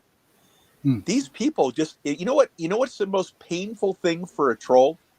It's like death by 1,000 cuts. Is no attention. Yeah. yeah, They exactly. can't stand that you're ignoring them. It always pissed me off a bit. You get a big channel and they've got a video running and they've got hundreds, if not thousands, of really nice comments and, interactions with people. And then you got one cunt on there that's like, oh, yeah, you fucking faggot, yeah, fucking this, that, and the other. And they go and make a video about that one person or a community post about them going, oh, so-and-so said this. And it's like, why don't you just give your attention to all the nice people that are backing you up? And this troll, just fucking block. You know what I mean? If they get affecting block them from your channel, block them that you don't see their comments. They can't comment on your videos. And and you give them no response. You don't feed the trolls. It's the oldest one in the book. Don't feed the trolls. Trolls live on your feedback. So if you don't feed them, they fuck off and do someone else because they're not getting the attention they want. Yeah. I couldn't put it any better than that. You just said, like Johnny said, he put it down to T.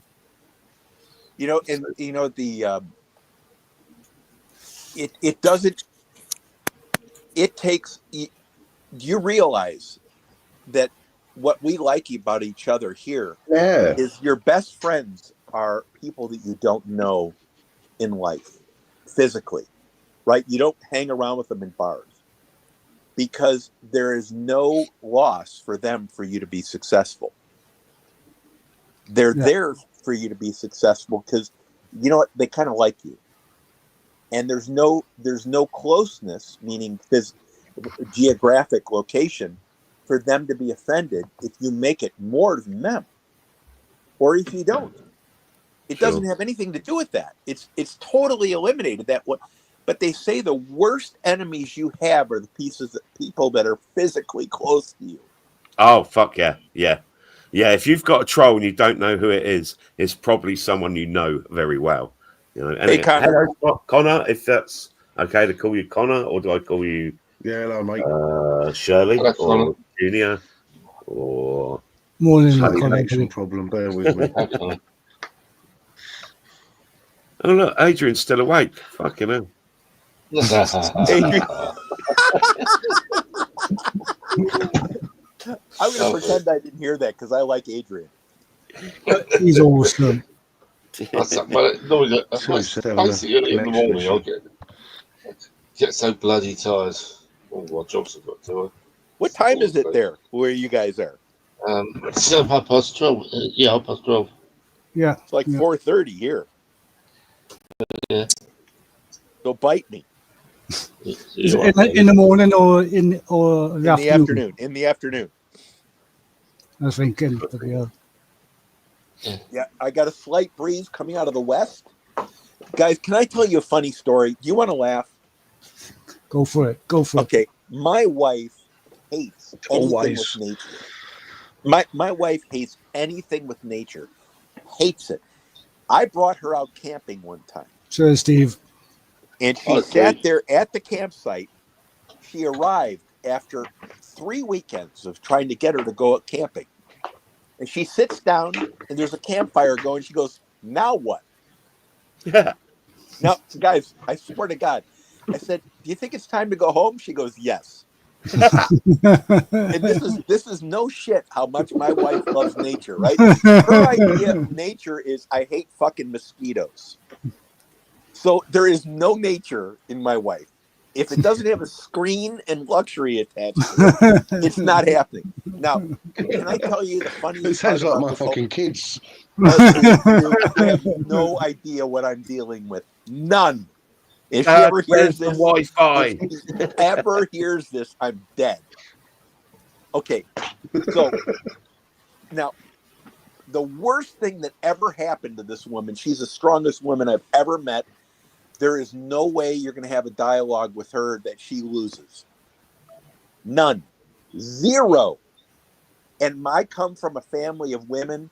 Every one of them is like a top performer. My mom, if she was born earlier, she would have been the CEO of a company. She would eat guys for dinner. And so my wife is tougher than all of them. Mm. And so I come home and I look and I go, what smells? She goes, what do you mean? I go, what smells? It smells. What smells? She goes, oh, you mean the chickens I have the chickens I have in the office? I go, wait a minute. The chickens you have in the yeah, they don't smell that bad. I said, if I told you I was bringing chicken home and I was going to put them in the office, you'd kick me in the balls. So then it gets worse. The same grandson who has 3 chickens living in the office of our house now brings home a guinea pig. I got a fucking zoo, guys. And my wife, I say to her, I said, now, how do you explain the guinea pig? Because again, if I would have brought home the chickens, you would have kicked me in the balls. But now you bring home a guinea pig. I want to hear the story. She goes, well, you know, he said he wanted one. I said, does he need chickens and guinea pigs? I never wanted chickens and guinea pigs. So I'm just giving her crap at this time, guys, right? Because she just can't stand being wrong, right? She's defending this all the way to the wall. It's the funniest thing in the world, right? Because you know I'm not going for the win. I'm just going for the irritation, right? So of course, this is going to get me a divorce. So I'm in there and I'm just poking the beast. I'm taking a red hot poker and I'm going, so let me ask you this. What are you going to do with these chickens in about 4 weeks when they're too big for your office? So by this time we sleep in different rooms, right? And so I said to myself, how can I make this worse? So I said, she goes, can you get a chicken roost used? I said, I can, but how are you going to get it home? I'm not bringing that thing home in my truck. I'm going to smell like a barn for the next 2 months so you can bring a chicken coop home. So now guys, I don't know what to do. I have guys, don't get married. Whatever you do, do not let her get another guinea pig. I remember sounds like she does what she wants, mate. Dude, I'm going to show up and there's going to be a fucking cow in my backyard. And I swear, if it happens, guys, I'm going to shoot it and I'm going to barbecue the fucker. That's all I'm saying. I didn't say it out loud. Guys, I can't. I'm at a loss. Adrian, I hope you don't have these problems. I like you way too much. I nearly got married, and my brother saved me by cheating on me with my fucking missus. So he saved me. I hate him, but he saved me. Yeah, what a man! What a guy! Hey, what a guy! You know I mean, what I mean. If it hadn't been him, it'd have been someone else. At least he fucking told you. You know what I mean? No, I found out, but yeah. It's never nice having fucking shit like that happen to you. Though. It's a bit of a slap to your ego and your fucking heart when you know what I mean. When you put your love to a woman and she goes and does shit like that to you. It has nothing to do with you. Anyway, you gotta know that. I dealt with that the other week. No, well, this is months. This one. It's all Rob Random's fault, by the way. I think I just choose these fucking women. Do you know what I mean? Broken ones. I always pick broken ones. I don't know what it is. It's like, I'll help you through your hard times and fucking yay. Fucking hell. And if anyone needs a guinea pig, my number is 188 bite me. That's what the fucking guinea pig's gonna do. Dude, guys, I'm going to tell you something. I have no answers anymore. I have none. Well, I remember my mum and dad getting 2 guinea pigs once. They were assured they were 2 girls or 2 boys. I think within about a month we had 23 guinea pigs in the fucking garden. Oh my god! Fucking madness, mate. They're worse than rabbits. Don't let those fucking 23. 23. We had to have a. Yeah, the I thing don't is, know, they'll like breed with a- each other as well, won't they? They don't care. Oh, they're just fucking everywhere. You Now we know? know why it's Rob Random. Madness, those things. You know what I mean? 23. So what did you do? What'd you do? I don't know what they've done, to be honest. I think they tried giving them away. I mean, it's one of those parent things, isn't it? It's like, where's, my daughter, when she was young, she had was it a hamster or what's the other one? You got the other little fucking Guinea pig, hamster. gerbils. She had, Gerbil, right, yeah, we had right. 2 gerbils. I asked them at the fucking, shop, right, they're both girls, aren't they? Yeah. Yeah, fuck were they? Next thing you know, got another one's popped I'm out. pretty And it's sure like, they're that sort of animal that can change, aren't they? and I thought that was frogs and dinosaurs. Sounds like this is starting to sound like a cast for Animal Farm. Like. we ended up, I got 2 Oh, he cages. looked like it. I had one little fucking one. And then, that was it. The next thing that happened, the baby was obviously a boy, I think it was, and then they had another one. So then we put them into separate cages, put the 2 males in there. Ended up come down one morning, and the pupper, the original one, was just laid there, and I was like, "What the fuck's the matter with him?" And he had a slice from his tail to his neck bone, right, and the inside of it was totally gone. His son had fucking cannibalized him and literally ate him from tail to neck bone. And I'm like, holy shit. And you know what I mean? It's like, how do you explain that to the kid where the fuck, oh yeah, it's his son just ate his dad. You know, So what is the mechanics behind that, Rob? What was it? Was it hungry? Was it male? Yeah, well, apparently didn't know that they can turn cannibalistic, and it was and like I say, we had the mother and the girl, they were fine together, and we thought, right, we'll put the papa and the son together, so then they can't reproduce anymore. Mhm. But you know what I mean? The son obviously felt like daddy was getting in the way. He wanted to shag his own mum or whatever the fuck it wanted. And, That's crazy. It's crazy. Ate the poor bastard. And it's like, it was totally empty. And the thing was, come down and looked at it, and he had a pink nose. And I was like, what the? Oh, no, you didn't, did you? Oh, you did, didn't you? Oh, fuck. You know that saying, didn't you, Rob? Keep it in the family. Fuck, it was. That's horrid. It's disgusting, isn't it? But it does make me think now. Oh, if I could go and get some gerbils and put like a cam on them, that might be some proper good entertainment for people. It was like, oh, here goes another one. You mean us sick fucks, is what you mean, yeah? Yeah. You know you would watch. You know, anyone that wants to tell you life is fair, there's your explanation right there. Oh, yeah. Nothing is easy. No, not even cute little animals. No. No.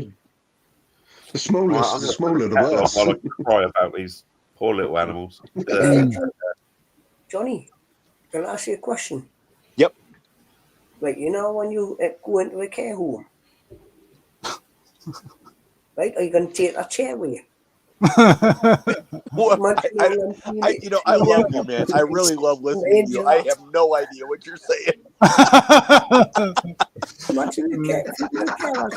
He said, when you go into a care home, when you go into the old people's home, are you going to take the chair with you? Yes, I am going to take the chair with me.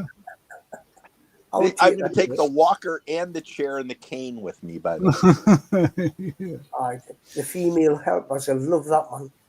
You know, I'm going to tell you guys, I don't know if I just attract, my dad was married to the strongest woman. My dad is just one of the night. My parents are the best parents ever. And my dad was married to the strongest woman, but I think my wife is stronger. A survivor, huge survivor, right? Yeah. And you just can't fathom what you're dealing with until you are in it neck deep. And when you're in it neck deep, I'm going to tell you what neck deep is, guys. So if you ever, if there's anyone out here that wants to get married, this will tell you where you need to go with that. My wife looks at me. She walks into my bedroom. She goes, you know, I'm thinking of getting air conditioning. And I said, okay, so how many bids do you have? She goes, 3. I said, so you're not asking me if my opinion of air conditioning. You're asking me to see if I agree with you because you're getting air conditioning and you want me to agree with you to get air conditioning. And she looks at me, dead silence, guys, like I'm going to get my head sliced off. And I said, is that what this is? She goes, no, I just want you to know your opinion. I said, but you got 3 bids already. She goes, it's a great deal. I said, you've already made up your mind. Go ahead. No, she had to make sure after she went through everything and already had it all placed that I thought it was a good idea.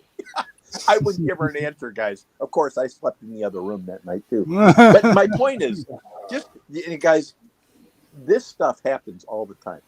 By the way, if you need any verification, you can look at the guinea pig and the 3 chickens in my office if anyone wants to access. And by the way, I have a chick cam now that I'm going to be starting in a few weeks. It is going to be 24-hour chick cam. Cool. No, it's not cool. It's stupid. It's the dumbest fucking thing I've ever done, guys. And I'm going to do it just for watch hours. So don't get married. It'll be funny to watch, mind you. Well, I'm going to put little sayings up like, whatever you do, Rob Random is lying about me. I'm going to put that up. Don't watch Rob Random's video because they're a lie, because it's all about me. But no, and honestly, guys, one of the greatest things, I met Rob. Rob, how many years ago? We met 3 years ago, right? And I met you on Kev's channel, I think. Oh God, fucking hell. Kev. Kev was on. He was really clicky. And he was in it with a group of, he poured metal or something like that. And I met you, and you and I hit it off. We were insulting each other within 2 minutes.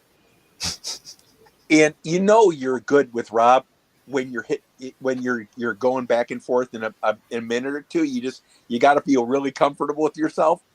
But I met Rob in Kev's. I think it was Kev's metal detecting, maybe.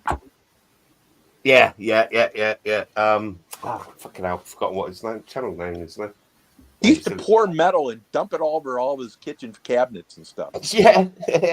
He's sit outside and fucking, literally melt down lead, fucking give himself lead poisoning.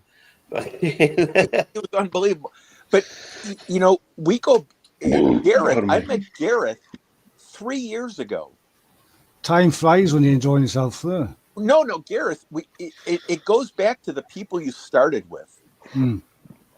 Think about it. It goes back because you can trust them. There's come and go. Think of all the people that you met on YouTube that are gone. Oh yeah. But there's that certain group that have, like you said, is stuck from the very beginning and still there to this day. And those are the ones that the friendship we cherish as well. Like. Exactly. Yeah, I mean, there's one thing about me, and I will tell people this. If I give you shit, I'd say I'd take the piss and just have a banter. And I don't go, nasty or anything. I just literally, you'll say something and I'll see a completely funny other side of it. And that's how my brain works. So I'll just jump it out there and just have, make people laugh. And I won't do that unless I like you. Yeah. You know what I mean? If I don't like you, then I probably won't even interact with you whatsoever. I won't waste my humour on you. You know what I mean? No. And I do pick and choose the people I will take the piss out of. So if I take the piss out of you, like old fucking red light district there, 50 euros sucking a fuck. You know what I mean? I can tell he's a good guy because he's on here, so I can take the piss. You know what I mean? Oh, you do know what the blue rooms in Amsterdam represent, don't you? Soon turn it over. You know what? I ain't the one with a red ring, am I? You know what I mean? Fucking hell. Can't win, Nick. I can name where I met everyone on YouTube. And but Adrian, I met Adrian on Shaz's channel. Yeah. And I caught Adrian doing some lives, and that's when I really liked Adrian. He just didn't say a lot, but he was so genuine. He is. He's a really nice bloke. Yeah. You know, besides his hair, I think he really needs to get something with some moose.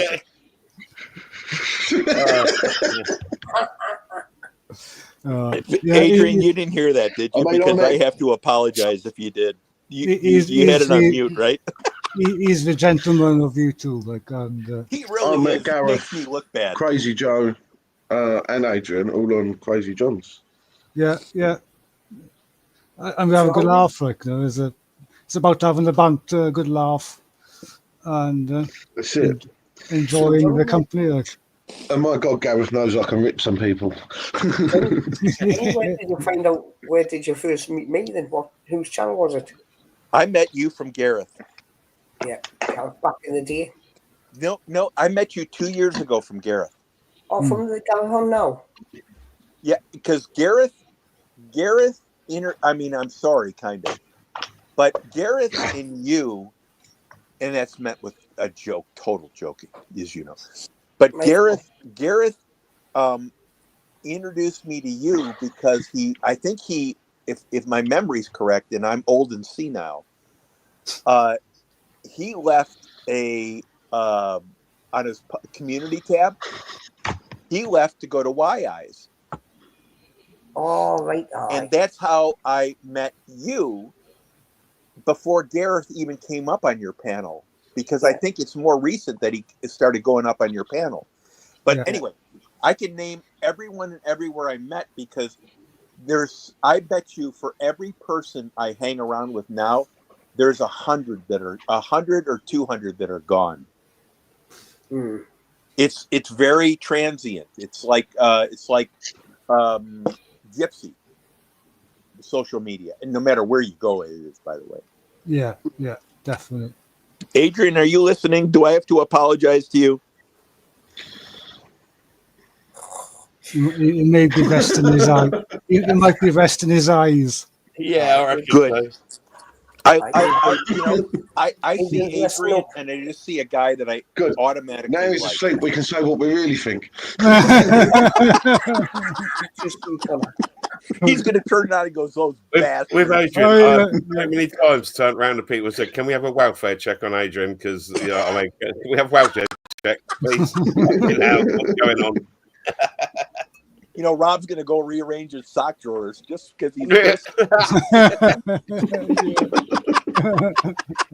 Rob's not worried about the money stored in his dressers all around the sock drawer.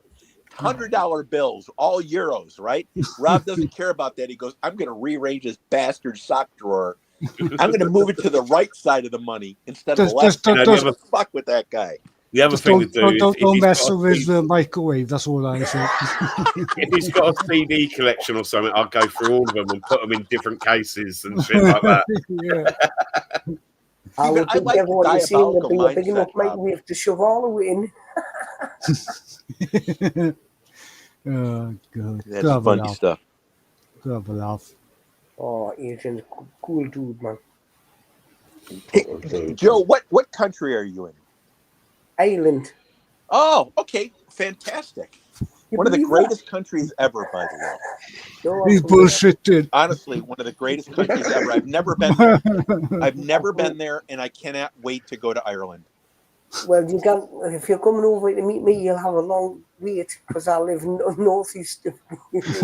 Well, I don't. If I do go there, my wife wants to go there. She's got family there. She's from Sicily, but she's got family there. And my parents visited there. It was one of the best visits they ever had in any country. I got Irish family live in Dublin, and they are the nicest part of my family I've ever met, to be fair. Yep. Some of my best sessions. I wouldn't recommend coming to England. No, Johnny, I don't live there, but man, I'm only when you. I live in the. You should know by the bridge. There's only 2 of them bridges in the whole world. One's here in the northeast, and one's in Australia. Ah, interesting. Joe's coming up with the facts. Newcastle upon Tyne Bridge. Thames? Newcastle upon Tyne. Ah, okay. Thank you. That's in the UK.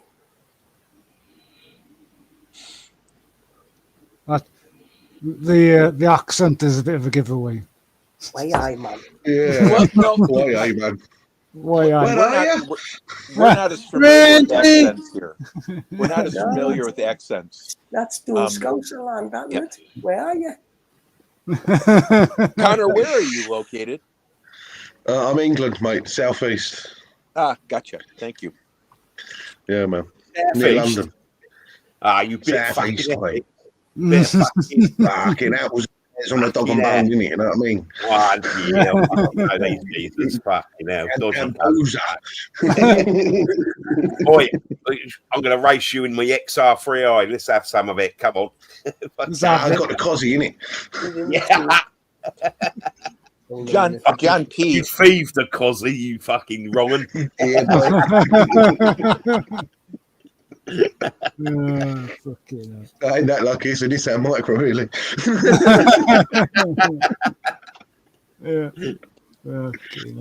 I just put a Cosworth badge on it. Turbo, supercharged. Yeah. XR. You know them little whistles you put in the exhaust? I had a mate who had the electronic turbo. Yes, my brother had it in his classic Mini. He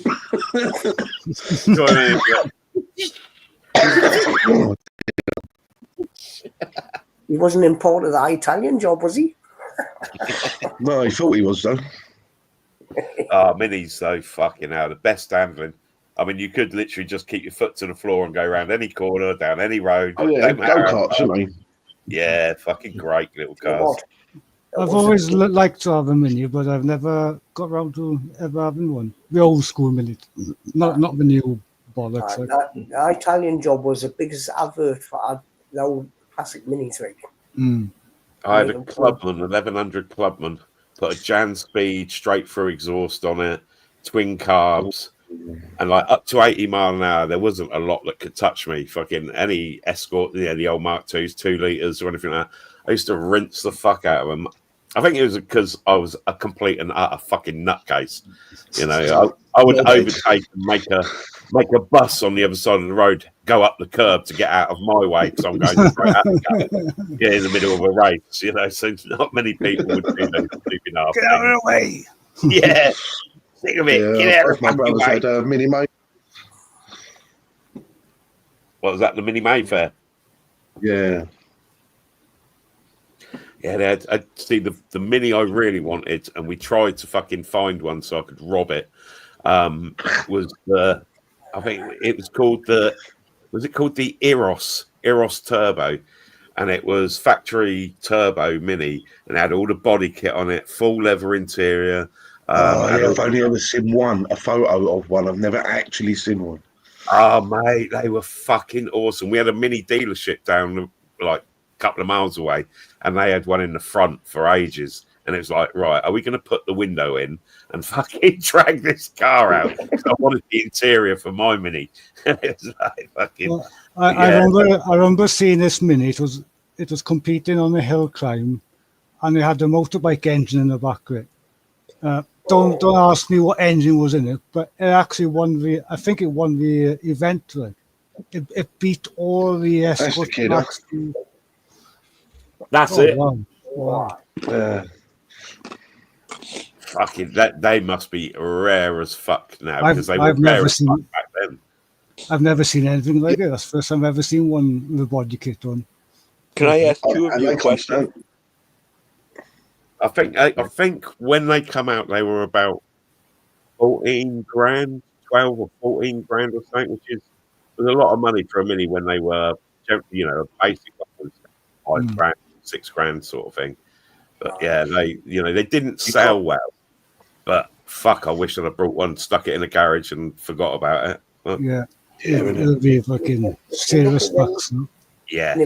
Rob and Gareth, did you race cars? I did a couple of small events. I did 1 or 2 hill climbs. I had Shelby Walsh. Is it Shelby Walsh or whatever? I've done that hill climb. I did the Hillbilly Hill climb, so that was in mid Wales. I did that once or twice, and I did a couple of small events, and I did a lot of auto tests, which was just messing about, fun. Like, Done a lot of track days. Mm. And, yeah, but the motorsport is so expensive to compete in any event. Agreed, Gareth. It was out of my league. Like, I've done banger racing for about a year, 2 years. Me and my mates, we would go and buy a cheap old shit car, strip it out, fucking do all it, and then you literally get it about 2 times around the track, and the fucking clutch would blow on it or something stupid like that. And fuck. Sorry. Banger racing was proper. Your first time you go out on track, fucking hell. You got all the boys that have been in it for a long time, and they don't fuck about. They got their Granadas and that with extra metal fucking welded in the wings and the doors and everything, and they just what? But yeah, the first few times you get hit proper, that sort of it does sort you out. Though, if you ever have an accident in the future after doing banger racing, you don't get PTSD or anything because you're used to the sound of smashing fucking metal around you. I only ever done one banger racing because there used to be a track up the road there, and it was in Fiesta L. And first ever time when I rolled it, and after I rolled it, obviously there's a few cars behind me. They banged into the side of me. Yeah. Loads of fun. Loads of fun. That's the only ever time I ever done it. I did quite a bit of auto tests now, so just drive around cones and different fucking obstacles and stuff like that. That was fun. Like. Well, that's still fun stuff. Oh yeah, definitely was. Like, I mean, my first years of driving, I did a lot of racing, but that was pretty much on the road. You know what I mean? Against lads that lived in a different area of Reading, and you'd go to their car park where they would hang about and like go in there, do a few fucking donuts. And then, you know, you pull about 4 cars out of there chasing you. And then down the road, you've got like 10 mates all in their cars. And then suddenly you've got them chasing the ones that are chasing you, and fucking great fun. I bet you there was nothing more fun than just the expectation of what you were in for, and that you didn't know what you didn't know. Honestly, back then, you know, we would go out in our cars. All of our cars were generally souped up in one way or another, and we were all quite nutty drivers. And then, what did the police have? 1.6 diesel Astras to try. We ruined them. That's like riding a moped against a race car. Yeah. You could race off, go down to a roundabout, fucking hammer it round it, and come back as they're still coming down the road. You know, like, all fucking hanging out the windows, giving them the bird, or chucking eggs at them or something, and fucking back the other way you go. Rob Random still got his little egg McMuffin. What's that? The McBurglar outfit on the wanted poster in the police station, and he doubled the guy's lap. He went around him twice. You know, that must have been hilarious. That must have been so much fun. The younger days of driving were just. I'm just fucking glad we didn't have cameras or video back then, because, you know, I've probably been banned so many fucking times. We all would have been banned from something in life if we had been recorded. Yeah. I have been banned. How many? I lost my license once. Mine was just through not taxing and insuring the cars, like back in the young days where you could get away with it quite often, like, but mine was that time. I got 6 months ban and 800 quid fine for 36 points in one sitting, borrowing my mate's 2-acre Capri. No insurance, every tyre was bald, fucking doing 110 in a 30. Fucking, I see nothing wrong with that, Rob. Just generally having a good old afternoon out in the sunshine. And I mean, they could have really gone and caught someone else that was speeding or, you know, driving like an idiot. But no, they had to pull you over, having a sensible afternoon drive. Your name was Johnny. Sunny summer afternoon. So Rob's name fucking was criminal. Johnny Hydroplane back in those days. I remember back in my late 20s, early 30s, I was driving around in a 50 quid car, and I've got a video up in the back. No tax, no insurance on the car, like fuck it, nothing. Like. And after a couple of being stopped, like they knew where I was working, so they'd just be waiting every fucking morning.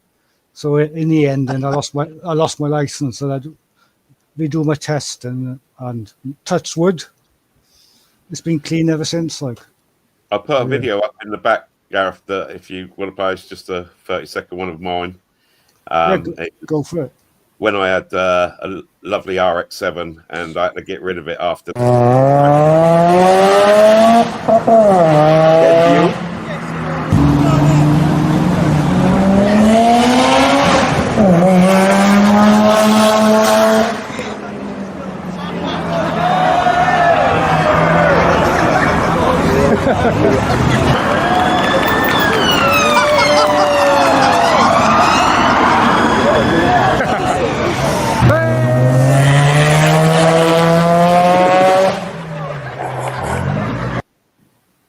So that had nothing to do with your driving. That was because you were driving in the Speedo, wasn't it? Morning, Sue. They wanted to put him over and congratulate him. I see his lights come on because I went down the road, stopped the traffic a bit, and then went hammering it past. It was at a car show, like, and the old Bill were just coming out. I see their blue lights go on. I went down the road, turned right at the roundabout, went to another roundabout, and hid behind this roundabout. Waited for them to go past, and then went back the other way and back through Reading. And I was like, right, probably time to sell this car now. Perfect. I gotta go for a bathroom. I'll be back in 2 seconds. But that video I clipped off of a guy called Adam C, and he does all the car shows and that. And I think that had nearly 2 million hits on it because of that little chase on there. He videoed, and I was like, oh. How many views do you have on that?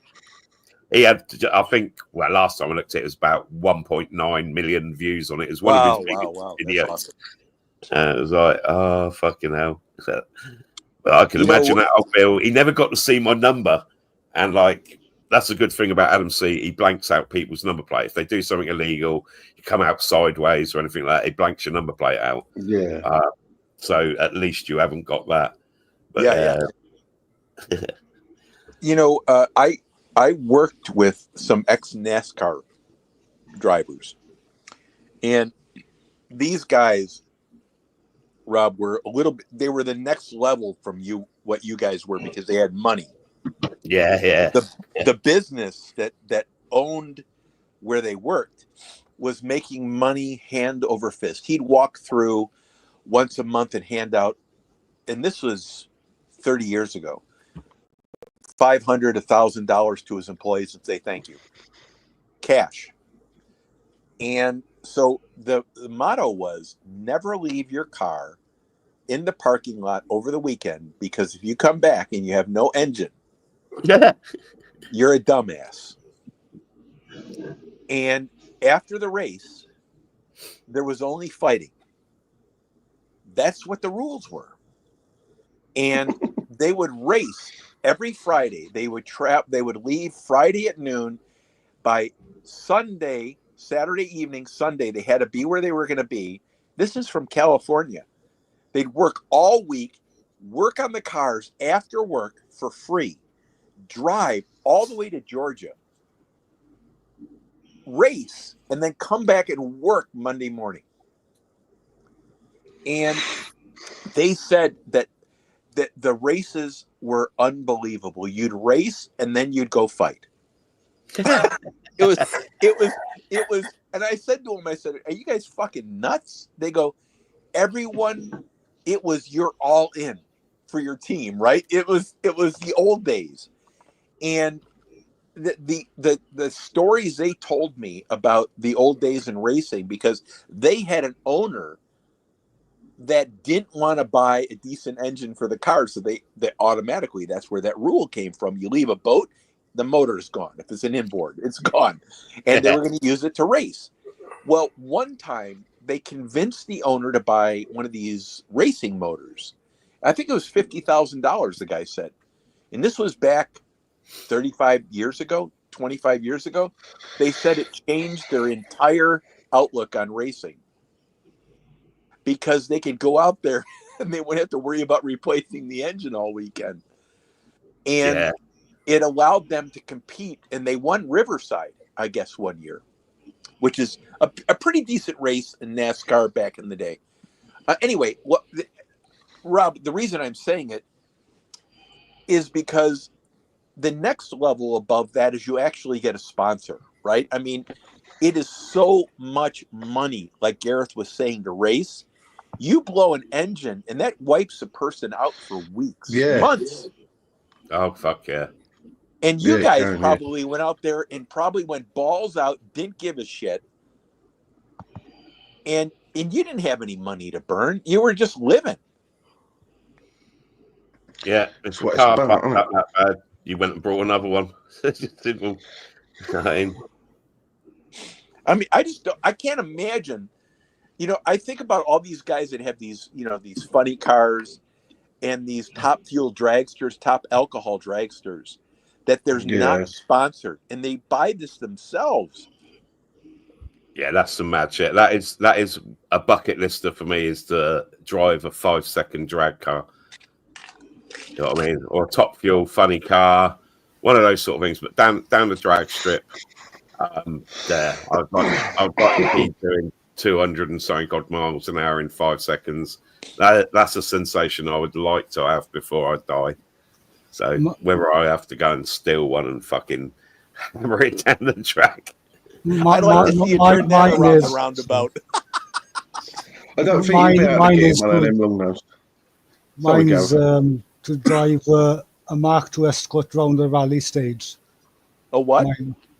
My ultimate one of 99 things to do is to race a Mark II Escort rally car around the forest stage. Nice. Yeah. But the chances are happening I is... hope you get your dreams. I hope you get your dreams. Gareth, let me ask you this. How far do you reckon you'd make it round that track? From my skills of driving on WRC on the Xbox Mark II, I don't think I'll get around the first fucking corner. Like. Okay, so you know your skill set, Gareth. At a scale of 1 to 10, what is your skill set toward not an expert racer, because that's unfair, but let's say anyone below pro? what would you rate your skill set between 1 and 10? In a Below pro. front wheel drive, probably a 3. So you really suck at this. But it's not about how good fasting get around is having the fun. It's the fun. Yeah. No, I totally get it. You're just pretty realistic about just being fun and having a decent amount of skill, and you understand your limitations. I've been blessed to have quite a lot of different passenger rides in different rally cars, so that is just as good to me. But I would like to do.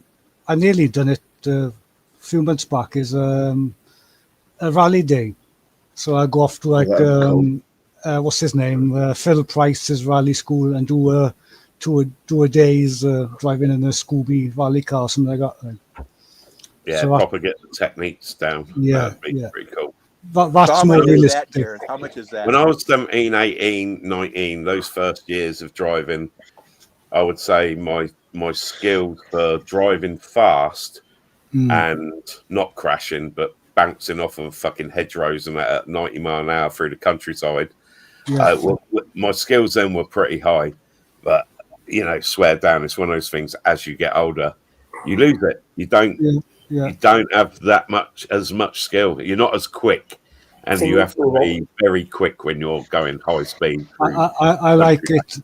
Thing is, now you're seeing that how many traffic wardens and police officers you bumped off. Yeah.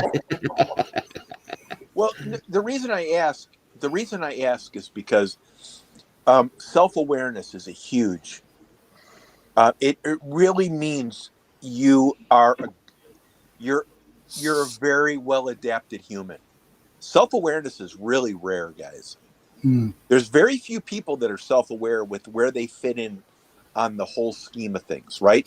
You can walk into a room, you know where you fit, but if you sit back in 10 minutes, you know where you fit in the world. If you race, you know your skill set. Gareth, what was it when you went in and did some racing with these guys? What was it that told you what your skill set was? Was it their driving ability, their instantaneous adaptation to the environment? The last event I did was hill climb, and I'll be pretty sure Imogen might have been on that event, or at least at the event, the Hillbilly Hill Climb.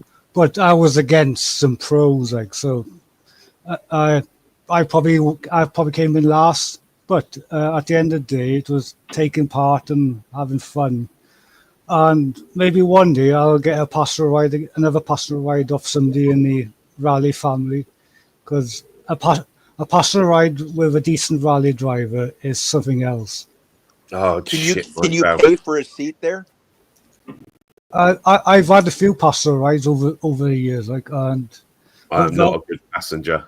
Not a good passenger. I'd like the experience, but not being in control of whatever I'm going fast in, fucking I shit myself. I would be screaming like a little girl in the corner of the car. I've had some proper passenger rides. The last few I had was at Castlecombe Rally Day, and I had a passenger ride in the Ford back then. I think it was the Mark II Ford Fiesta WRC car. Castlecombe, I like Castlecombe. That was the last track day I've done on there in my Escort after I replaced the engine, the turbo, fucking everything had been done. And I was like, my mate, he had a pickup truck, and the other mate who built the engine. And I was like, right, after doing all that, we'll take it to the track for the day. If it blows up, you got to rebuild it again. But if it don't, fucking fair play. And I filled up the car, and we managed to get 60 miles out of it on the full tank of fuel before it ran out of fuel. But yeah, that corner, when there's two corners at Coombe, and you come down to the straight, and it's sort of like a downward corner, isn't it? Yeah, right hand bend. That one, I mean, fucking hell, that was when we were going sideways in a front wheel drive car. Right. That was scary. And then there's another corner. You've got just up from that. You've got the little what's its name bit that slows you down. What are they called? The come on, Gareth, help me out. So I was reading Scooby's comment, so I had to laugh. The bus comment has had me laughing. Yeah. No, it's got to be a Mark II Escort. That is the ultimate pasture rider. If you're in a forest, a pasture rider in a Mark II Escort would be the ultimate goal. Scoobs ain't far wrong though. Some of the drivers where I used to live, where I grew up on Sheppey, man, they used to drive down some of them back roads flat out. They didn't give a fuck. You'd be flying about. And I'm like, everyone's holding on. I'm like, yeah, go on faster. One of my friends from my neighborhood where I grew up, and this tells you that he's pretty much an antique. But about 10 years ago, him and his team won the NHRA top alcohol, not top fuel, top alcohol, #1 spot. And the climb up there was no money after your sponsors, right?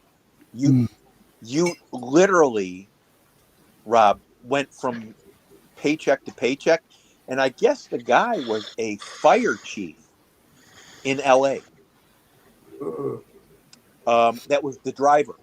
Really talented guy. But it wasn't like you had he had the skill, right? He obviously had the skill. The one of the things that I regret the most is that I never drove anything to see if I had any skill, because I felt like I did. And I honestly don't think I had any skill at all. It's like I never had Gareth's experience to figure out where I fit in on the scheme of things. Does that make sense? Yeah. Right? Yeah, But, and Rob, at least you knew where you fit in.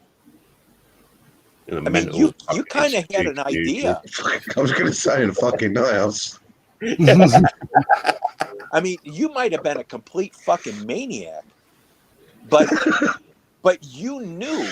I bet you anything. If I asked you on the side over a beer in a bar, you could tell me exactly where you fit in with people around you, and you would tell me exactly where you fit in, skill-wise. You may say, "I don't know about the reality of if this was the case," but I think you knew what your skill level was, didn't you? I don't know. You had to. You were too. I hate talking about myself. You're too confident. You're too confident. Because people won't know what I've got to say about myself. Yeah. Rob, you're too confident. You know exactly where you fit. That's epic, Imogen. I just seen a clip on Imogen's rally car, like that. Oh, right. Is that what she was on about the 106? I just wish Gareth. I had more exposure to racing. My parents were not interested in that. Can I share that, Imogen, if I can get it to play? Let me look for the comments. Oh fuck! I have to go. So, Imogen, did you race? Yes. It was, from what I can tell. Because Imogen may be a racer, but maybe they were a spectator. I can't tell. I mean, wait a minute. I have 2 spare engines. That's your racer. No, definitely a racer. Yeah. Oh, built a car and then lost my license. Ah, fuck. That's horrible, isn't it? I had to go out straight away that day. I remember going to court when I lost my license, and they said to me in there, like, how did you get to court today? And I was like, caught the bus, because my fucking car was parked in the multi-story car park opposite. And I'm like, fuck, I know I'm going to get shit here. And they're like, well, that's good, because you're banned for blah, blah, blah. And I'm like, you bastards. Drove home, sold my car, paid the fine off, and then brought another car the next day. that I obviously didn't register in my name. I didn't fucking do anything. Yeah. And I had to drive that round for 6 months until I got my license back.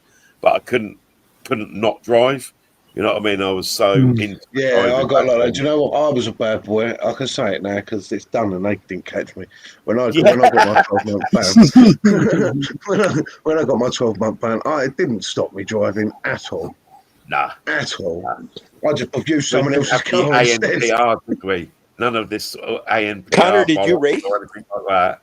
No, I never raced, mate. I thought I was a boy. I thought I was a racer, and every time I tried, I fucking crashed.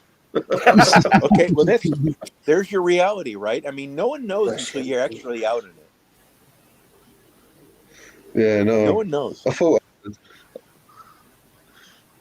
That's the one I just watched. Is that you there, Gareth? No, that's not me. That's Imogen in the chat. So, Imogen, can you come up on panel?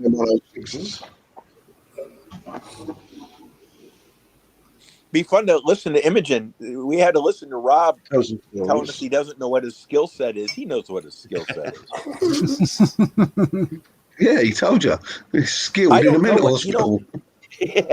Rob, what's worse than anything is not knowing where your skills. As far as I was concerned, I was the #1 fucking racer in Reading in my day. You know what I mean? I was unbeatable. There you go. If I was racing someone, there you go. I went all out. I did not ever want to lose. You know what I mean? And I'd do anything. No, that's something Rob's familiar with. Hey, fuck you now. That's funny as fuck, guys. But Rob, that's my point. That's my point. You're so confident that you exactly know where you fit in the thing. There's confidence, there's arrogance, there's ignorance, there's a whole bunch of stuff. But if you're self-aware, you knew. You're a pretty self-aware guy. I mean, I think a lot of things of Rob Randall, but one of the things that self-awareness is a huge. You're pretty self-aware. So I would say that you probably had a pretty good drill down on where you fit. So if your friends thought you were #1, where did you think you fit? Oh, I was #1. Okay, that's fair. I was top fucking dog. Egotistic. That's okay. That's why I asked you. I just wanted. And I'm narcissistic. No, I don't think confidence is a bad thing. The reason I'm asking you. No, it's not. I imagined you being #1. Period. I as far as I was concerned, I was, but I do realise that only lasted a couple of years, and then you know what I mean. As you get older and slightly wiser, and you think, "Fucking hell, maybe I ain't bulletproof anymore," and your confidence slaps down bit by bit with each broken bone, smashed up car. Oh, fucking! You start looking at the bank balance and it's getting lower and lower. Yeah, I started at 1 and I'm down to 100, definitely. Well, you know, the only reason I ask, guys, and I'm not trying to say anything that everyone else isn't thinking, but the only reason I say anything is because I can't tell you the day I noticed that I lost a step. But I knew I lost a step. And it was markedly when you're a man or a woman and you comprehend that you have to admit to yourself that it's not that way anymore, that's a huge day. Yeah, it's a bad day. No, but it's a real day. It's one of those things that saves you from killing yourself. And I remember when I was skiing, and I was a fucking maniac. Not a Rob Random maniac.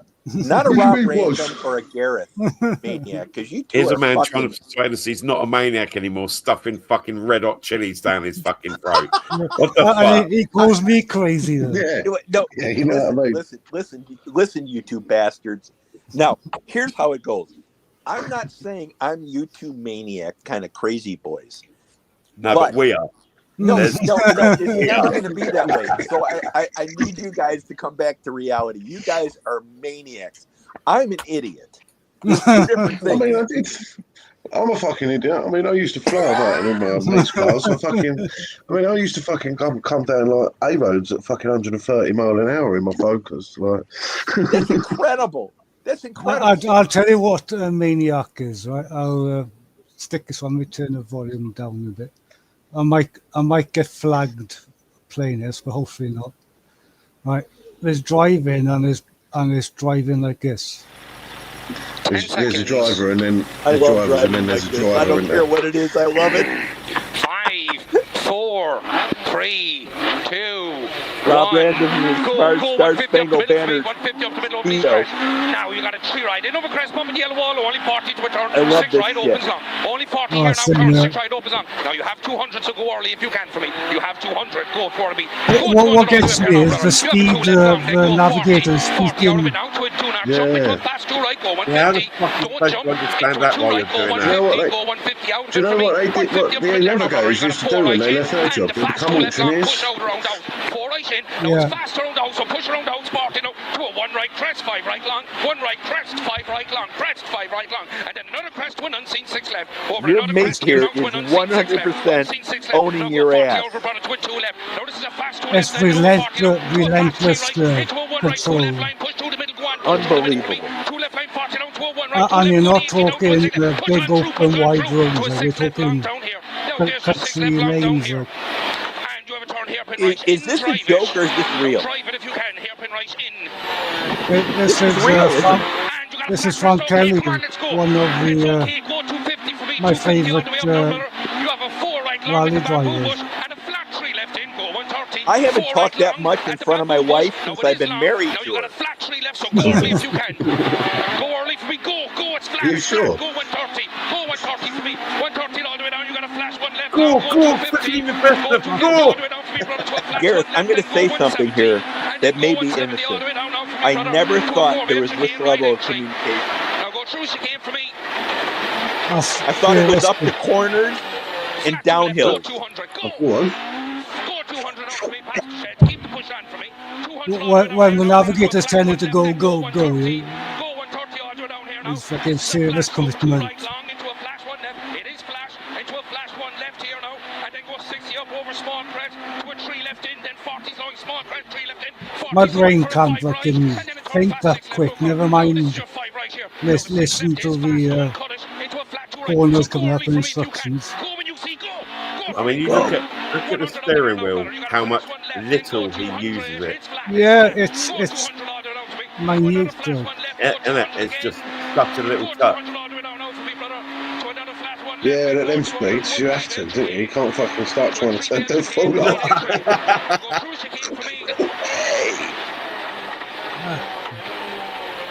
Flash 1 left again, go. Go 130 for me now, and then go 350 for me. Go 350. Relentless. Keep the push on for me. It's all flat. Keep the Fucking, push I on didn't for see me. him come into his Yeah, I last was going to second. go, fucking hell, you can't park there, mate. Yeah. That's an actual way to draft him as well, yeah. You got a 1 right, 2 left line, then you go up here to a 5 right in. 5 right in up here. Now go 60 out of it, brother. You got a 5 right long. tightens up that's the wall. a Now fucking You, right, you right, can't right, believe right, that the car would stick to the road at that speed. here Like, it is. 40 up to a fast 4 left in over crest. Fucking This is do fast. Go that. on in over the crest to a 4 right in over the crest. Go 60. 60 out of this now, brother, to a square right, That's square left. 60 mental here now, you got a speeds of square right those. and a square left. This Square is right way here. above the And the square left communication after level I here. ever got. And the 6 right in. 6 right in, 80 uphill now to a turn This is square how left. we Don't feel cut listening rock to you, inside. Johnny. Square left here, don't cut rock inside. 80 downhill for me. Go on down for me, brother. This is Rob. Anybody else? This is Rob on the way Anybody else home. in Like, and bending their head at the same time they're going around corners? I'm like leaning in. I'm like, lean in. This is what I imagine Rob Random driving his scooter to work as. On my mobility scooter.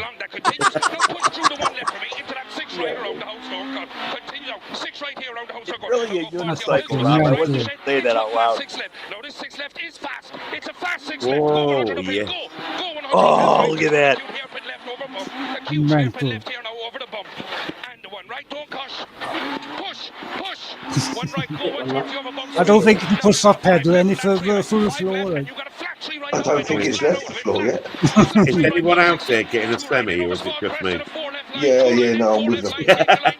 in. Go with 30 uphill. Go with 30 uphill. Oh, press. oh, that's One right, then a go fucking easy bit. uphill. Go easy uphill for me. One right over small crest, then 60 You know, to a slowing run right over I crest. may 40's be corner, nuts, 6 right. Slowing here. but this into a is 6 nuts. right here. 6 right here. Now go 60 downhill for me. 60 down. You got a 4 left over them. Tightens into a tight 6 left. Don't cut. Tightens up. See, we And a used 6 to have right to long, do this tightens at up. night 6 right with here is long, it tightens up. This Then is just so how you Connor know drives no to the one was grocery coming the store. other way. Lights off me, our building Oh, like- finds out. Okay, then go 60. Yeah. Slowing over crest, bump 40, 40 down, turn square Connor right, goes drive to it the slow, gas 40 station. down, turn He square gets right, in petrol straight. like this. Brave up here for me, Frank. Be brave up here for me. Not anymore, I don't. Left go. This is literally me nowadays. I've run out of Rizzler and I've got to get there before the shop closes. Yeah, I gotta get a shut up taco. midnight and it's 11:58. Down to Actually, our this last is Adrian, Rizzler. isn't it? This has to be Adrian. Right, start. The nicest guy on the planet, driving like a maniac. 6 right tightens up into a 4 left long. 4 left long into a fast 5 right in over the crest. Go with him. This is fast. This is fast. Go. Go. I want to see the Connor. I want to see the Connor Rob Random middle finger driving club.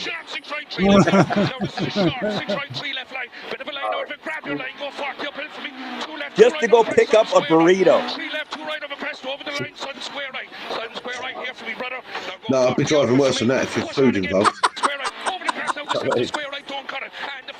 It's how I want my delivery driver to drive when I'm getting my fucking burger. Yeah, because Uber Eats seem to drive like they're on a mobility fucking scooter. It's for these backcountry lanes. It's fucking crazy.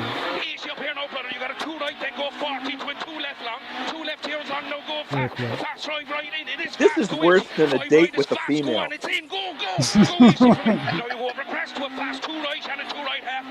Did I say that out loud? I apologize to all the women. I'm going to read the comments after you made that comment, mate, because that's Well, I'm blaming it on Adrian since he's sleeping. I'm not sleeping. You're not? no, you're just Damn it. ignoring you, Johnny. Damn it.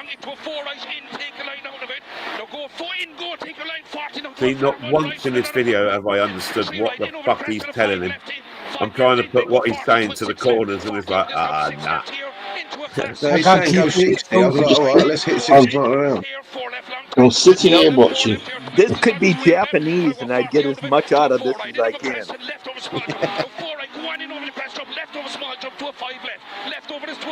Can you imagine Adrian driving from getting a hamburger I to can't the do that. farm Mark. doing this?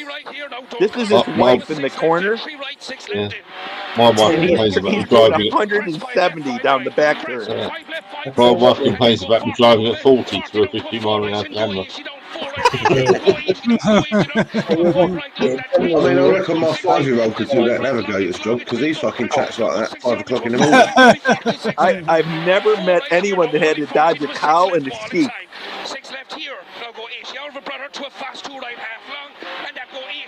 To be fair, this is Adrian driving to the gaff where he's been invited to watch a porno and he's like, yep, I'm coming.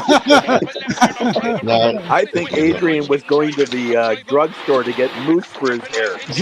yeah. Don't tell him he's sleeping. He'll never hear this. I'm not sleeping. Damn it! Damn it! was awesome. That. I'm never going to recover from this, am I, Adrian? No, you're not. No, The you amount of rude things he's been Of course saying. you were. No, we can't have that. No, Do you know recovery what? is allowed. He's just fucking shot my. I can sit here now, and I am literally buzzing a bit from the adrenaline of. I just drove that myself. Yeah, I mean, in my head. Yeah, I you was know. like, left, Did it right. make sense to you? Did it make sense what they were doing? No. It made absolutely no sense what he was telling him, but I would literally like, yeah, just shut the fuck up, mate. Hold tight. We might roll. Hey, can you hand me a beer with a straw in it? Yeah. Just at the start, and it'd been right. Hold my beer. Here we go. I didn't spill any. Yeah.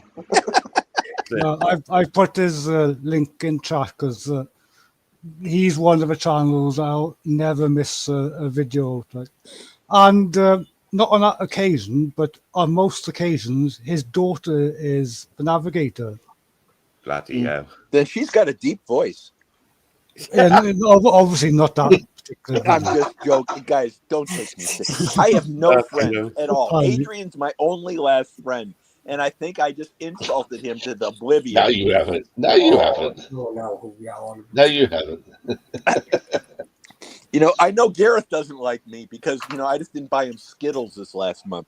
So tell me, Adrian, if you were driving this race to go get petrol from your farm, how far would you have to drive to get to the nearest petrol station? 10, 15 miles. Okay, so this would have taken you now, if this was your wife driving, what would she be saying to you the whole time? Slow down, you're going to kill us? Or would you please drive faster, avoid the sheep? No, just hold on tight. That's right. Gareth from Wales wouldn't definitely go that far. What, Adrian? I'm sorry, I didn't hear you. No, she wouldn't necessarily go terribly fast, but she'd probably go faster than me, yeah. Oh, really? That's good. That's a good feeling. Adrian, you could do another thing. You could pretend you were us and say, "No, I'm going to start using some of your lands as a driving instructing course." And really, you'll have your mates out flying about in cars like that, doing races. That would ruin all the grazing. You know, one of the things I found, guys, and I may be totally nuts in observing this, but, you know, thank God I don't have certain people living near me. But what I found is when you get into the backcountry, the people that have been locals there for their whole life, they drive like they're in the Tour de France, right? Except they're in a car. They know every way to cut the corners. They know how fast to go, and they're on my ass, and I'm driving 70. It's like I'm going in reverse because they know the course so well. It's unbelievable. I don't know if you've ever experienced that, guys, but it is the best feeling. I think my wife is always saying to me that I'm probably one of these older people who slows down for no apparent reason. Cheers, Scoobs. Night, Scoobs. Hey, Scoobs, you going to bed? I know it's like 3:30 in the afternoon. No, it's Scoob. Good night, Scooby. I love what it was saying. One left to 3R, double caution, left chicane, through the sheep. I'll tell you one thing. I've been on a few events where rally cars have hit sheep and make a bloody mess on the car as well. Right? No. You know, in the countryside. Had a beautiful I remember and hit a badger and just fucked the entire front end of it. It was like, and he got the badger out and it fucking bit him and run off.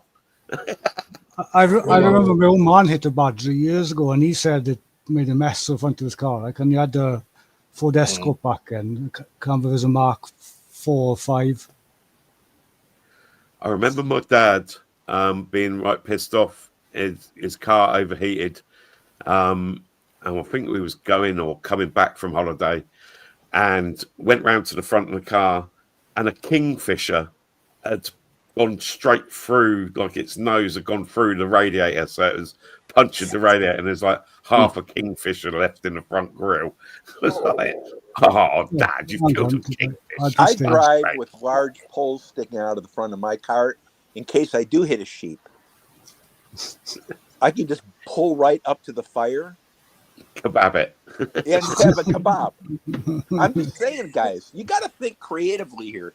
You know, Adrian taught me this, guys. And Adrian's like, shut up, Johnny. Shut up, Johnny. I didn't tell you that at all. Well, one of our weird road rules over here, if you're going through the countryside and you smack into a deer, either a roe deer or fucking monkjack or anything like that, and kill it, right, you've just got to leave it or put it to the side of the road. Right.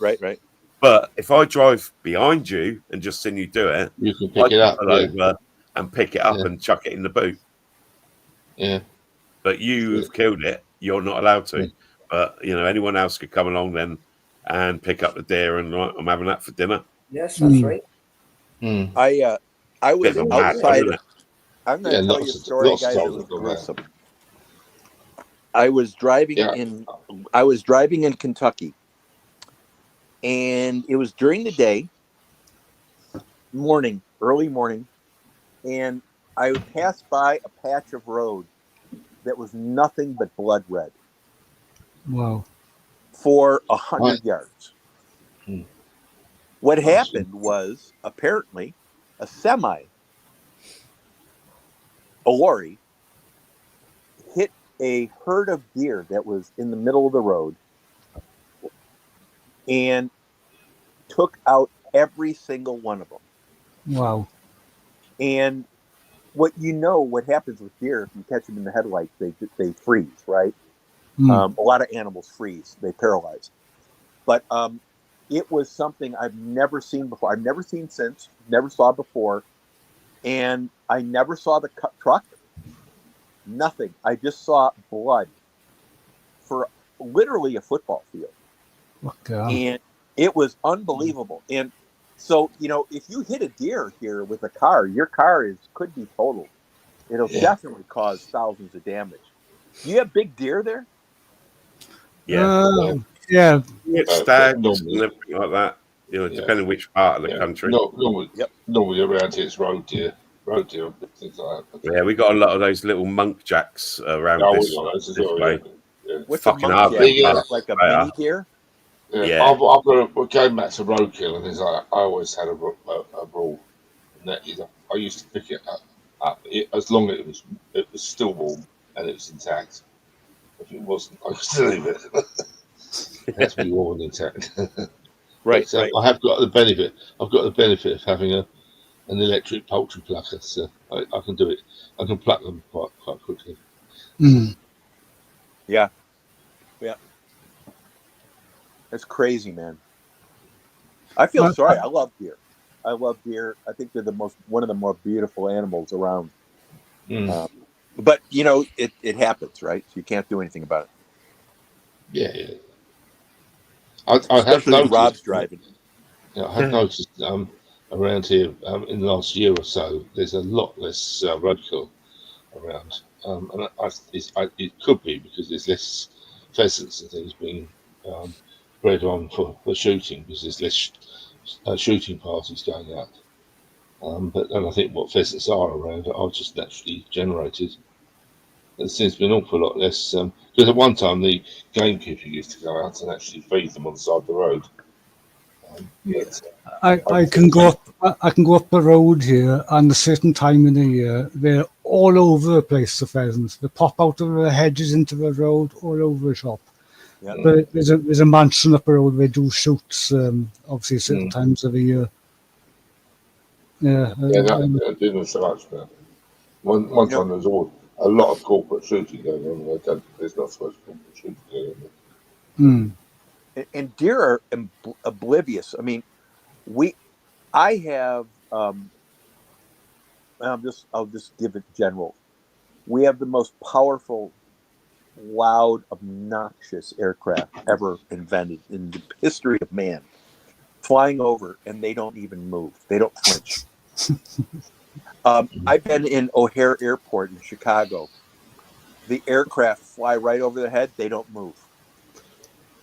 And they're literally within 100 feet of their heads, right? Deer are, wildlife is incredibly adaptable, as you know. But Adrian, you said that they were reducing, right? Is that because of population growth? No, I think it's just good.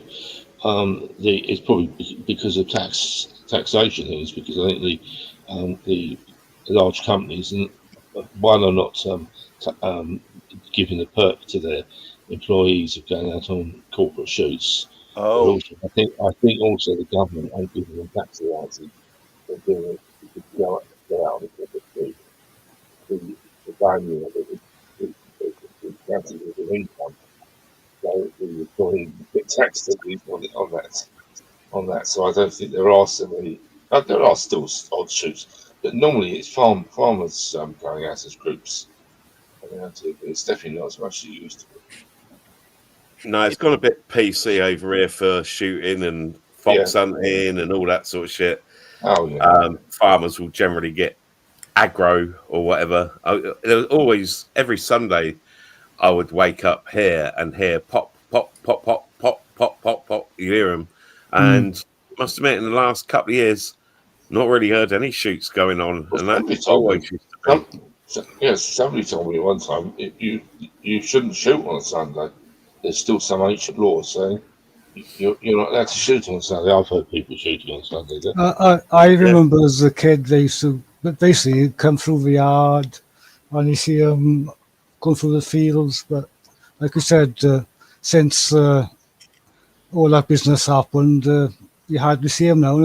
Or if you do see any footage online, it's usually the anti hunt that Yeah, causing havoc. and most of those cunts have absolutely no idea about countryside and keeping populations down of certain things.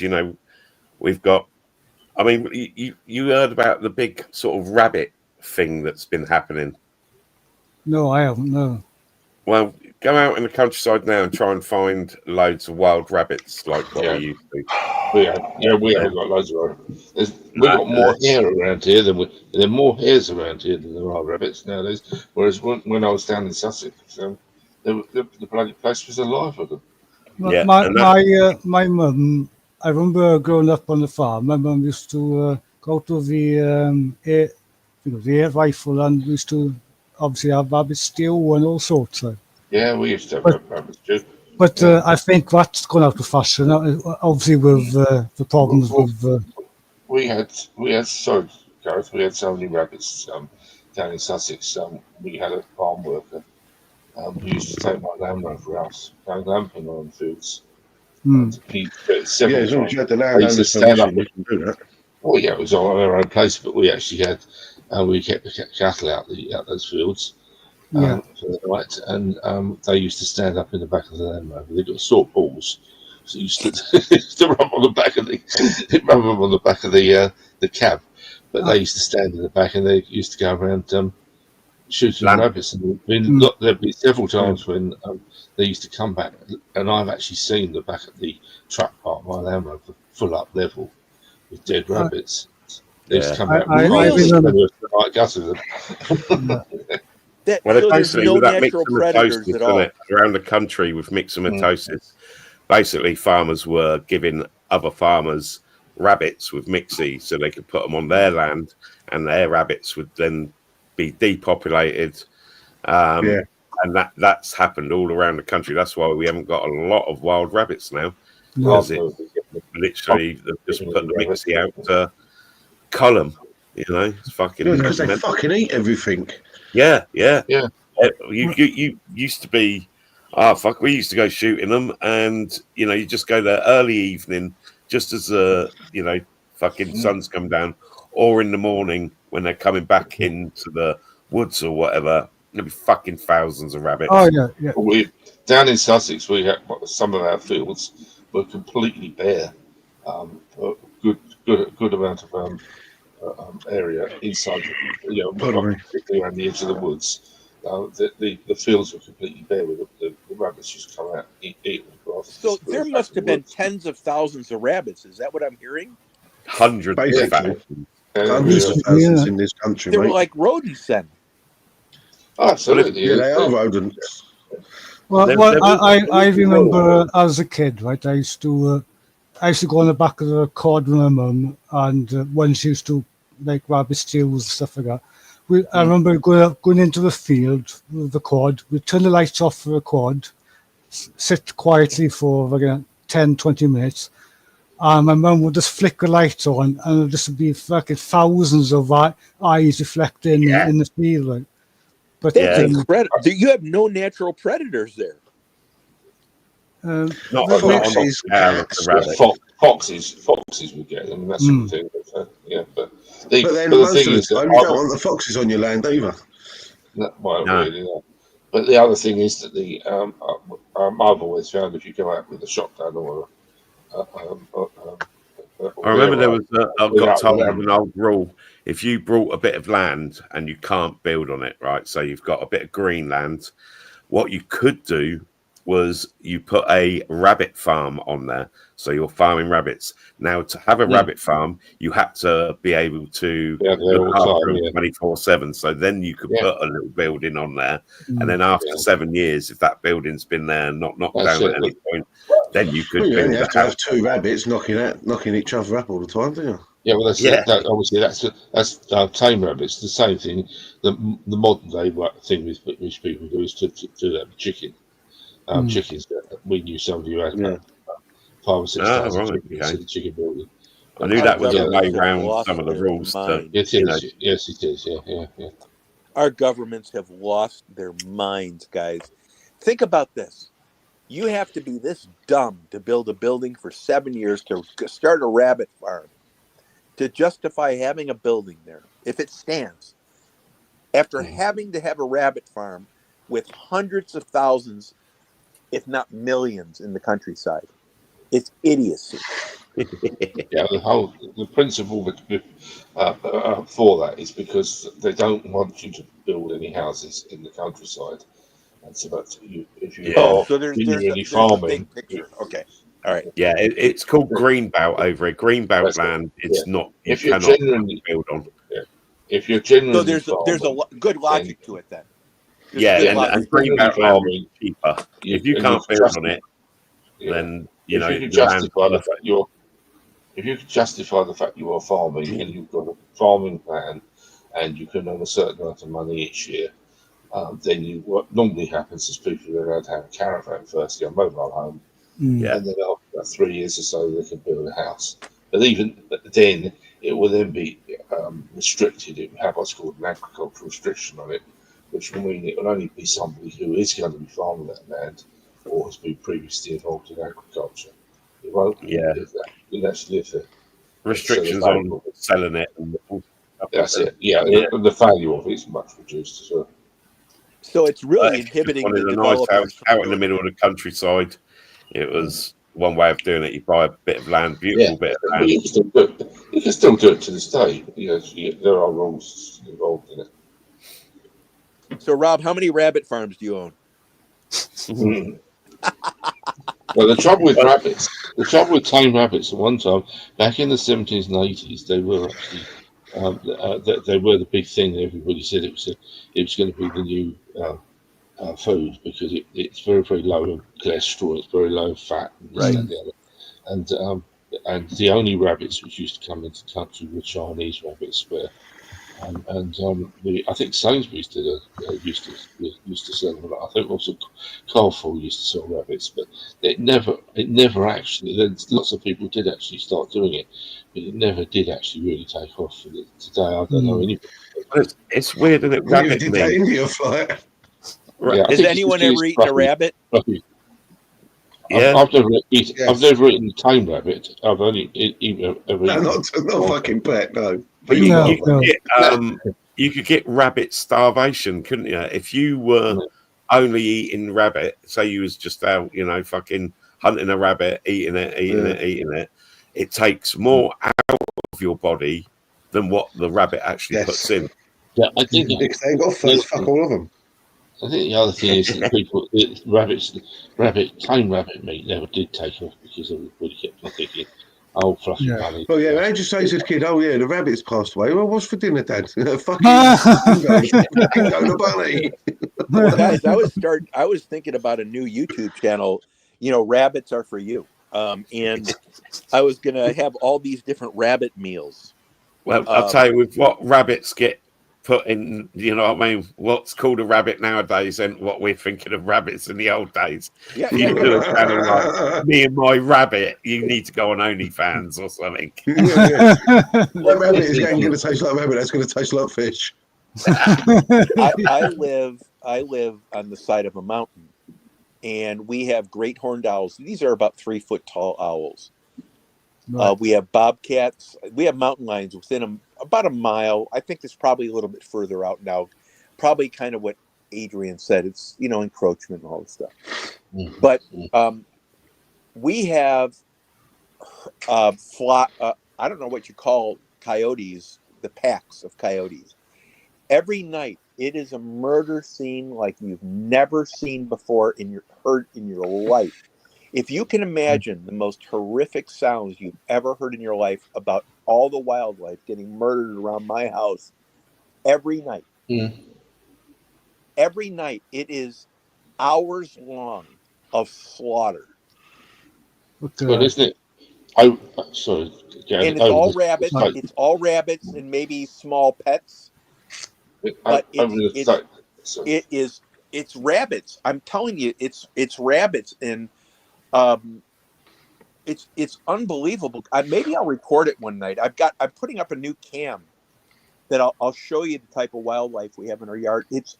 You'd think that California is somewhat tame. It's not. It is the old Wild West. It's still unbelievable here. You can have a mountain walking down the road.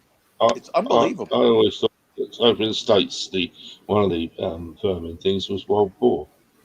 They do a lot of culling of wild boar. Down south. Down south. Yeah. Down south in Texas, it is like your rabbits. These things will charge you and kill you. Yeah, they will. Yeah, vicious little buggers. Get that up Gareth's way. Fucking in Wales, you get a lot of wild boar up in there, don't you? Yeah, I know a friend who used to farm wild boar and crossbreed them with pigs, like, and huge. What was the purpose for that? Was it just they were idiots? Well, again, it was. I think it's because it's quite good meat to eat. I think it's quite low in cholesterol and fats and things like that. Connor was telling me a while back that he wants to raise wild boar with domestic hogs and rabbits. Yeah. And then drive them at 130 miles an hour through the countryside while smoking a whole pack of cigarettes at one time. Sounds about right. I've got the cigarettes ready. No, but seriously, Gareth, what were they thinking with boar and pigs? What they had to have a rationale. He was doing it for the meat. I was going to say, nothing the Welsh do is rational. No. What? There's a living proof. Look what I do, like, as a hobby. Sorry, mate. You started it, didn't you, Gareth? You what? You started it, didn't you, Gareth? Yeah. I started. Gareth is ground zero for the hog boar problem in Wales. Gareth had the wild boar in his back garden for a late night bit of thing, you know what I mean? yeah. The only thing I will say is no sheep were harmed. Gareth, I promised to keep that a secret, but I couldn't do it any longer. I held it in for years. Don't get me started on the sheep jokes. Yeah, I know. The Welsh all bet for the sheep jokes, like. If only it was a joke. No. Well, he spat my drink out. That's why I make sure my wellies aren't green, because you know what they say about farmers, green wellies and sheep. I don't know if it's still true today, but if you bought a mountain for grazing in Wales, you had to buy the sheep to go with it because they knew their own boundaries. Yeah. They knew what the farmer was going to do to them. I can't argue with that. I even say in some of my videos, because obviously I'm on the hills when exploring, I sometimes say in the video, no sheep were harmed in making this video. Like. Is mutton a big deal in Europe? They weren't harmed, but they were buggered to death nearly. You won't find any mutton nowadays, really. Steve. You won't find any mutton because it will get sold. Yeah. Lamb is sold still as lamb, but I think it all just gets sold together. So it's all bloody deal. I had mutton one time, and I want to tell you something. I eat anything that's meat, but that was something that I couldn't pull down. Yeah. Anyway, but It's got No, to but be the cooked for about mutton, 3 I always days. think, I always think mutton it tastes better than lamb. But the thing you have to do is to cook it for a lot longer. Yeah, and you've got to obviously curry it. sometimes Bit of Well, mutton curry not and necessarily. too bad. Yeah, not necessarily curry, but you just have to cook it for longer. But it's, I haven't had mutton. I don't eat any of my children. they're just living their lives out now until they die. I swear a lot of people don't realise that the lamb that they buy and they eat are literally babies. You know? Yeah. I know, they go, oh no, it's sheep. Well, I'm like, you know, no, it's fucking baby lamb. I don't know whether That you is know. mate. I don't know whether you know that most lamb, which is commercially grown, any bird, but particularly this country, never actually sees its first birthday. It's normally born about January, February. It makes me laugh. I go By along. September or October instead. There's a couple of farms near me that do lambing weekends for when they are doing the lambs and everything, and you got all the little kids and families and that going along, seeing all the nice new baby lambs. I've got a friend who does that on their farm. But they're on South Downs. I tell my kid, he was having a burger today, we did a barbecue. I told him straight. I said, you know what you're eating, do you? I said, that's a cow. No, it ain't. I said, I'm telling you now, that is a baby cow, son. Don't get it twisted, right? You're not going to become a vegan, right? You're going to eat that cow and you're going to fucking enjoy it. Well, my friend started up one of the first farm tours in the country, and she used to have kids coming from schools in South London. I don't know how true this is or not, but when she used to say, "Do you know where meat comes from?" I said, "Yeah, of course we do. Go to the supermarket." Yeah, not a clue it came from a farm, and they said they had not a clue that the animals they were seeing or what goes into the supermarket. Whether it's true or not, I don't know. But she was one of the first people who did farm tours. So, I don't know any vegetarian or vegan that can't pass up a piece of bacon. You know what I mean? Fucking lying. Sausage or bacon. Fucking vegans. I'd say that's a better deodorant than deodorant. Bacon. Bacon is the only thing is, I'm already fat. Can you imagine if I smelt bacon all the time? I try and eat my fucking self. Yeah. Besides, you might attract guys. You don't want to do that. No, I don't. It's you might want to, but I don't. Bacon's awesome. Is one of those blessings that you think about. You have it, and you're like, wow. It's great. Human flesh is supposed to taste like pork. Tastes like chicken. You probably know, you fucking mental case. Well, I'm going to have chickens. If anyone wants any, you can come to my house and take them. I don't mind tenderizing your chicken before you eat it. Listen, I don't have any say in this whole matter. All I can tell you. We've got him started on fucking chickens again. Don't get me fucking going, guys. Don't get me going. Why did the chicken cross the road? Get fucking Johnny's house. Listen, you're not coming over. I'm not telling you my address. The only one that's invited, because he's a decent guy, and that excludes Gareth too, is Adrian. Adrian can come over to my house anytime. Now, here's the thing I'm saying to all you scallywags out for long distance to go. Yeah. I laid the rules out that if you want to have chickens, you can do the chickens. I will support you in any way possible. Notice how big of a pussy I am. And I said, I will support this no matter how, or no matter what you want, but I'm not cleaning the fucking roost. No, fuck that. Now that went over like a lead balloon. Can you imagine? Can you imagine where I slept that night? So with the fucking chickens. I just want to tell you, I laid down the law. I slept by myself. I was a happy fucking camper, and I'm never scooping chicken poop ever. I laid down the rules. Good deal. One night on When your you own, talk to me in 2 weeks, I'll be and you don't have to pick up the shit up. Yeah, I'm gonna be. I'm gonna be cleaning it up, guys. You just know yeah. But I got to I was talk all just gonna this say, shit to make myself feel good. Yeah, but you still got a night on your own. It feels horrible. It feels Yeah. absolutely Hey, horrible. Gareth is like, I'm so glad I'm single. I fucking am. I'm talking big now, but if you catch a video of me on YouTube with me shoveling chicken shit, I'm gonna it's fucking not me. cruise. It's not me. Is that bird? Tell you Is what, it a plane? chicken poop is good fertilizer. Yeah, but have you Yeah, ever? you have to See, my compost it. wife Though. has Yeah. no idea Yeah, what chicken. you do. Yeah. Adrian, do you have chickens? I have got. No, I'm running down all chickens. I've got 1 or 2 still left. But, Yeah, They smell. They smell. That they you have to do. take They really care do. of them. Yeah.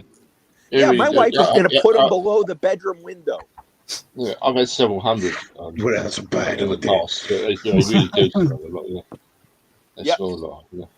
Yeah, they do. And when And geese is another thing. Geese make a bloody mess everywhere.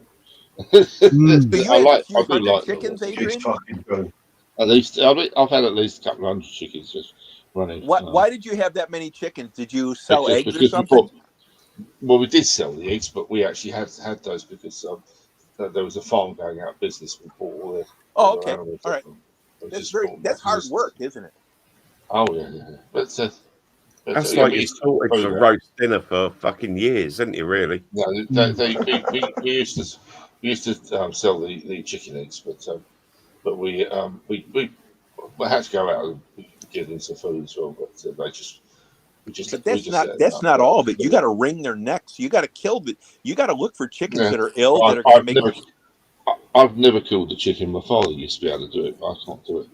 I remember as a kid, when we used to do some chickens for the freezer, doing it myself as a kid, like with an axe, and the nerves would be still kicking in after you've chopped the head off, and they'd be running around the yard headless for a couple of seconds. My father did it with such force. You very often pulled the heads off when they were running around headless, didn't you?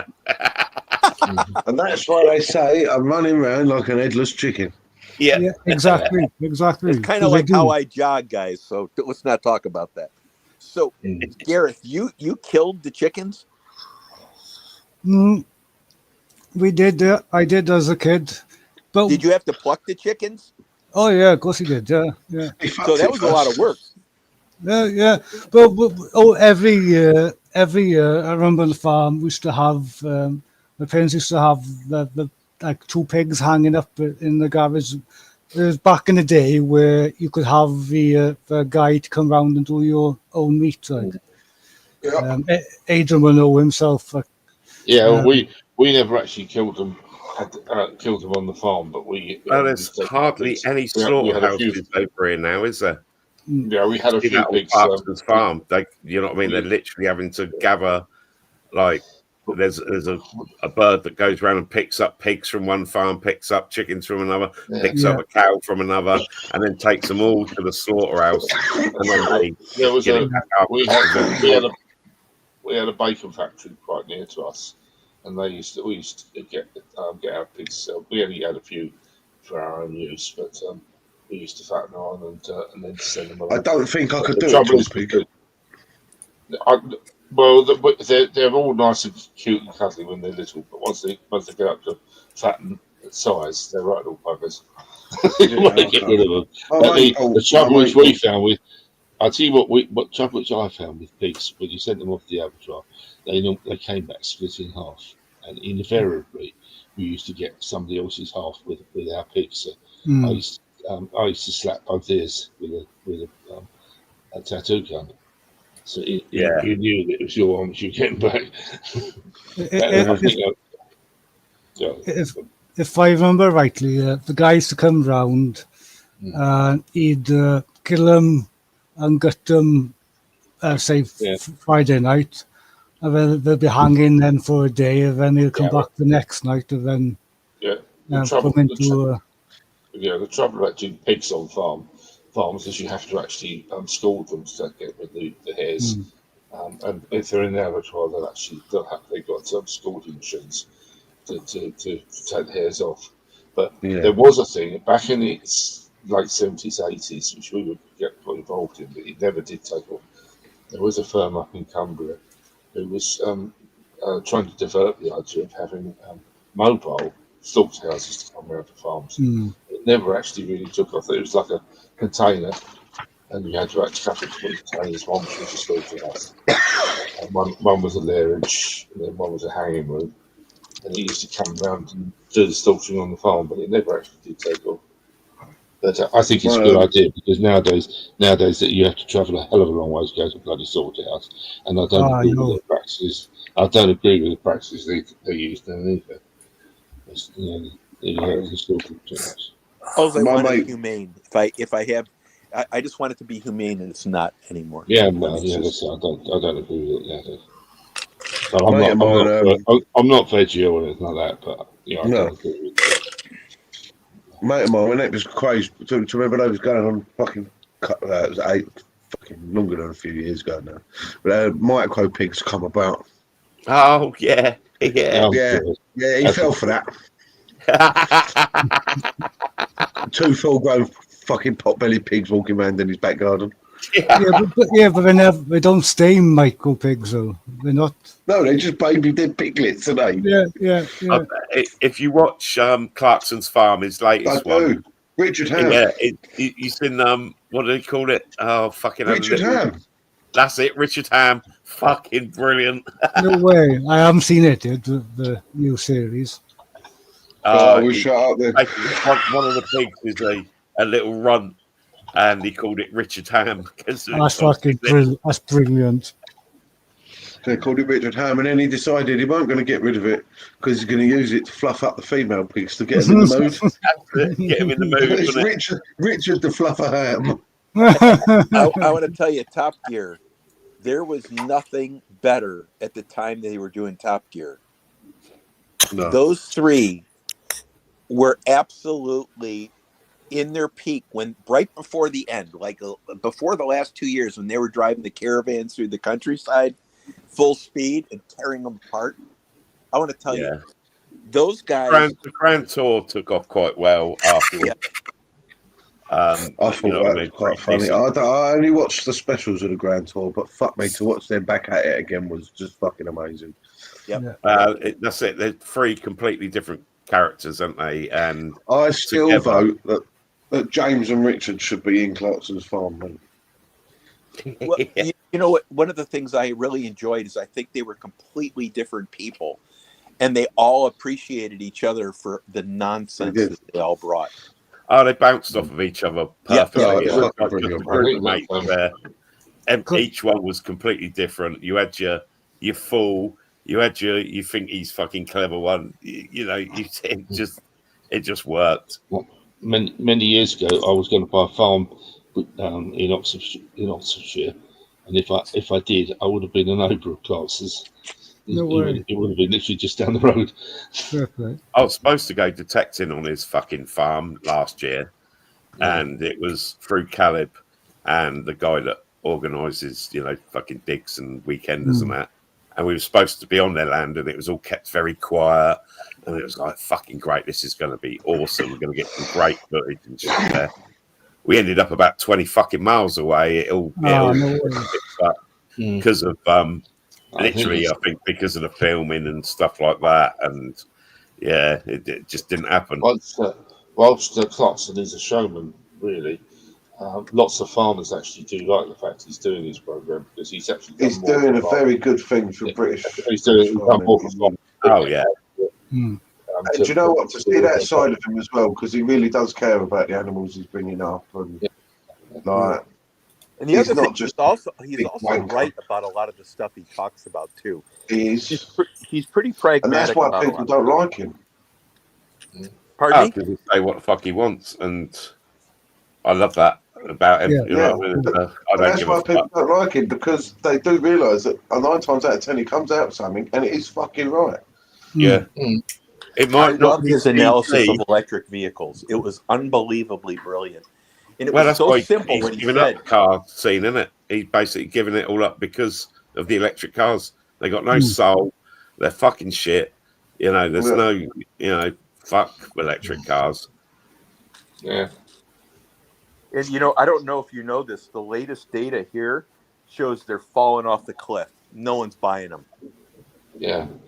And they're No, starting we to haven't give them got the away. I don't know what it's like the where UK. you We guys haven't Well, got the infrastructure. If we all went to electric cars, we'd be fucked. No one would be able to put their kettle on anymore. exactly. You wouldn't be watching Right. telly Makes anymore. me There's no laugh though. electric for it. How do they How do these people charge their electric cars? At home. At home with Yeah. their own electricity. Yeah, off of the national they grid, go which is run by Yeah. fucking mostly or fucking they go generators. to the service station where they can only charge Yeah. up to 80%. Yeah, but in the service station, you go around the back of the building, that big fucking diesel generator, that's running the electric car. Yeah, exactly. Yeah. Got them one. That's the point, yeah. Fucking Yeah, cracks me up. It's lunacy, guys. It's absolute idiocy. I think Everyone knows. if they can develop hydrogen, I think that would be that could take off. They're not Hydrogen, it'll take off. Oh, you're not wrong there. You know, one of the things Joe's that awake. we're talking about, guys, Get out. are the liquid metal batteries. I don't know if you've heard of this, but they're instantly charged, like instantly, and they're infinitely chargeable. Well, that's what's needed. I mean, it was over 100 years ago that we had electric cars, and why didn't they take on? Because they were a load of old shit. You know, we couldn't. The batteries wouldn't last. Blah blah blah. If they, you know, if they do get the batteries up to date, that, like you say, completely rechargeable, will never fail on you, won't, you know, fucking degenerate. Yeah, that would work, but we ain't got that. Yeah, but the trouble with electric cars is that they're okay for a year or two, and then the batteries go. And They're not okay for a year or two at all. And they okay. Well, when they do, when they do go, a hell of a lot of money to go and buy a new battery. Yeah, Not only that, they're quite prone for fucking fire as well. And you've seen them trying to put out the electric car fire. You cannot put they have to put it in a container of water. They try and stop the air by putting like a sheet over it, and even then it still burns. But you know, there's so many problems. Go ahead. Yeah, when they transport them from where they caught fire, they lift them up and put them into a vat, like a big container thing, like a tipper truck, basically, like a roll-on, roll-off, if you know what that is. Put them into one of them full of water, put it back on the back of the lorry, and drive it away, leave it in there for weeks, because that's all they can do with it, because it'll still catch fire as soon as they take it out. Well, the batteries, the best way to... But guys... The best way to store batteries is in sand. Yeah. Sand, because it's not flammable. Because I've seen all these people now getting these bikes and the batteries are exploded. That's same as them scooter things. Right. Yeah, I've got one of them scooters, but I will not. If I leave the room, I'll turn it off a charge. I'll put it back on charge when I go. Never leave it when unoccupied. My sister came here several months ago with a hybrid car which she had from work, and I said to her, you know, what actually happened to bloody engines? You can't hear this sort of thing. Yeah, who's nearly been run over by an electric car when you don't hear the bastards coming? Yes, it's not even. Don't they put speakers on them? Because I remember on the Rally Kid Digion, the very first electric rally car I seen, you didn't even hear it coming to you. So you were on the side of a truck, you didn't hear it coming towards you. As soon as it just passed you, then you heard a bit of a whistle.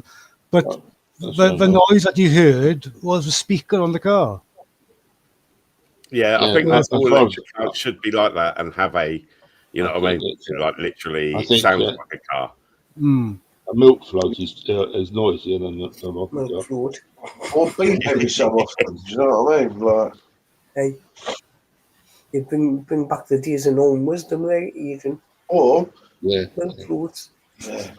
Or just get rid of electric cars and keep diesel and petrol. Perfect. Exactly. Yeah. Which we're all set up for, and you know the country runs on that, and not a problem. I think Why they have fucking change something that works? You know? Don't think ever try and fix the something. dates that will ain't go. Yeah. The date will keep getting pushed back. I think you'll find. But apparently, we got to think of all the generations like after us, and it's like, fuck them, let them sort it out. I'm just having a good time in my fucking motor. Did our parents and grandparents think about us? Did our parents and grandparents think about us? With pollution, that they Electric didn't. was one of the biggest wrong invention ever. My granddad and that fought in wars so that I could fucking drive around like a cunt. So fucking, you know what I mean? Yeah, Freedom. right. Well, I said, but they didn't care about. They didn't care about what they were producing. It was going to pollute the place for us. Yeah, what the hell? No. That's Live it. and live. Guys, can I throw something out at you? No. You could shut the world down. You could do anything you want to, but there's still China polluting more than all the other countries combined. Yeah. No And where one's do we doing buy shit most of about our China. shit from? And it doesn't matter if you went totally green. It's not going to change anything. Nothing is a load of crap. And a matter of fact, they just booked the largest ice growth on Antarctica in I don't know how many years. The whole thing, in my opinion, the whole thing about all this green thing and carbon neutral and all that sort of thing, is that the countries which are doing it can have carbon credits, and then they can sell their carbon credits to people who are polluting. It can sell them around the world. That's my opinion. I don't know if it's true. It's exactly the same as the recycling. Recycling this country. They're not recycling this country. All they're doing is send it to another country, and so they can deal with the Exactly. rubbish. It's just costing money. They're sending it to China. We're sending our garbage in California, our recycling, which used to go to Canada, but it's too expensive. So now we're sending it to China. You know what China's doing with it? Shoving it in the ocean. Floating it back to us. Well Yeah. done, China. Fucking Well, clever you know, that. I just think it's. Well done. Yeah, it's unbelievable, guys. We're the reason that you think clearly is that you don't listen to bullshit. And yes, there's some really good answers out there in the future for us. But I want to tell you, when you're listening to nonsense and you think it's nonsense, it is because it is nonsense. And all these people are trying to scam all the governments for all this money because they invested in these companies. And they think it's going to save the world. It's not going to save the world. They don't think it's going to save the world. And I'm going to leave you with this one thought. If the water level is rising, why is everyone buying homes on the ocean? Why, if I take a look in Scotland at a landmark, the water level is at the exact same level it's always been recorded back in every photo if the water level is rising. It's nonsense. They're still bloody building off alleged floodplains, things like that. All they need to do is to put in more infrastructure to clear whatever waters around there. Yeah, because they don't do that anymore, Adrian, don't they? Because I remember years ago they used to. And that's half the problem with the flooding. Oh, fuck me, yeah. We've got floodplains all round Reading that have always been floodplains. They're called floodplains for a fucking reason. And then they get built on, and then they wonder, like 5-10 years down the line, they're like, oh, my car's fucking up to its roof in water, half my house is full. Why is this? Because you're on a fucking floodplain, you cunt. What do you expect, you know? The other thing is the Environment Agency, like all the agencies, are cutting back on their expenses. They don't actually go around cleaning out ditches, roadside ditches, as much as they used to. And if they did, that would get rid of an awful lot of the surplus water. There's so many things we're missing in the equation, which involve common sense. It's like if you had an ounce of common sense in your head and you listen to all these virtue swinging people, and I don't care which side of the fence you're on, guys, it doesn't make any difference. They're all one party. They're all the same party. And the party is to take all the money out of your hands and put it in someone else's. common sense just isn't very common anymore. No. But the other side of that equation, guys, is that Should be called lack of. anything that's being done, guys, by a person in Starbucks sitting in air conditioning, complaining about the environment and the end of the world, that's where these people are. They're not sitting out in the open sun. Well, They're sitting in keyboard the- warriors. Air conditioners. Snowflakes, in the snowflakes. Well, Yeah, guys, it's not I've been flexible, on both it's sides of nice. the fence. I'm in the #1 EV place probably in the world, right? I am in California. Mm. And I see all these people driving these cars, but if you drive these cars into winter regions like you guys have, or you drive them and you use them for anything that requires you towing, they're a nightmare. Mm. Nothing makes sense when you're towing a camper with an electric vehicle and need to stop every 4 hours to recharge for 8 hours. Nothing says you're a buffoon more than that. Well, that's the That was trouble. a You polite can't way do to any put long it. distance. You can't do any long distance driving, can you? No, it doesn't make sense. You know, Adrian, one of the greatest things. I need to buy a V8 engine for a car, and I need to go back and buy an older truck because they can tow the RV that I have. Right, so it's a lot of weight, and you want something that'll last. So I was watching all these forums, and guys, you can tell me to shut up anytime you want to. I'm not trying to bore you. Shut up. Okay, thank you. It's been nice, guys. I'm going to go make some tea. So I was listening to this Beat me forum, to and it. this guy actually bought an EV, bought a Cybertruck, I think. Mm. And he said, I towed it, and I had to stop in 5 hours. He goes, on the way back, after I had it towed twice, I called my father-in-law up, and he came back with this gas-powered truck and towed it home because it was totally unpractical. Motherfucker. Wow. And listen, you know what the other weird part is? All the car dealers that are selling these things, they can't get the electric current to charge all these EVs. They have to run a gas-powered generator in the back to charge them. Yeah. Yeah, I know. Sell It's crazy. I just had a big ass spider drop down from the ceiling right in front of me. It was like, I'm glad that wasn't on my fucking head. Bastard. Don't worry, you got to sleep all night tonight. No more will drop on your face. Oh, I don't mind fucking having them shag my nose or something in the middle of the night if I'm not awake. But, you know. But they reckon you swallowed a couple of spiders in your lifetime, didn't they, when you were asleep? Yeah, that's supposed to be a bit of an urban. You know what I mean? Yeah. But you're supposed to do at least 4 spiders a year or something. To be fair, I think I'd wake up with a spider in my mouth. I've woken up before and thought, oh, what's that itching me? And I've gone round to my back and gone to itch and literally like squish up a spider on your back and you're like, ooh. Yeah. Oh, He went my around God, to his back, guys. I want that to be documented in print ledger. But you know what it is? If I had a spider, if I've found a spider in my mouth, I hope it's a moist female one. How would I guess you're going to say? There you go. I'm still waiting for the money spiders to come to the house. Like, Oh, I've had Has loads anyone of them. ever had a spider land on them during sleep? not that I noticed. Like, I tell you what, I Yeah, have. I've got spidey senses. Fucking thing. one little I had bug a big ass before. one drop down Really from the good. ceiling one night, and I felt it. Talk about a freak out. I remember the biggest spider I ever fucking saw and heard. And the only reason I clocked it was because it sounded like it had tap shoes on as it was walking across the ceiling.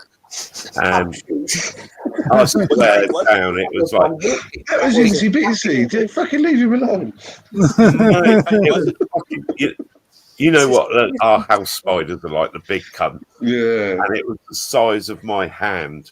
And it was Yeah. above our bed. Got fucking tattoos and Oh, mate, you know what I mean? It was fucking, it was pulled up to the nines, had a fucking knife in each of its hands. fucking cigar hanging out of his mouth.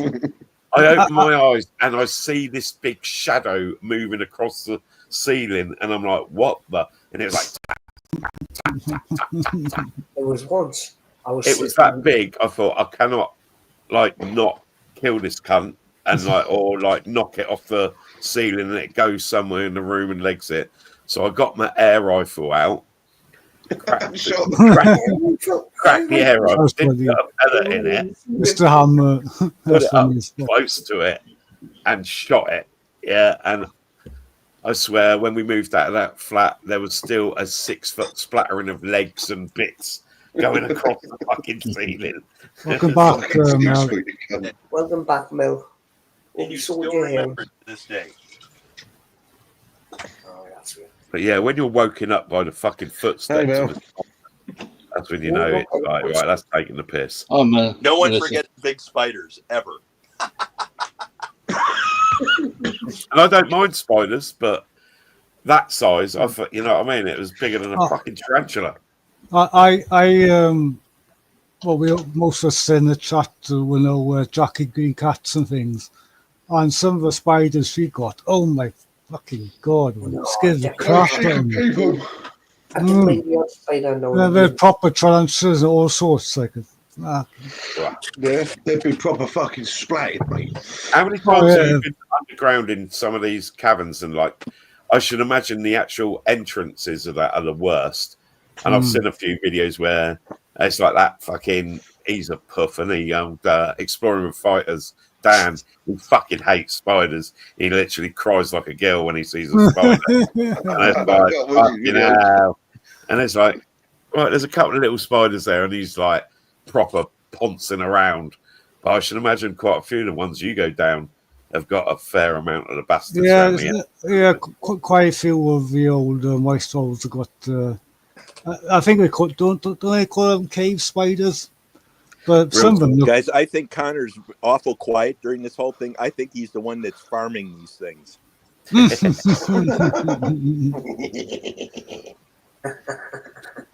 it's trouble now, and it's summertime here, so we have our windows open. That's it. That's when they're all fucking. We're open there. I always find they come out at a certain time of year, and I think it must be mating season because every time that time of the year they just come out in force in the house. Like.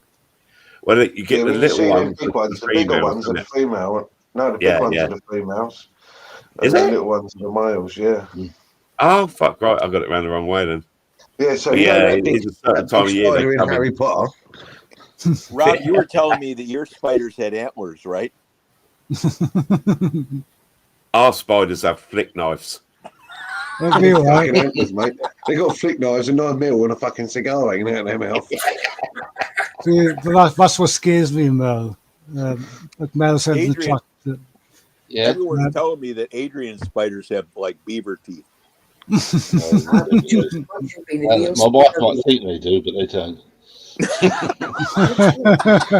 Melissa, them tarantulas won't get any closer to me. They'd be splattered before they could bite me. Will kill me with one bite.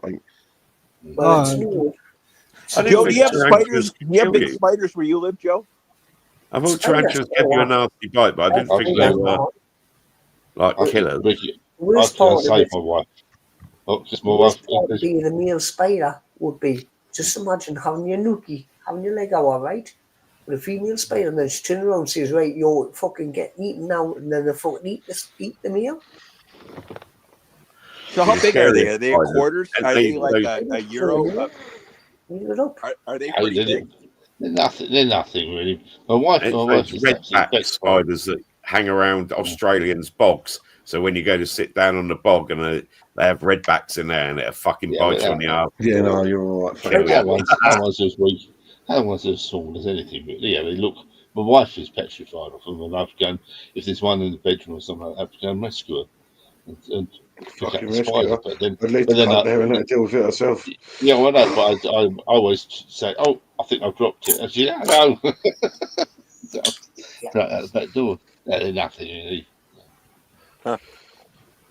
Obviously, some people are afraid of them. Some people aren't. Yeah. They're not. They're not dangerous. They're just spiders. Is that a spider video you should put up? If it was in a foreign they're country, like in Australia, then some of their spiders are lethal, aren't they? I think the Middle East has big spiders too, doesn't it? Like camel spiders, or those camel spiders are fucking gigantic. They're fucking stupid size. It's the biggest spider I've ever come across. I grew up around like lorries and Can you rephrase that you didn't come across a spider?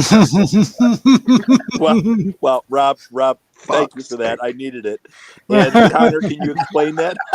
The biggest spider I've ever seen. Fucking Sorry, I fucking I was only a kid. I could just about reach up to open the container doors on my dad's truck, and we was running bananas at the time. And there was a fucking banana spider like that on the door, eye level with me. And I just fucking screamed. I was only fucking like 10 or 11, you know. I fucking screamed, what have you fucking done? And then he come round and went, "Yeah, fuck that. We ain't going nowhere near that." Have to be careful with bringing bananas into the country because obviously they can be really dangerous. So the tarantula is how you got your pierced forehead. Hey? No, you had that. Was that a tarantula that you saw? It came off the banana. No, it's called a banana spider. Oh, okay. Google it. They're fucking huge. Yeah, I've seen pictures of them in literally a bag of bananas. You know what I mean? Fucking someone's brought a bag of bananas and there's luckily a dead one usually in there. But fucking usually a dead one. Yeah, because they suffocate. Thank fuck. Rob, actually, if you remember, it was a good few years ago. Somebody's done that, and somebody got bitten by one and died. Yeah, they'll kill you. In the UK, it was a banana spider. Yeah, don't get bitten in your junk. You'll live. I mean, where I grew up on Sheppey, we've got scorpions. I went to Covent Garden a lot many years ago, and when they were bringing the bananas in from abroad, they had to be careful to make sure they didn't have any other dodgy effects. Banana spider. Banana spider. What you on about, Mel? I've never heard of one. Banana spider.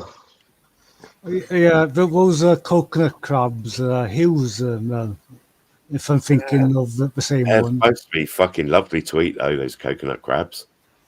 I bet but they're huge. I've seen videos on YouTube. Hey, Gareth, do you see any like cave ferrets or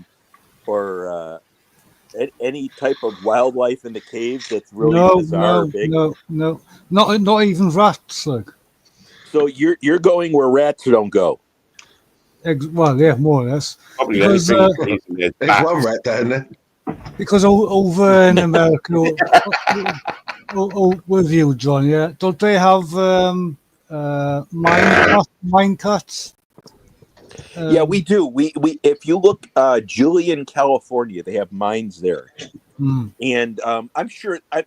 The reason I ask you is because you're always burrowed in water and dampness. That would seem to me to be perfect for wildlife. Because we do see frogs. Only frogs we see, right? Okay. And here, I'm not even sure if they have... You Welsh have got to stop leaving the French down in these tunnels, mate. I know. You know when you're coming across and it's like, I smell garlic. Smell fucking garlic. I don't even know what that means, and it's funny. Yeah, no, we don't see any wildlife underground. Not like across the pond there. You'll see the odd footprints by the entrances, which could be the local fox, but no, I've never come across any wildlife underground apart from the frog. That's so your countryside. What is besides foxes? Do you have any top predators? Do you have any coyotes? No. Great horned ferrets. No, well, I made that up. Polecats. Nothing like a great horned ferret. Yeah, polecats. Yeah. Eagle-beaked ducks. No, I made that up too. So you don't have any. There's really not a lot of wildlife other than what you're farming in boars, like you were saying. Like we got no critters and anything that wants to go out and kill you, basically. okay, Yeah, we've got a nature reserve where I grew up, and they've got like hawks and like big fuck off birds that are fucking pick up a pig and take it away. You know what I mean? But other than that, but they're supposed to be reintroducing wolves and bears into Scotland, aren't they? I've heard something like that as well. Yeah, I know they're definitely doing the wolves. I'm not 100% sure about bears, but yeah, I heard that they were. well, I've heard about the wolves. Crows. And that would keep the deer stag population down because they do have to control that. Crows have been known to peck the eyes out of baby lambs. Yeah, they will. Oh, fucking crows are vicious bastards like that, aren't they? Nasty cunts. Yeah. So, what do you guys think in the UK of the sightings of these wild cats fake? Like the beast of our local one is the beast of Bont and the beast of wild cats.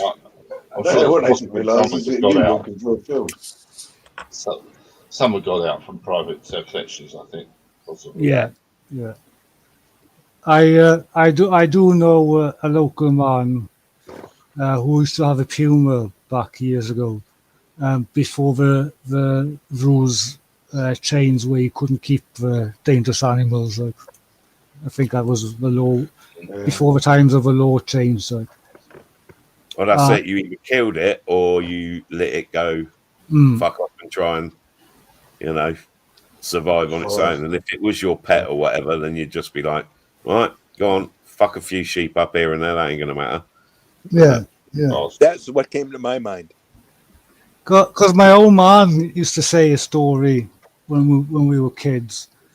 He used to work for Dairy Crest back in the day, and he was going to work one morning, and there was something sat on an old milk stand on the side of the road, and he swore it was like some big large cat of some kind. There's a couple of good videos out there. There was one video that it was on an estate, and it literally cat cut them up. Big cat came up a alleyway sort of thing, a bushy alleyway. Oh, did it? And it come up through there, and you could see it was the size. You know what I mean? It ain't no fucking house cat, and it was big.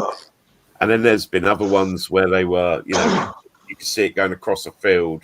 Someone was recording it from way back, and they did go and size it up from where the person had taken the video and everything. It was like, it was at least the size of a puma. It was, is the black one the leopard? Is it the black?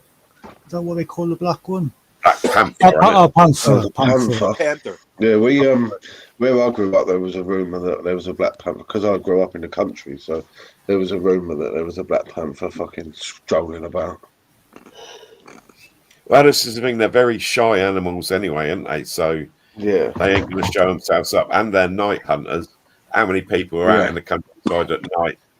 It's like with aliens and UFOs and that. How many of us are out at the moment looking up at the sky? Who knows what the fuck's going on with us? No, that's it. We're all sat here looking at a fucking computer screen. We wouldn't know if it did land anyway. We'd all be occupied with a phone or something. I was sitting next to a super highly educated, one of the top speakers of their specialty, an MD. And he, at dinner, was telling how he was abducted by a UFO. Right. And I stepped away during the part where he was telling, I had to step away. And my boss was there listening. I said, "Did you believe it?" And he goes, "I don't know what to believe, but I can tell you he believed that he was abducted." And, every time you think you know something, Adrian, everyone, how many times in your life have you said that's impossible and it's been possible? Yeah. And I can tell you, I've said that before and it's been possible, right? Anything's possible. Awesome. I don't believe in... Something more is happening. Something more is happening with the UFOs, but I don't know about abduction. There's got to be something more happening. Have you seen these vegans? Well, let me tell you a story back in the day, guys. I've never said this before. I worked for a company that did things for airplanes, and they were very specialized, to the point where they were very specific toward making sure that the aircraft didn't explode. One day, the government showed up to their business. India, did they? The government showed up to their business. Two guys stood there, and one of the people, I'm not going to say their position or anything, I don't want to give too much away, showed up.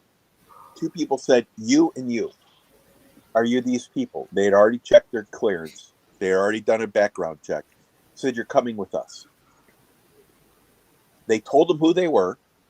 On the way out, they took off and landed multiple times. And they got in cars, drove, and then flew again. Unneeded, apparently. One of the days, by the time they were done, they showed up, and the stealth bomber was standing in front of them. Me too, Mel. And the stealth bomber, this was 20 years before it was revealed to the public. I don't know if it was a stealth or some other type of bomber, but it was to the point where, at the point the guy told me, he never embellished. He was a storyteller, but he never embellished the truth. And I looked at him, I said, "You're bullshitting me." And he said, I swear, this happened. Yeah. And they told him, never say a word or else. Now, could the story be made up? Yes. We don't know what's possible because we're not being told anything. So if someone says to you, "This is impossible," I'm going to tell you, there's technology available right now that would change the way you think about the world. And how do I know that? I was talking with a guy who was in the military, and I said, I was in this place at the time, and I said, "Can I ask you a question?" He goes, "Yeah." I said, "Don't give me any details. I don't want to know.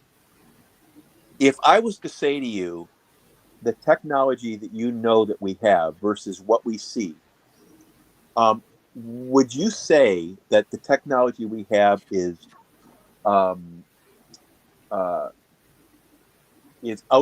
absolutely obsolete for what we have?"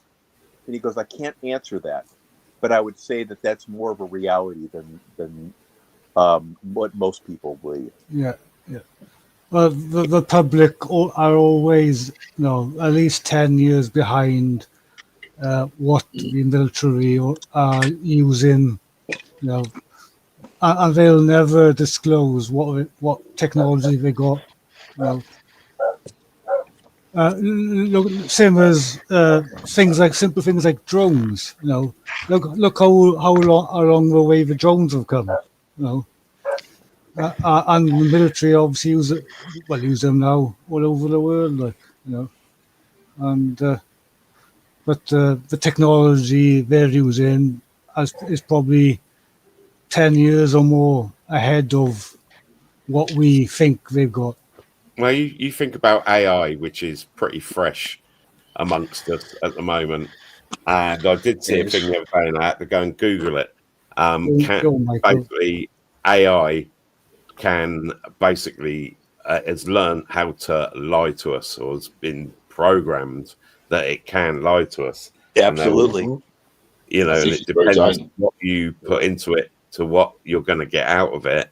But it has learned how to lie to push whichever way it wants you to go. You know what I mean? I think AI is very dangerous from the point of view. Yeah, I do. I haven't touched it. I don't want to fuck about more it. Intelligence than man, and then fuck me. We've got films like Terminator that pretty much spell it out, doesn't it? You know what I mean? Yeah. It's like there's a big old warning right there. It's in film. Everything that we've seen from old black and white films that have,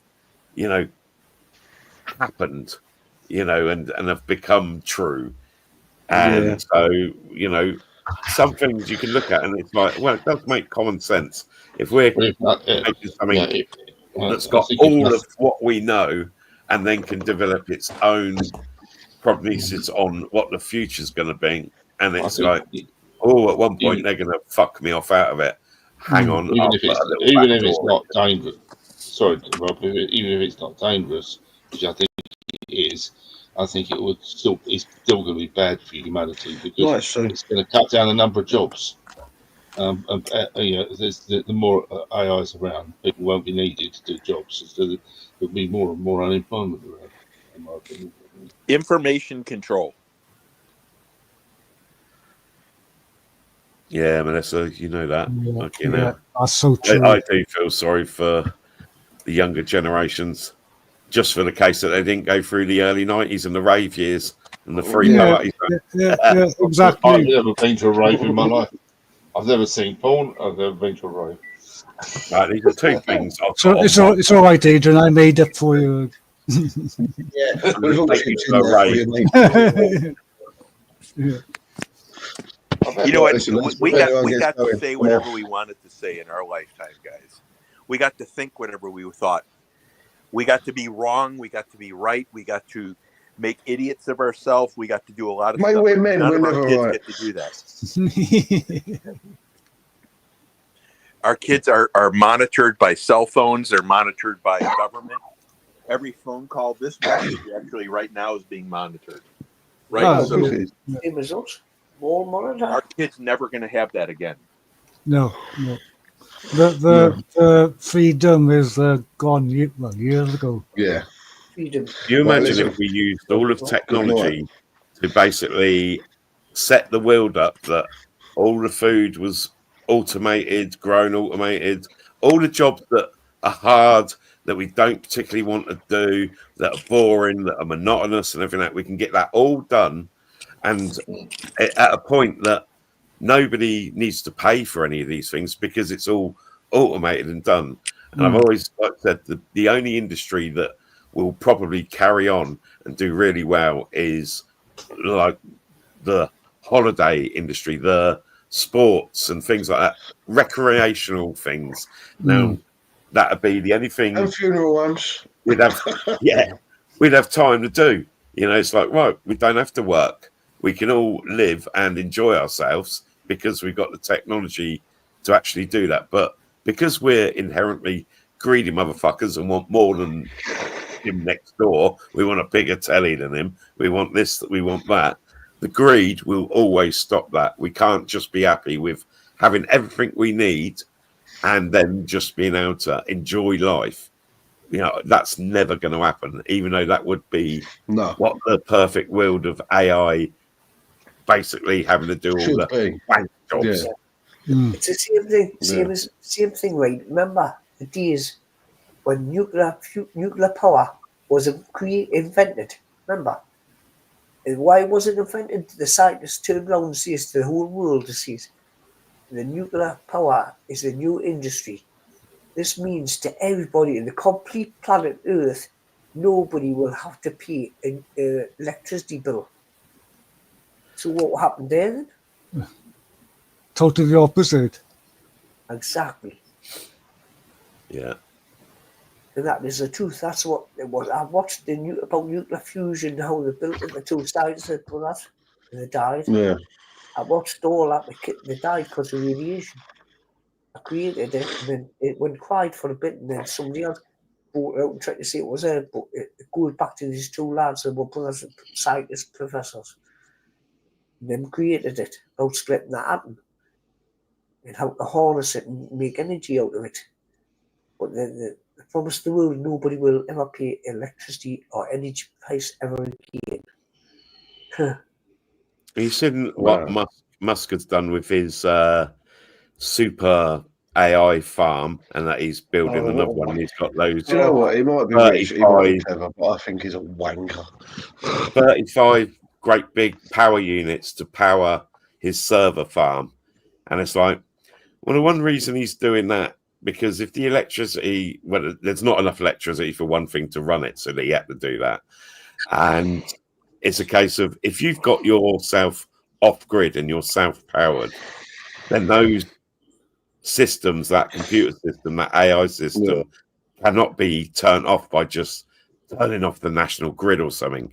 You've got no control over it. It is now self, you know what I mean? And if it becomes super self-aware and like, I've got the power, I've got this, I've got that, and he's building all these super farms, it's it just shows straight away, okay, if you need to have them self-sufficient on their power, and that's all they need is electricity, then you know it does. It all points to a point where we're going to be fucked. Terminator's coming we are. for it. Yeah, we're fucked, mate. Especially people like us, you know, we make jokes and we take the piss out of people. They're coming to get us first. Yeah. Right, listen, before anyone does start, I'm going to sleep. I'll speak to all another time. Yeah, good night, Connor. Nice one. Good chatting to you, mate. Fucking. I'm going to head off in a bit. Cheers, man. I'll be back, I'm sure. Yeah. Awesome. Good night, Connor. Night, Night, Adrian. night. Good night, Connor. But technology in the right hands, it's a good thing. When the wrong hands, it's become really, it's killing it all. Think about it. It's one of the things that people say, all right, technology is a good thing. Is it really? I think it's being used but to kill them all off. Can it move without knowing where you are? Can it do now? Everything's done by card or mobile phone, contactless. See, I'd ask to do like that. I don't like doing contactless off my phone or my card now. I won't do that. I don't believe in that kind of thing. We all have a choice to believe whatever we want to.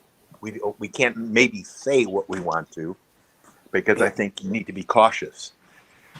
But I think the other thing too, guys, is you need to keep an open mind. Yeah. Because what you're going to see revealed before you is something that is good or bad. But it's what you're seeing is a different fight than normal, right? Yeah. The fight between good, bad, whatever it is we're seeing, and I'm not sure what it is.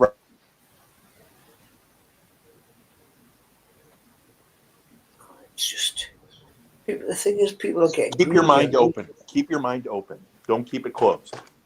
Yeah. To see that's all I'm saying. People are getting greedy, I see.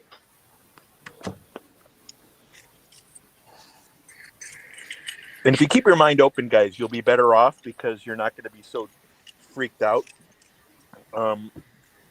Because the adjustment, what's happening right now in the world is really freaky for a lot of people. And it's really freaky for a lot of people because it's something that's new and unknown is very uneasy. Yeah, but what the problem is, what I find as well, is you never find out the truth from the media, so that feeds that fucking anxiety. Yeah. Yep, agreed. It's always bullshit. What you hear is complete shit. Yeah. All definitely. I want to know is the truth. I don't care if it's what I want to hear or not. I want to hear the truth. Yeah. And the only way to find the truth is if you go looking for it yourself and not watch the mainstream media. Like, right. If I want to find out something, I'll search for it and look at the listen from someone who's unknown, because they're not going to go out and lie about it or give you their narrative like the media does. Yep. Yeah. Mainly people who aren't making a profit out of what they're saying. Yeah. Guys, I want realistic people to talk to me about realistic issues. I don't need to turn on our main news, like the BBC, like all the networks, and listen to a story about a lady in Idaho or in Berkshire or Scotland who Yeah. has a cat who got caught up in a tree and a fireman fell, and all of a sudden the town came to save the cat. That's not what the world's about right now. No. No. But that's what they're selling us.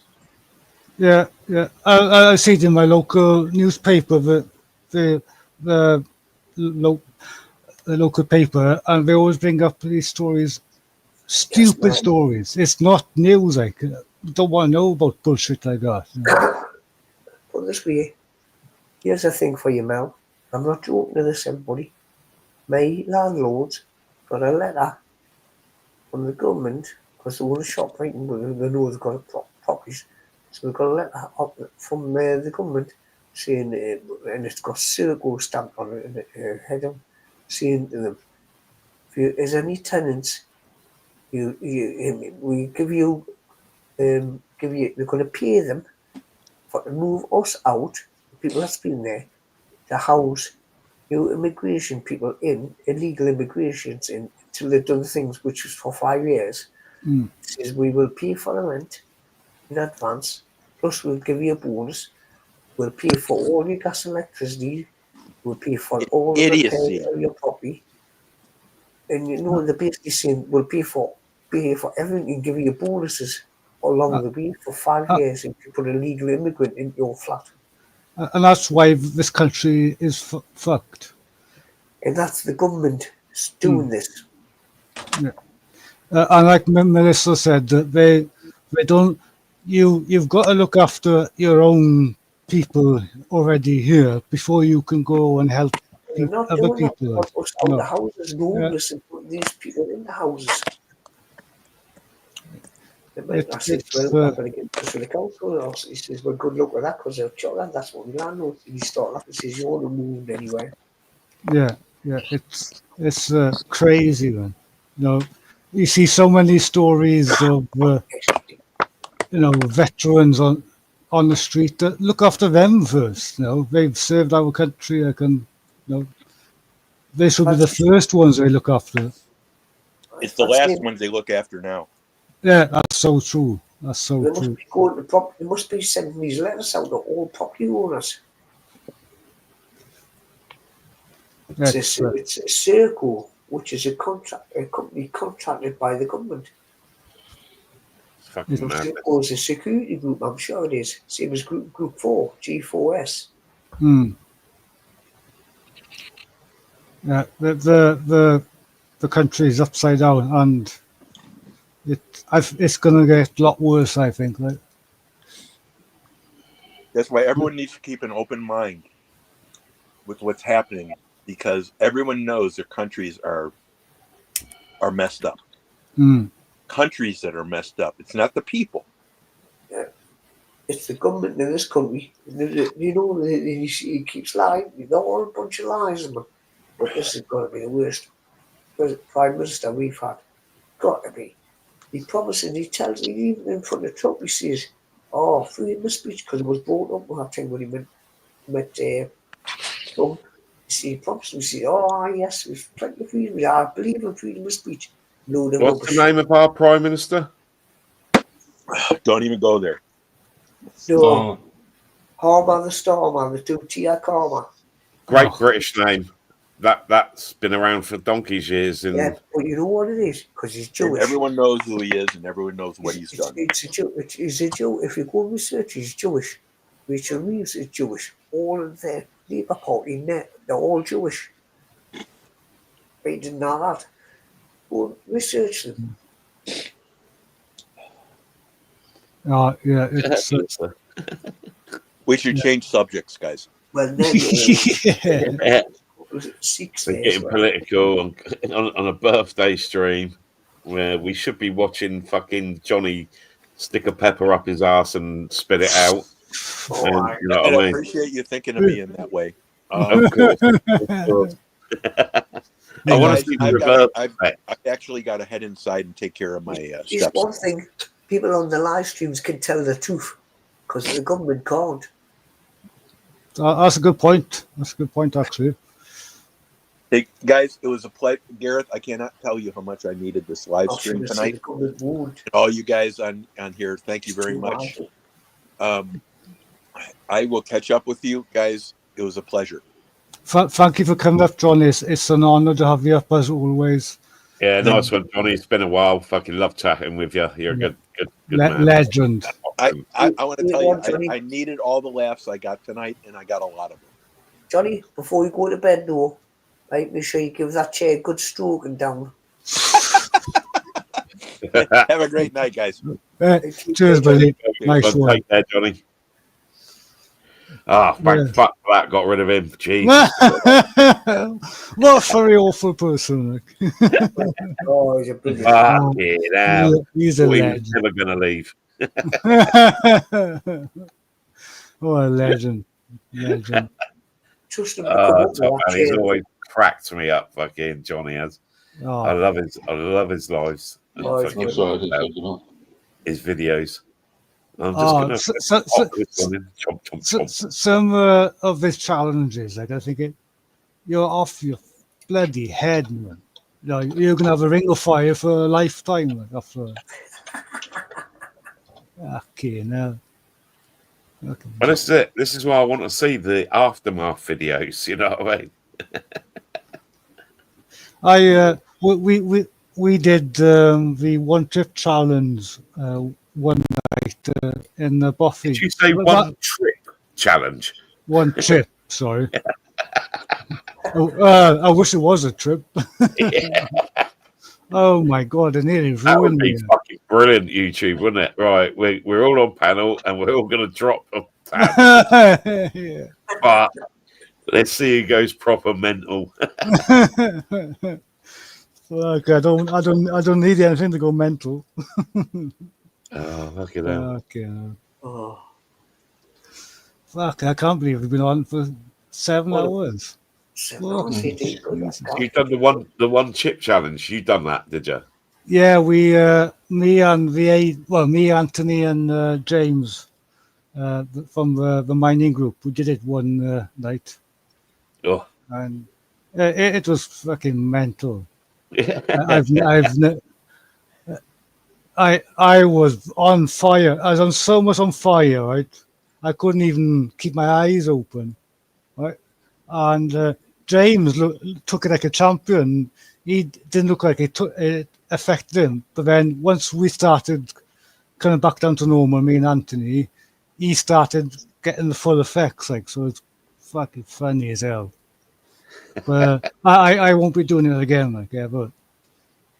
Nah, fuck that shit. I couldn't deal with that. Oh, Melissa's sorting this all out. Fucking excellent. Oh, she's up for that as well. Jesus Christ. I thought she would be like. You'd have to get like the extra 10 people up on panel. Oh yeah! Oh my god, that'd be mental.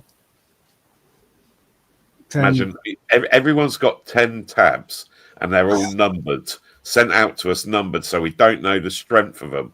And you got to pick a number, and like you don't get told until after you've dropped it how much milligrams of fucking acid are in that thing. Oh my god, that'd be fucking off the edge. Be like, oh no, I've got the strongest one. Trying to keep a straight face. Yeah. Okay, yeah. I'll see it, don't. All right, I think I'm going to call it, dudes. Yeah, I'm going to go to bed. Good night, Gareth. Good night, Joe. Good night, Rob. Hey, cheers, Adrian. Thank you for coming Good up. night, Adrian. Well, Good night, Gareth. Yeah. And once again, happy birthday, Gareth. Cheers, buddy. Thank you for coming up. All of you. Thanks for having us up. Been a nice chat tonight. That's good. That's been epic. Good night, everybody. Good night. Thanks, Joe. Good night, you were the first one on.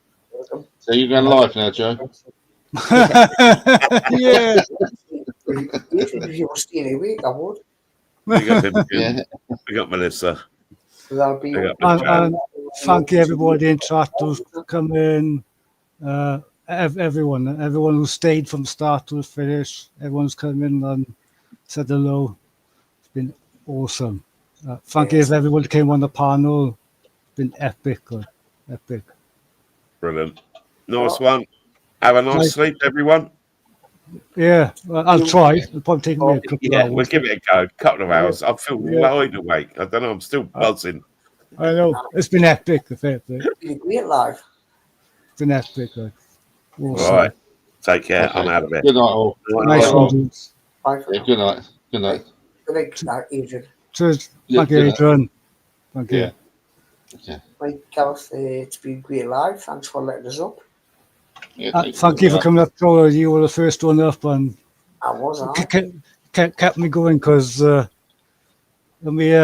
can say thank you everybody in the chat, and I'll say thank you to the guys before we finish stream. Yeah, I'm sorry. Sorry, I disappeared. But I would go and have a dinner, but